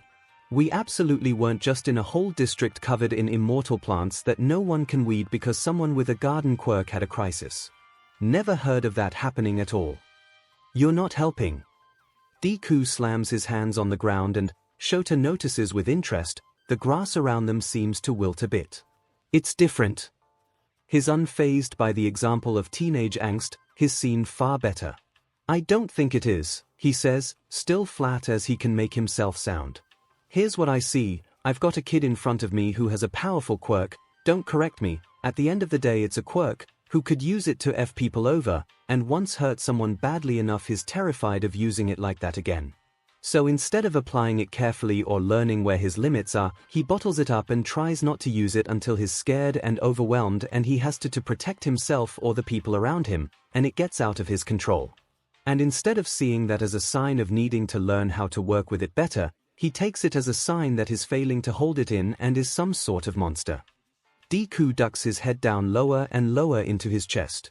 What I think, if I was giving an analysis to Principal Nezu, just for example, is that here's a kid who's so careful about what he can do that even when he's at his worst he doesn't do outright harm. The only thing you did to those two back there dash and it's really DMN strange, Shota thinks, that he can't actually recall their names, but then again maybe that's the whole tell and give thing at play, maybe overhearing it isn't enough, you had them at your mercy and all you did was make them back off. You stopped the fight. Everything you tell me says you could do anything to them when you have their names, that you could take their whole names and really scare the SHT out of them just with that. And you don't. He shrugs. Deku keeps peeking up at him through his messy hair. I'd say here's a kid with a lot of potential who needs to work on what he can do, but has the sense to limit his harm already. That's something I usually have to drill into the first years, and they usually don't do it naturally until their second or third year if we're lucky. And then there were heroes like Endeavor who never learned or cared. I'm not, Deku shakes his head furiously. I'm not that good. Because you made a mistake.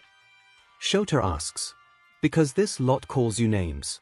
Tamane likes you, and I've only known her for however long we've been here, but I bet she's a good judge of character. Thank you.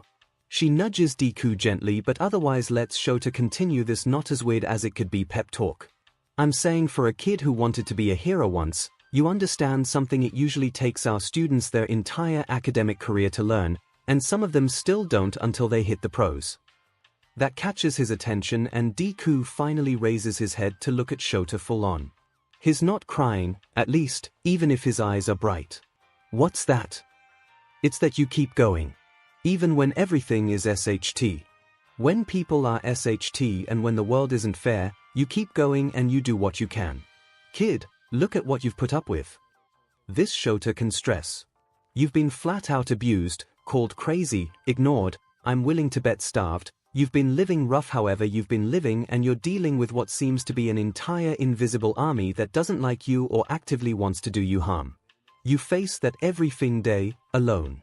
And you still came and gave us back our quirks. Shota wants him to understand this. You walked into a trap you knew was a trap and you knew we weren't going to let you go. To give me back my quirk you knew I'd intentionally sacrificed. We treated you like SHT and triggered you and I scared the CRP out of you today and instead of running away, you helped against a goddamn villain and saved my life. If you wanted to be a hero, kid, I don't see why you couldn't be. Oh, Shota did not expect tears from that even though he really should have expected tears from that because this kid cries a lot and now he's crying again as Shota pats him awkwardly on the shoulder. Do you mean it? He asks while scrubbing at his face. But I don't have a dash you can teleport. You can apparently stop quirks, I'd want to work on that not hurting you, but if it was for emergencies that's still a skill. I saw you put out the fires during the fight. You fixed my quirk and you've said you've helped others with theirs. That's more than half of my students can lay claim to. Shota raises an eyebrow as Deku tries to protest and then stops under the force of his glare. I'd say that counts. But the water, that was borrowed. A spirit owed me a favor. I couldn't do it again. Problem child, Shota draws the words out. One of the students in 1B has a quirk that lets him copy the quirk of whoever he touches. If there's no one around, or if they have a mutation quirk, or if they just don't have a useful quirk, he can't do anything. No one says he can't be a hero.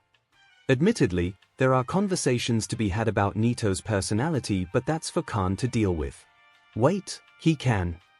There's a light in the kid's eyes and Shota thinks finally, but instead of seeing the brilliance that is his pep talk, Deku goes on. Is it skin activated? Does it have to be living skin? What if he touched their hair? If it doesn't have to be alive, he could maybe work from hair, or dead skin, or even nails from a person, right? What about BLD? Has he tested it with Dash? Shota holds up a hand and Deku cuts himself off mid-thought. While those are some good ideas I might mention to him and make sure he has thought of the applications, the point was that your quirk of borrowing favors could be read the same way, and that's before you consider the rest of what you can do. The point, problem child, is that you have value and you aren't a monster or a demon or anything but a 16-year-old who needs a few solid meals and probably a lifetime supply of hugs. Deku blushes, his cheeks bright red. But his smile is whole and for the first time looks a little less broken and Shota's proud of himself until he realizes, problem child. Why are you glowing? You are as well, Tamamine says with such delight she sounds like she's giggling. Oh, this is unexpected but somehow so appropriate. Deku stares at his hands and Shota does the same. What's going on? The kid asks, and it's the first time he hasn't known what was happening here and that worries Shota more than he'd like. But at least his spirit seems happy about matters. Just a bit of very old magic, she says, radiating smug mirth. We were talking about names before, after all, were we not? That seems to mean something to the kid, who stares at Shota with suddenly huge eyes. Oh my god. What? I think you just gave me a name. Shota thinks about that for one short second. Like hell I did. Problem child isn't a name, it's a title. It's a description. Its dash names are what a thing is, here. Thing hell. I didn't mean it. He's not saddling this kid with problem child when he's already using Deku, for goodness sake. It's okay. Deku waves his hands in the air eagerly, still smiling. I know you don't mean it to be mean. I can tell. I don't think you could give me a name I didn't want. He looks over to the kitsune. She nods, her front paws crossed almost daintily in front of her. Indeed. You cannot give what will not be received. And you cannot take back what has been given. Still smug, her tails smack the ground behind them.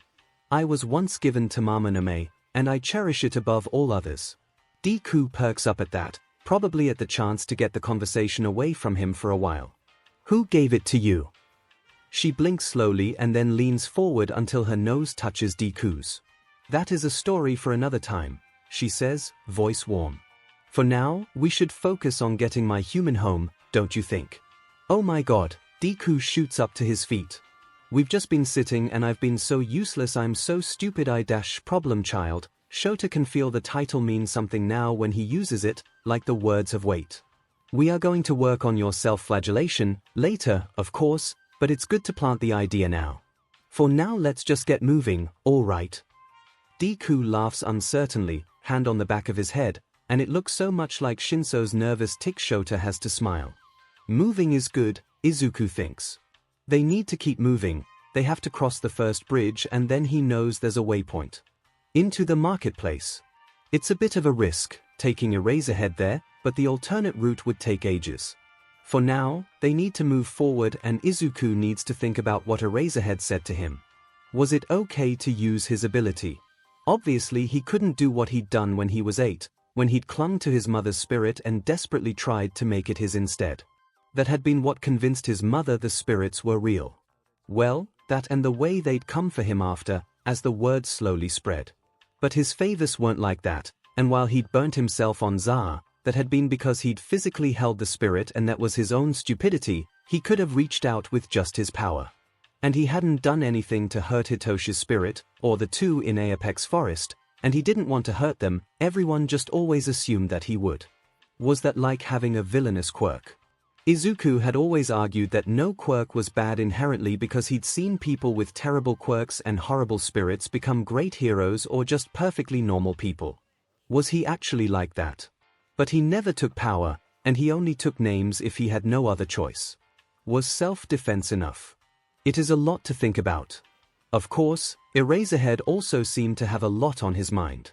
And you're sure it doesn't?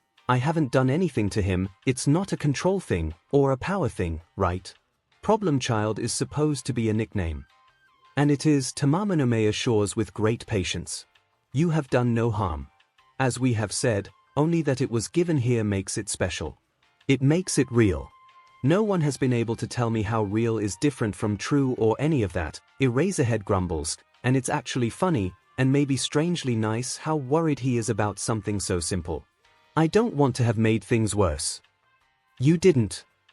Izuku assures all over again as they stop at the edge of the plain, a swaying bridge hanging across the chasm before them. What 𝐼𝐼 means is that it's a name I can give out that has meaning right away. Like Deku, or Eraserhead, or even 𝐼𝐼. They're all basically nicknames, but it being real means it's a name I actually use and has power to, well, I could make a contract with it. Like with Apex. My agreement with him was with Deku and I could now use Problem Child instead, but I couldn't use, I don't know, Nanisha and act like that was my name, because it isn't. Names have to have weight, Izuku knows. They have to be something you use and others use for you. The glowing, though. You had me worrying that was the spirit world version of, I don't know, I own you now or something. Oh. Izuku laughs at the idea, though he can see why Eraserhead was worried. No, it's okay.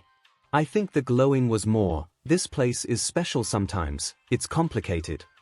Complicated, Eraserhead says, shoulders sagging. Right. Well, if you're sure, I promise. Izuku gives the most reassuring smile he can, and then gestures at the bridge. We just have to cross here, then I think I'll be better able to get us somewhere to get home. Eraserhead moves to stand beside him. Problem Child. It makes Izuku smile just hearing it. It's not a mean nickname at all, it's honestly so true, and it feels good that Eraserhead wanted to call him something special at all. This thing doesn't exactly look like it'll support your weight, never mind mine.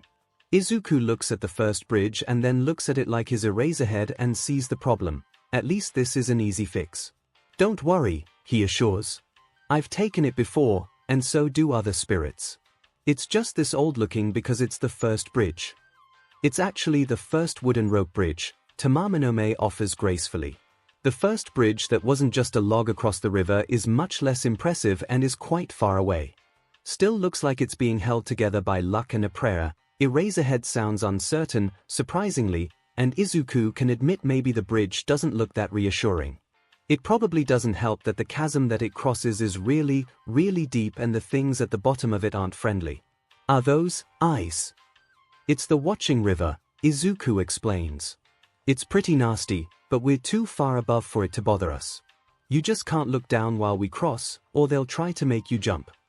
𝐿 looks back at him, and again Izuku's not sure what that expression even is. When the hero doesn't say anything, Izuku shifts, wondering if he's said something wrong. Do you not like heights? 𝐿 says something under his breath and then turns to Tamamu. Do I even want to ask why? The bridge. She's having fun, Izuku knows, but he doesn't try to stop her. It must be nice for a spirit as good as this one to really be able to communicate with her human, and that will end when they go home. Oh, when the humans were done with it, the gods thought it would do better here. It is the spirit of the bridge. It will hold. 𝐿 says something like of course it will, and then nods back at Izuku. So we cross. Why yeah. Just make sure not to look down. You can cross pretty well if you hold the rope and just stay centered, but if you look down, the river will try to pull you in. 𝐿 looks like he wants to say something, but he changes his mind and sets his hands on either side of the rope and starts walking. The bridge sways as they walk and Izuku focuses on shifting his weight opposite to the older man as they move along. The wooden slats are close enough together that they don't have to watch where they are going, at least. Do you think he's upset at me? Izuku finally caves and asks Tamamu when they're a quarter of the way across, the kitsune following at his heels. He is upset at himself. He thinks if you are this unflappable here, he doesn't know how he'd teach you in your world. He likes to surprise his students. Izuku feels his face burn in embarrassment. I'm just used to it. I've had a long time to get used to everything here, and besides, he teaches at UA. Tamamu laughs. I know that, and I dare say he would know where he teaches as well, don't you think? Izuku decides to ignore her because he has no idea what to say about that. He's never going to get into UA. He hasn't been to a proper school in years. They're halfway across the bridge when there's a screech from below. Izuku knows not to look down, but it's exceptionally hard as the sound of wings beat through the air. A moment later, two large women appear, covered in feathers and with wide wings where their arms would be and hooked, black talons for feet. OSHT, Izuku breathes out. Human. The one on the right has ruddy feathers, the other is a soft sort of bluish gray. They weren't here the last time Izuku had made the trek, but maybe they'd built a nest in the cliffs. Some creatures were immune to the river's effects. Human. You brought us a meal, little Deku, how kind. They're on a bridge that sways in the air when they move their weight and they can't look down. This is the worst possible place for a fight. Please don't do this, he pleads. I've already had a fight with 𝐿 and his followers today, I don't want to have to hurt you too. Then don't fight us. They cackle. They're harpies, Izuku remembers now, he's only seen their kind a few times, they almost never bond with humans and tend to stick to other areas of the spirit realm. We just want the human. Call it a toll for using our bridge. Then you two can pass. Tamamu bristles. You will leave us or you will regret what happens next. They fly below the bridge. Izuku knows he can't wait and risk 𝐿. As awful as it feels to intentionally and willfully break his promise once more, he reaches for the power he has and toward the bright points of energy that the two spirits represent, reaching and, the bridge is knocked from below and he loses his balance and looks down. Shota Aizawa knows a few things to be true, he is going to have a hell of a time explaining this when he gets back. He's working on a plan for that. Deku needs more help than he can probably provide alone, but like if he isn't going to look after this kid. Tamamu is terrifying and he never wants to PSS her off. Deku goes down and Shota nearly follows him if not for the way his spirit literally covers his face with one of her tails. Looking down is a threat, right? And then the kitsune howls and it chills him to his bones. While whatever they'd fought in the forest might have held its own against her, these two flying women seem to have no hope at all. For one thing, his spirit can very nearly fly herself. 𝐿𝐿 watches as she jumps into the air and seems to run on nothing to twist and turn and attack the spirits before landing so gently on the bridge that it doesn't so much as tremble under her weight. She glows, which has happened every time he's seen her fight so far, and 𝐿𝐿 tries to keep an eye on her and the monster women and Deku without looking down. It's a blessing his quirk is eyesight-based, at a time like this, not that using it has any effect. It means he's incredibly skilled at being able to look at something out of the corner of his eye and follow a fight without changing his focus. It means he can tell that his spirit looks to have things well in hand, and that Deku looks like he's one good shove away from falling through the ropes and right off the side. 𝐿𝐿 grips the ropes that line the sides and makes his way back to Deku, who's staring down at the river. "Kid," he calls, but there's no response. "Deku." Still no response. 𝐿𝐿 kneels cautiously. He's figured out that seeing things out of the corner of his eye is fine, as far as the weird river rules are concerned, which is good considering Deku's still fixated on the water with his eyes glazed. Problem child. Above him are the sounds of 𝐼𝐼 and the spirits fighting, far too close. 𝐿𝐿 quickly grabs Deku, wrapping his arm firmly around the boy's skinny chest, and his other hand wraps around the rope railing. He braces just in time as the three spirits crash into the bridge and send it swinging wildly. For a moment he prays, and then, realizing he's praying in a world of spirits and gods, he has to wonder if he's praying who can hear him and God. What if they answer? He is so not built for this sort of existential crisis. The bridge holds. 𝐿𝐿's not going to call that a miracle because miracles need gods, and still not thinking about it. He focuses instead on making sure Deku doesn't fall while the bridge sways and creaks like a bad movie prop. He wants to try to cover Deku's eyes and see if that breaks whatever spell he's under, but he doesn't dare change his grip yet. He hears another screech from the harpies and he looks up just in time to see them dive towards his spirit and for her to flash bright white, blinding him for a moment. His vision is filled with black spots that he has to blink away slowly, but when he does, 𝐼𝐼 has settled behind him and Deku, and the women who attack them are nowhere to be seen. The fox spirit likes her lips, showing fang. They have been dealt with, she informs him, clearly satisfied. "I will take the kit." He will not be able to break free of the river's hold until he is away from it. 𝐿𝐿 peels himself away almost warily, but can't find reason to argue, not when he really wants at least one hand free to hold the rope, and both would be preferable the way the bridge is still swinging. He trusts her, he can't not trust her.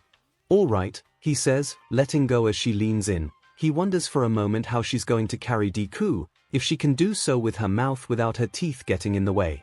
He grips the rope handrails in surprise as she starts to shift, and it's very nearly instant, the change from giant fox to Japanese woman, but it isn't instant enough and he really wants to forget the strangeness of that in-between phase.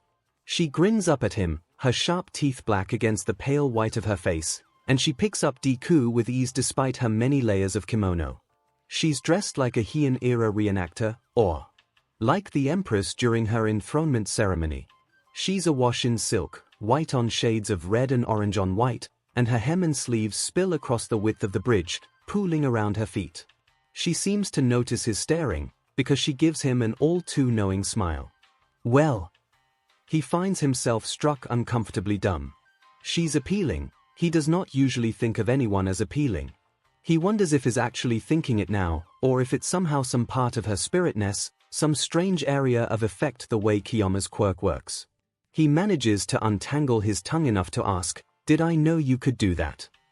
"Oh, I doubt it." The laughter is clear in her voice. "You did like to sleep through any class that dipped into mythology. I seem to recall you telling someone that what a bunch of old farts believed 1,000 years ago won't be useful when you're a hero." That does sound like something he'd say.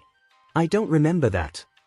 "Oh, you were still young." She nudges him forward, making her way along the bridge with Deku in her arms.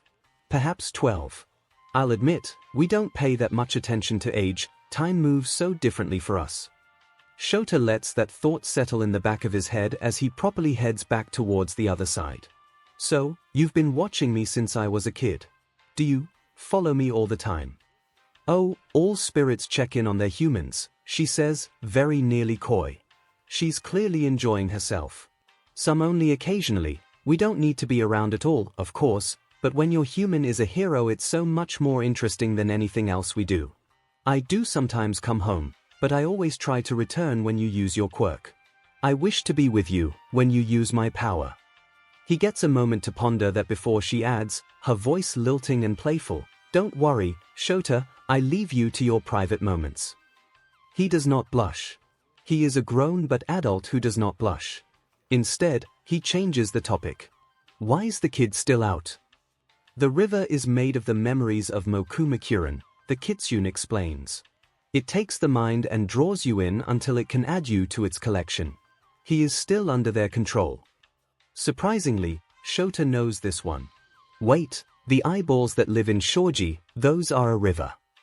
He can't see her, but somehow her voice seems to shrug. Our natures can change over time.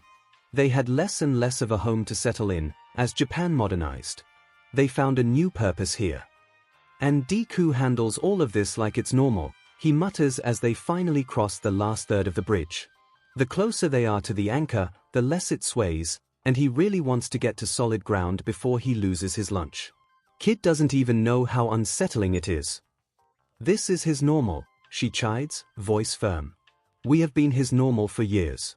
He has seen the heart of humanity's fears and hopes and desires, the best and the worst of us, and yet he still helps. He is such a good kid. Shota's feet are on solid ground and he turns to watch 𝐼𝐼 step off the bridge behind him. They make their way from the cliff edge and then she settles Deku onto the grass. Shota realizes he's probably not going to get another chance to ask this. He's a good kid, he agrees, but something still bothers him. But what is he? If he's not entirely human, as the kitsune had said. She kneels by Deku and shifts, suddenly, that momentary horrifying transition between one shape and another still incredibly unsettling. Her fox face is somehow even more easy to read now, as though he can see her human features superimposed over the contours of her muzzle. I thought it would be obvious, she says, like Shota is a particularly slow student. He is a bridge between us all. Izuku returns to himself with a start, he's lying on grass, 𝐼𝐼 and Eraserhead are looking down at him worriedly, and when he scrambles to sit up and look around there's no sign of the harpies. He tries to ask what happened but all that he manages is a rasped croak. Give yourself a moment, 𝐼𝐼 says gently, nudging him with her nose. You were knocked down and the river caught you. The harpy women have been taken care of. You are safe. Izuku shudders, the memory of the grasping power of the river and how it had flooded his mind leaving him cold. If they hadn't been with him, he'd probably have just fallen off the side and been, well, consumed. Thanks, he says, finding his voice even if it's raw and hoarse and uneven. He grins at Eraserhead, lopsided as it is. Looks like you're an amazing hero even here. Actually, the hero starts, but 𝐼𝐼 interrupts. We will look after you as you have looked after us, she says, nudging Izuku again until he stands. Are you well enough to lead the way, or shall I? Izuku straightens up. I can do it. Better to keep moving and get away from the river and the cliffs. I know where the edge should be, here, but he looks at Eraserhead and thinks of the harpies. He hadn't wanted to ward him originally in case that caught too much attention, but at this point they've already had to deal with 2 attacks, and the marketplace might be even worse. He pulls his borrowed knife from his hoodie and rolls up his sleeve. Eraserhead grabs his wrist in a flash. What are you doing? Izuku blinks up at him in surprise, since the hero had already seen him do this before. I need to ward you, and I don't have anything to mark you with.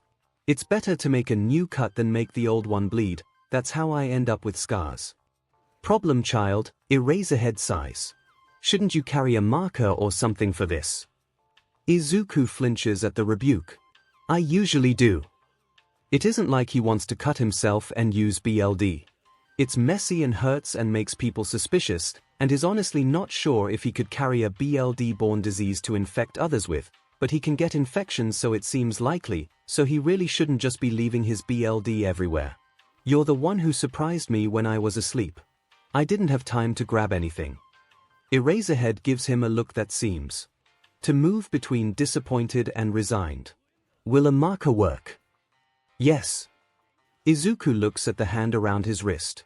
I'd still have to cut myself if I was doing other wards, like I had to use for the 𝐤𝐴𝐽𝐽, but to ward you a pen would work, like when we were in the station. I just have to mark skin.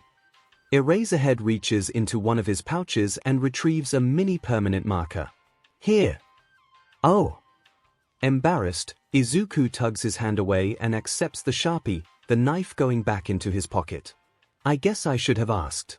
Sorry, Here. Just let me. He uncaps the marker and Eraserhead stands still as he tugs on the man's bloody jumpsuit, where he'd cut it open at the chest originally to mark him with healing sigils. Now he marks out a set of protection wards, the ones he's the most familiar with because he adds them to his own skin every 12 hours the way he's done since he was 13. There, he says with satisfaction, capping the marker. Can I keep this? Eraserhead looks incredulous, pulling at his shirt to look at his new mark. Of course. Now explain what you did. The marker gets tucked with the knife, and Izuku thinks about how they are basically the entirety of his tools he needs, here and in the real world. If he was a hero, he'd have some really odd support requests. So there are wards that can keep a spirit from doing harm, kind of. Kind of isn't reassuring, kid. I mean, with those, they can't do direct harm to you. Biting or scratching or fire or things like that, because the wards protect you. I also couldn't do anything to you, which is one of the reasons I waited. I wanted to be able to help you if you needed it, but now I think this might be safer. You can protect yourself, you know how to fight, so you just have to be careful not to let anyone hurt you indirectly. And what falls under that? They can knock you back. The blow will knock them back as well, but the momentum is still transferred and they can send you into walls or downstairs.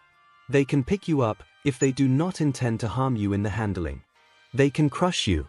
Treat anyone who attacks like a villain and the wards as armor, nothing more, says Tamami, matter-of-factly, then looks at Izuku. The marketplace is near, is it not? I can feel it. He nods. The marketplace is one of the largest hubs in this place, where so many other spaces connect to. He half thinks the river and apex forest sit so close because they can take advantage of younger spirits who don't know better and feed on them. There will be a lot of spirits there. It's supposed to be a neutral place, no one is allowed to fight there, but bringing a human is still a bit risky. But they're used to me now, and there's a shrine there I know really well, and will come out in Shizuoka. Eraserhead rocks back on his heels. Shizuoka. That's nearly 500 kilometers away. He pauses and seems to look back at the bridge. If I point out there's no way we've walked that far, it doesn't matter, does it? Magic. Magic, Izuku nods, knowing how the hero must feel, because he'd been in the same place once. He's honestly just hoping they haven't been gone too long. Time gets weird fast, here. We should go. Don't you have to draw those things on yourself? Eraserhead asks as Izuku reaches for his hand. Izuku lifts the hem of his hoodie where his own sigils are still present. I refreshed them before I went to bed, he assures. They actually last a lot longer here. I have to redo them twice a day otherwise. He grins a little impishly. I'd get a tattoo, but normal people can't really read these enough to duplicate them, and I don't think I have a steady enough hand to do it to myself yet. Which doesn't mean he hasn't thought about it, a lot. Eraserhead looks like he wants to say something and then changes his mind once more, taking Izuku's offered hand and nodding forward. Ahead is a rice paddy with a long, raised road running through it. Lead the way. At least they don't have to walk through the paddy, Izuku thinks. He's taken that road and the insects are terrible. He leads them towards the start of the road and feels for the edge and pushes them through, Tamaminome following at their heels. Shota does not know how this kid is sane, and he's really regretting how badly they handled his first interaction with him. This marketplace looks like something out of a Ghibli film, maybe the one with the dragon if he's remembering right, but it's been years since he's paid any attention to them. The road they're on is paved with ancient-looking cut bricks, and they'd pass through a huge gate surrounded by massive walls. Everything is made from red lacquered wood and bamboo, beautifully cut stone with ceramic roof tiles. There are paper lanterns and old-fashioned oil lamps providing light. They've stepped into something like sunset. Now and everywhere there are stalls and carts and painted banners and hand-inked posters advertising wares, food, mostly, but also things Shota doesn't understand. the words nonsense to him but clearly meaning something to those gathered around various stalls. And oh yeah, the place is packed with spirits. Problem child, he forces himself to ask, and to sound calm, as 𝐼𝐺 comes up next to him, so close her side is against his shoulder. Is this what you see all the time? To his left is a 15-foot-tall locust. To his right are a group of shadow things that are transparent save for the masks over their faces, all kabuki-styled. Straight ahead is a woman who has a snake body below her waist and snakes for hair in an electric blue power suit and the sort of gold jewelry that would make Kiyoma envious, haggling with a vendor that looks to be a chest of drawers. Just a wooden chest of drawers. And behind and all around them are dozens of other spirits, all different sizes and appearances and very few of them close enough to humans to feel right. They're all off. It's like walking into an anti-mutant's worst nightmare. What? Deku looks up at him and then to where Shota's looking and then seems to realize. Oh. No, not like this, he assures. It makes Shota feel a little better, until Deku continues. Most spirits only check in on their humans here and there, so I guess the real world looks about 20 to 25% like this. Unless there are a lot of heroes around. Right. Heroes were interesting, Deku and 𝐼𝐺 had said. Then the numbers click in and Shoto stares at Deku again. So you're saying when you're walking down the street, 1 out of 5 people has a spirit just there? Deku grins, almost embarrassed. Pretty much. But I'm used to it. Shota has no idea how to respond to that, when he's gotten a good sense of how said spirits react to the kid in the first place. Deku tugs on his hand. We should keep moving, he says, voice still bright. We're sort of obvious and people are noticing. And yes, some of the spirits do seem to be either giving them sidelong looks or staring outright, now. The looks range from curious to hostile to hungry and so Shota follows where Deku leads and doesn't try to let go of his hand as they weave through the crowd of things that range from very nearly familiar to utterly terrifying. It says a lot, he thinks, that his spirit sticks so close to his side even in an area where there is to be no fighting. He suspects spirits can cause a lot of problems that don't fall directly under fighting. They move through twisted paths. They pass a gaggle of spirits that are just tiny pays with wings and everyone rather pointedly says nothing about them. The crowd thins a bit but the stares continue and get more and more pointed, but Deku doesn't stop smiling, it just gets more and more sharp and pasted on. At some point a hand reaches out for Shota and before he can move, Deku's grabbed it by the wrist. It's just a disembodied hand, the fingers wiggling in his grip. I know you weren't trying to do anything to erase a head here, Deku says, still bright and friendly, but his voice somehow carries something like a threat. Because that would be rude. The hand finger spells so quickly Shota only catches something about seeing if he was real. When Deku lets go, the hand hangs in midair supported by nothing. It reminds him of Tazaki in 2B and her disembodied hands, but no one nearby seems to be controlling the things. Yes, well, he's human and he's my guest and we're just passing through, Deku replies, apparently able to follow the message. So we'll just go. Shota can fingerspell in both JSL and ASL and knows his way around a fair bit of sign thanks both to his work and his Ashi, but it's still a stretch to follow how quickly the hand moves. It seems to be suggesting they should pay it something. 𝐼𝐺 snaps, teeth just missing the hand. Shota thinks it might be a warning. Do not test my patience, one of many. Or your tribe will be one less in the result. I suppose outright eating someone wouldn't constitute a fight, but just a meal. Shota asks, doing his best to add to her grandstanding. Somehow the hand seems to flinch back, it makes a rude gesture and then floats away, dodging around a corner. Deku sighs.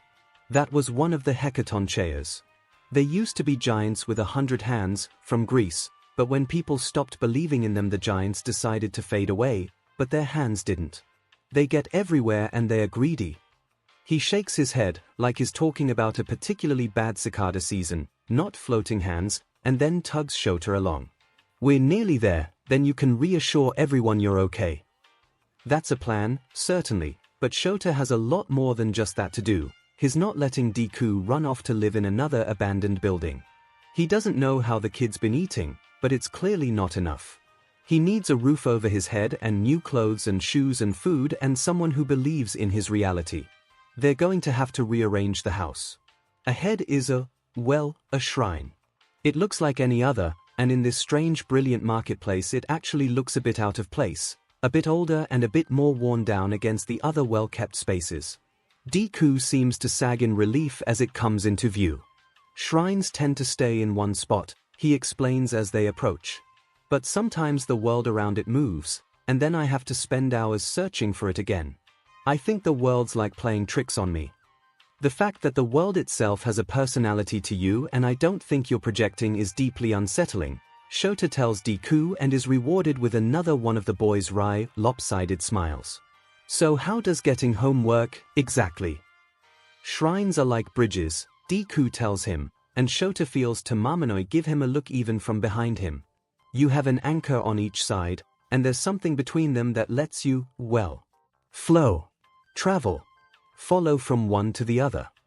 He gestures around them, finally releasing his grip on Shota's hand as they are close enough to be safe, he supposes. It's part of why I think everything here moves so much, nothing anchors them to one spot or another. So they sort of move on currents, maybe. I tried to draw it once to make a map and ended up giving myself a headache. Still, Deku looks pleased and relieved for there to be an end in sight, so Shota nods and decides to think about this bridge analogy in depth later. The shriek is something distant, but Deku's head snaps up and he looks away in the direction it is coming from, the sound growing louder and louder with each passing second. Shota readies himself, but for some reason Tamamanoy and Deku don't seem to be preparing for an attack. Deku looks wary instead. Perhaps resigned. The sound gets to a piercing level and a white blur appears around a corner and simply crashes into Deku. It's just as he had warned before, the motion makes Deku stagger back, but even as Shota is reaching to help, he realizes Deku's holding a trembling rabbit against his chest.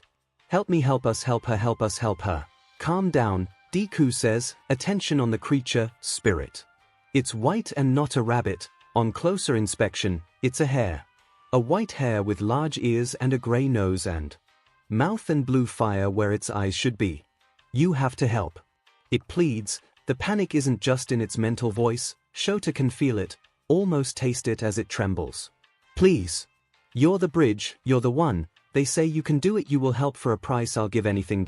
Don't say that, Deku hisses and even Tamamanoy's ears go flat against her skull while Deku grabs the spirit by its ears and holds it away from him in clear discomfort. Never say that. The hare hangs limply in Deku's hold and looks up at the kid with something that somehow reads as determination on its tiny face. I'll give you everything, it says, less panic this time. The weight of the words drop like individual anvils all around them.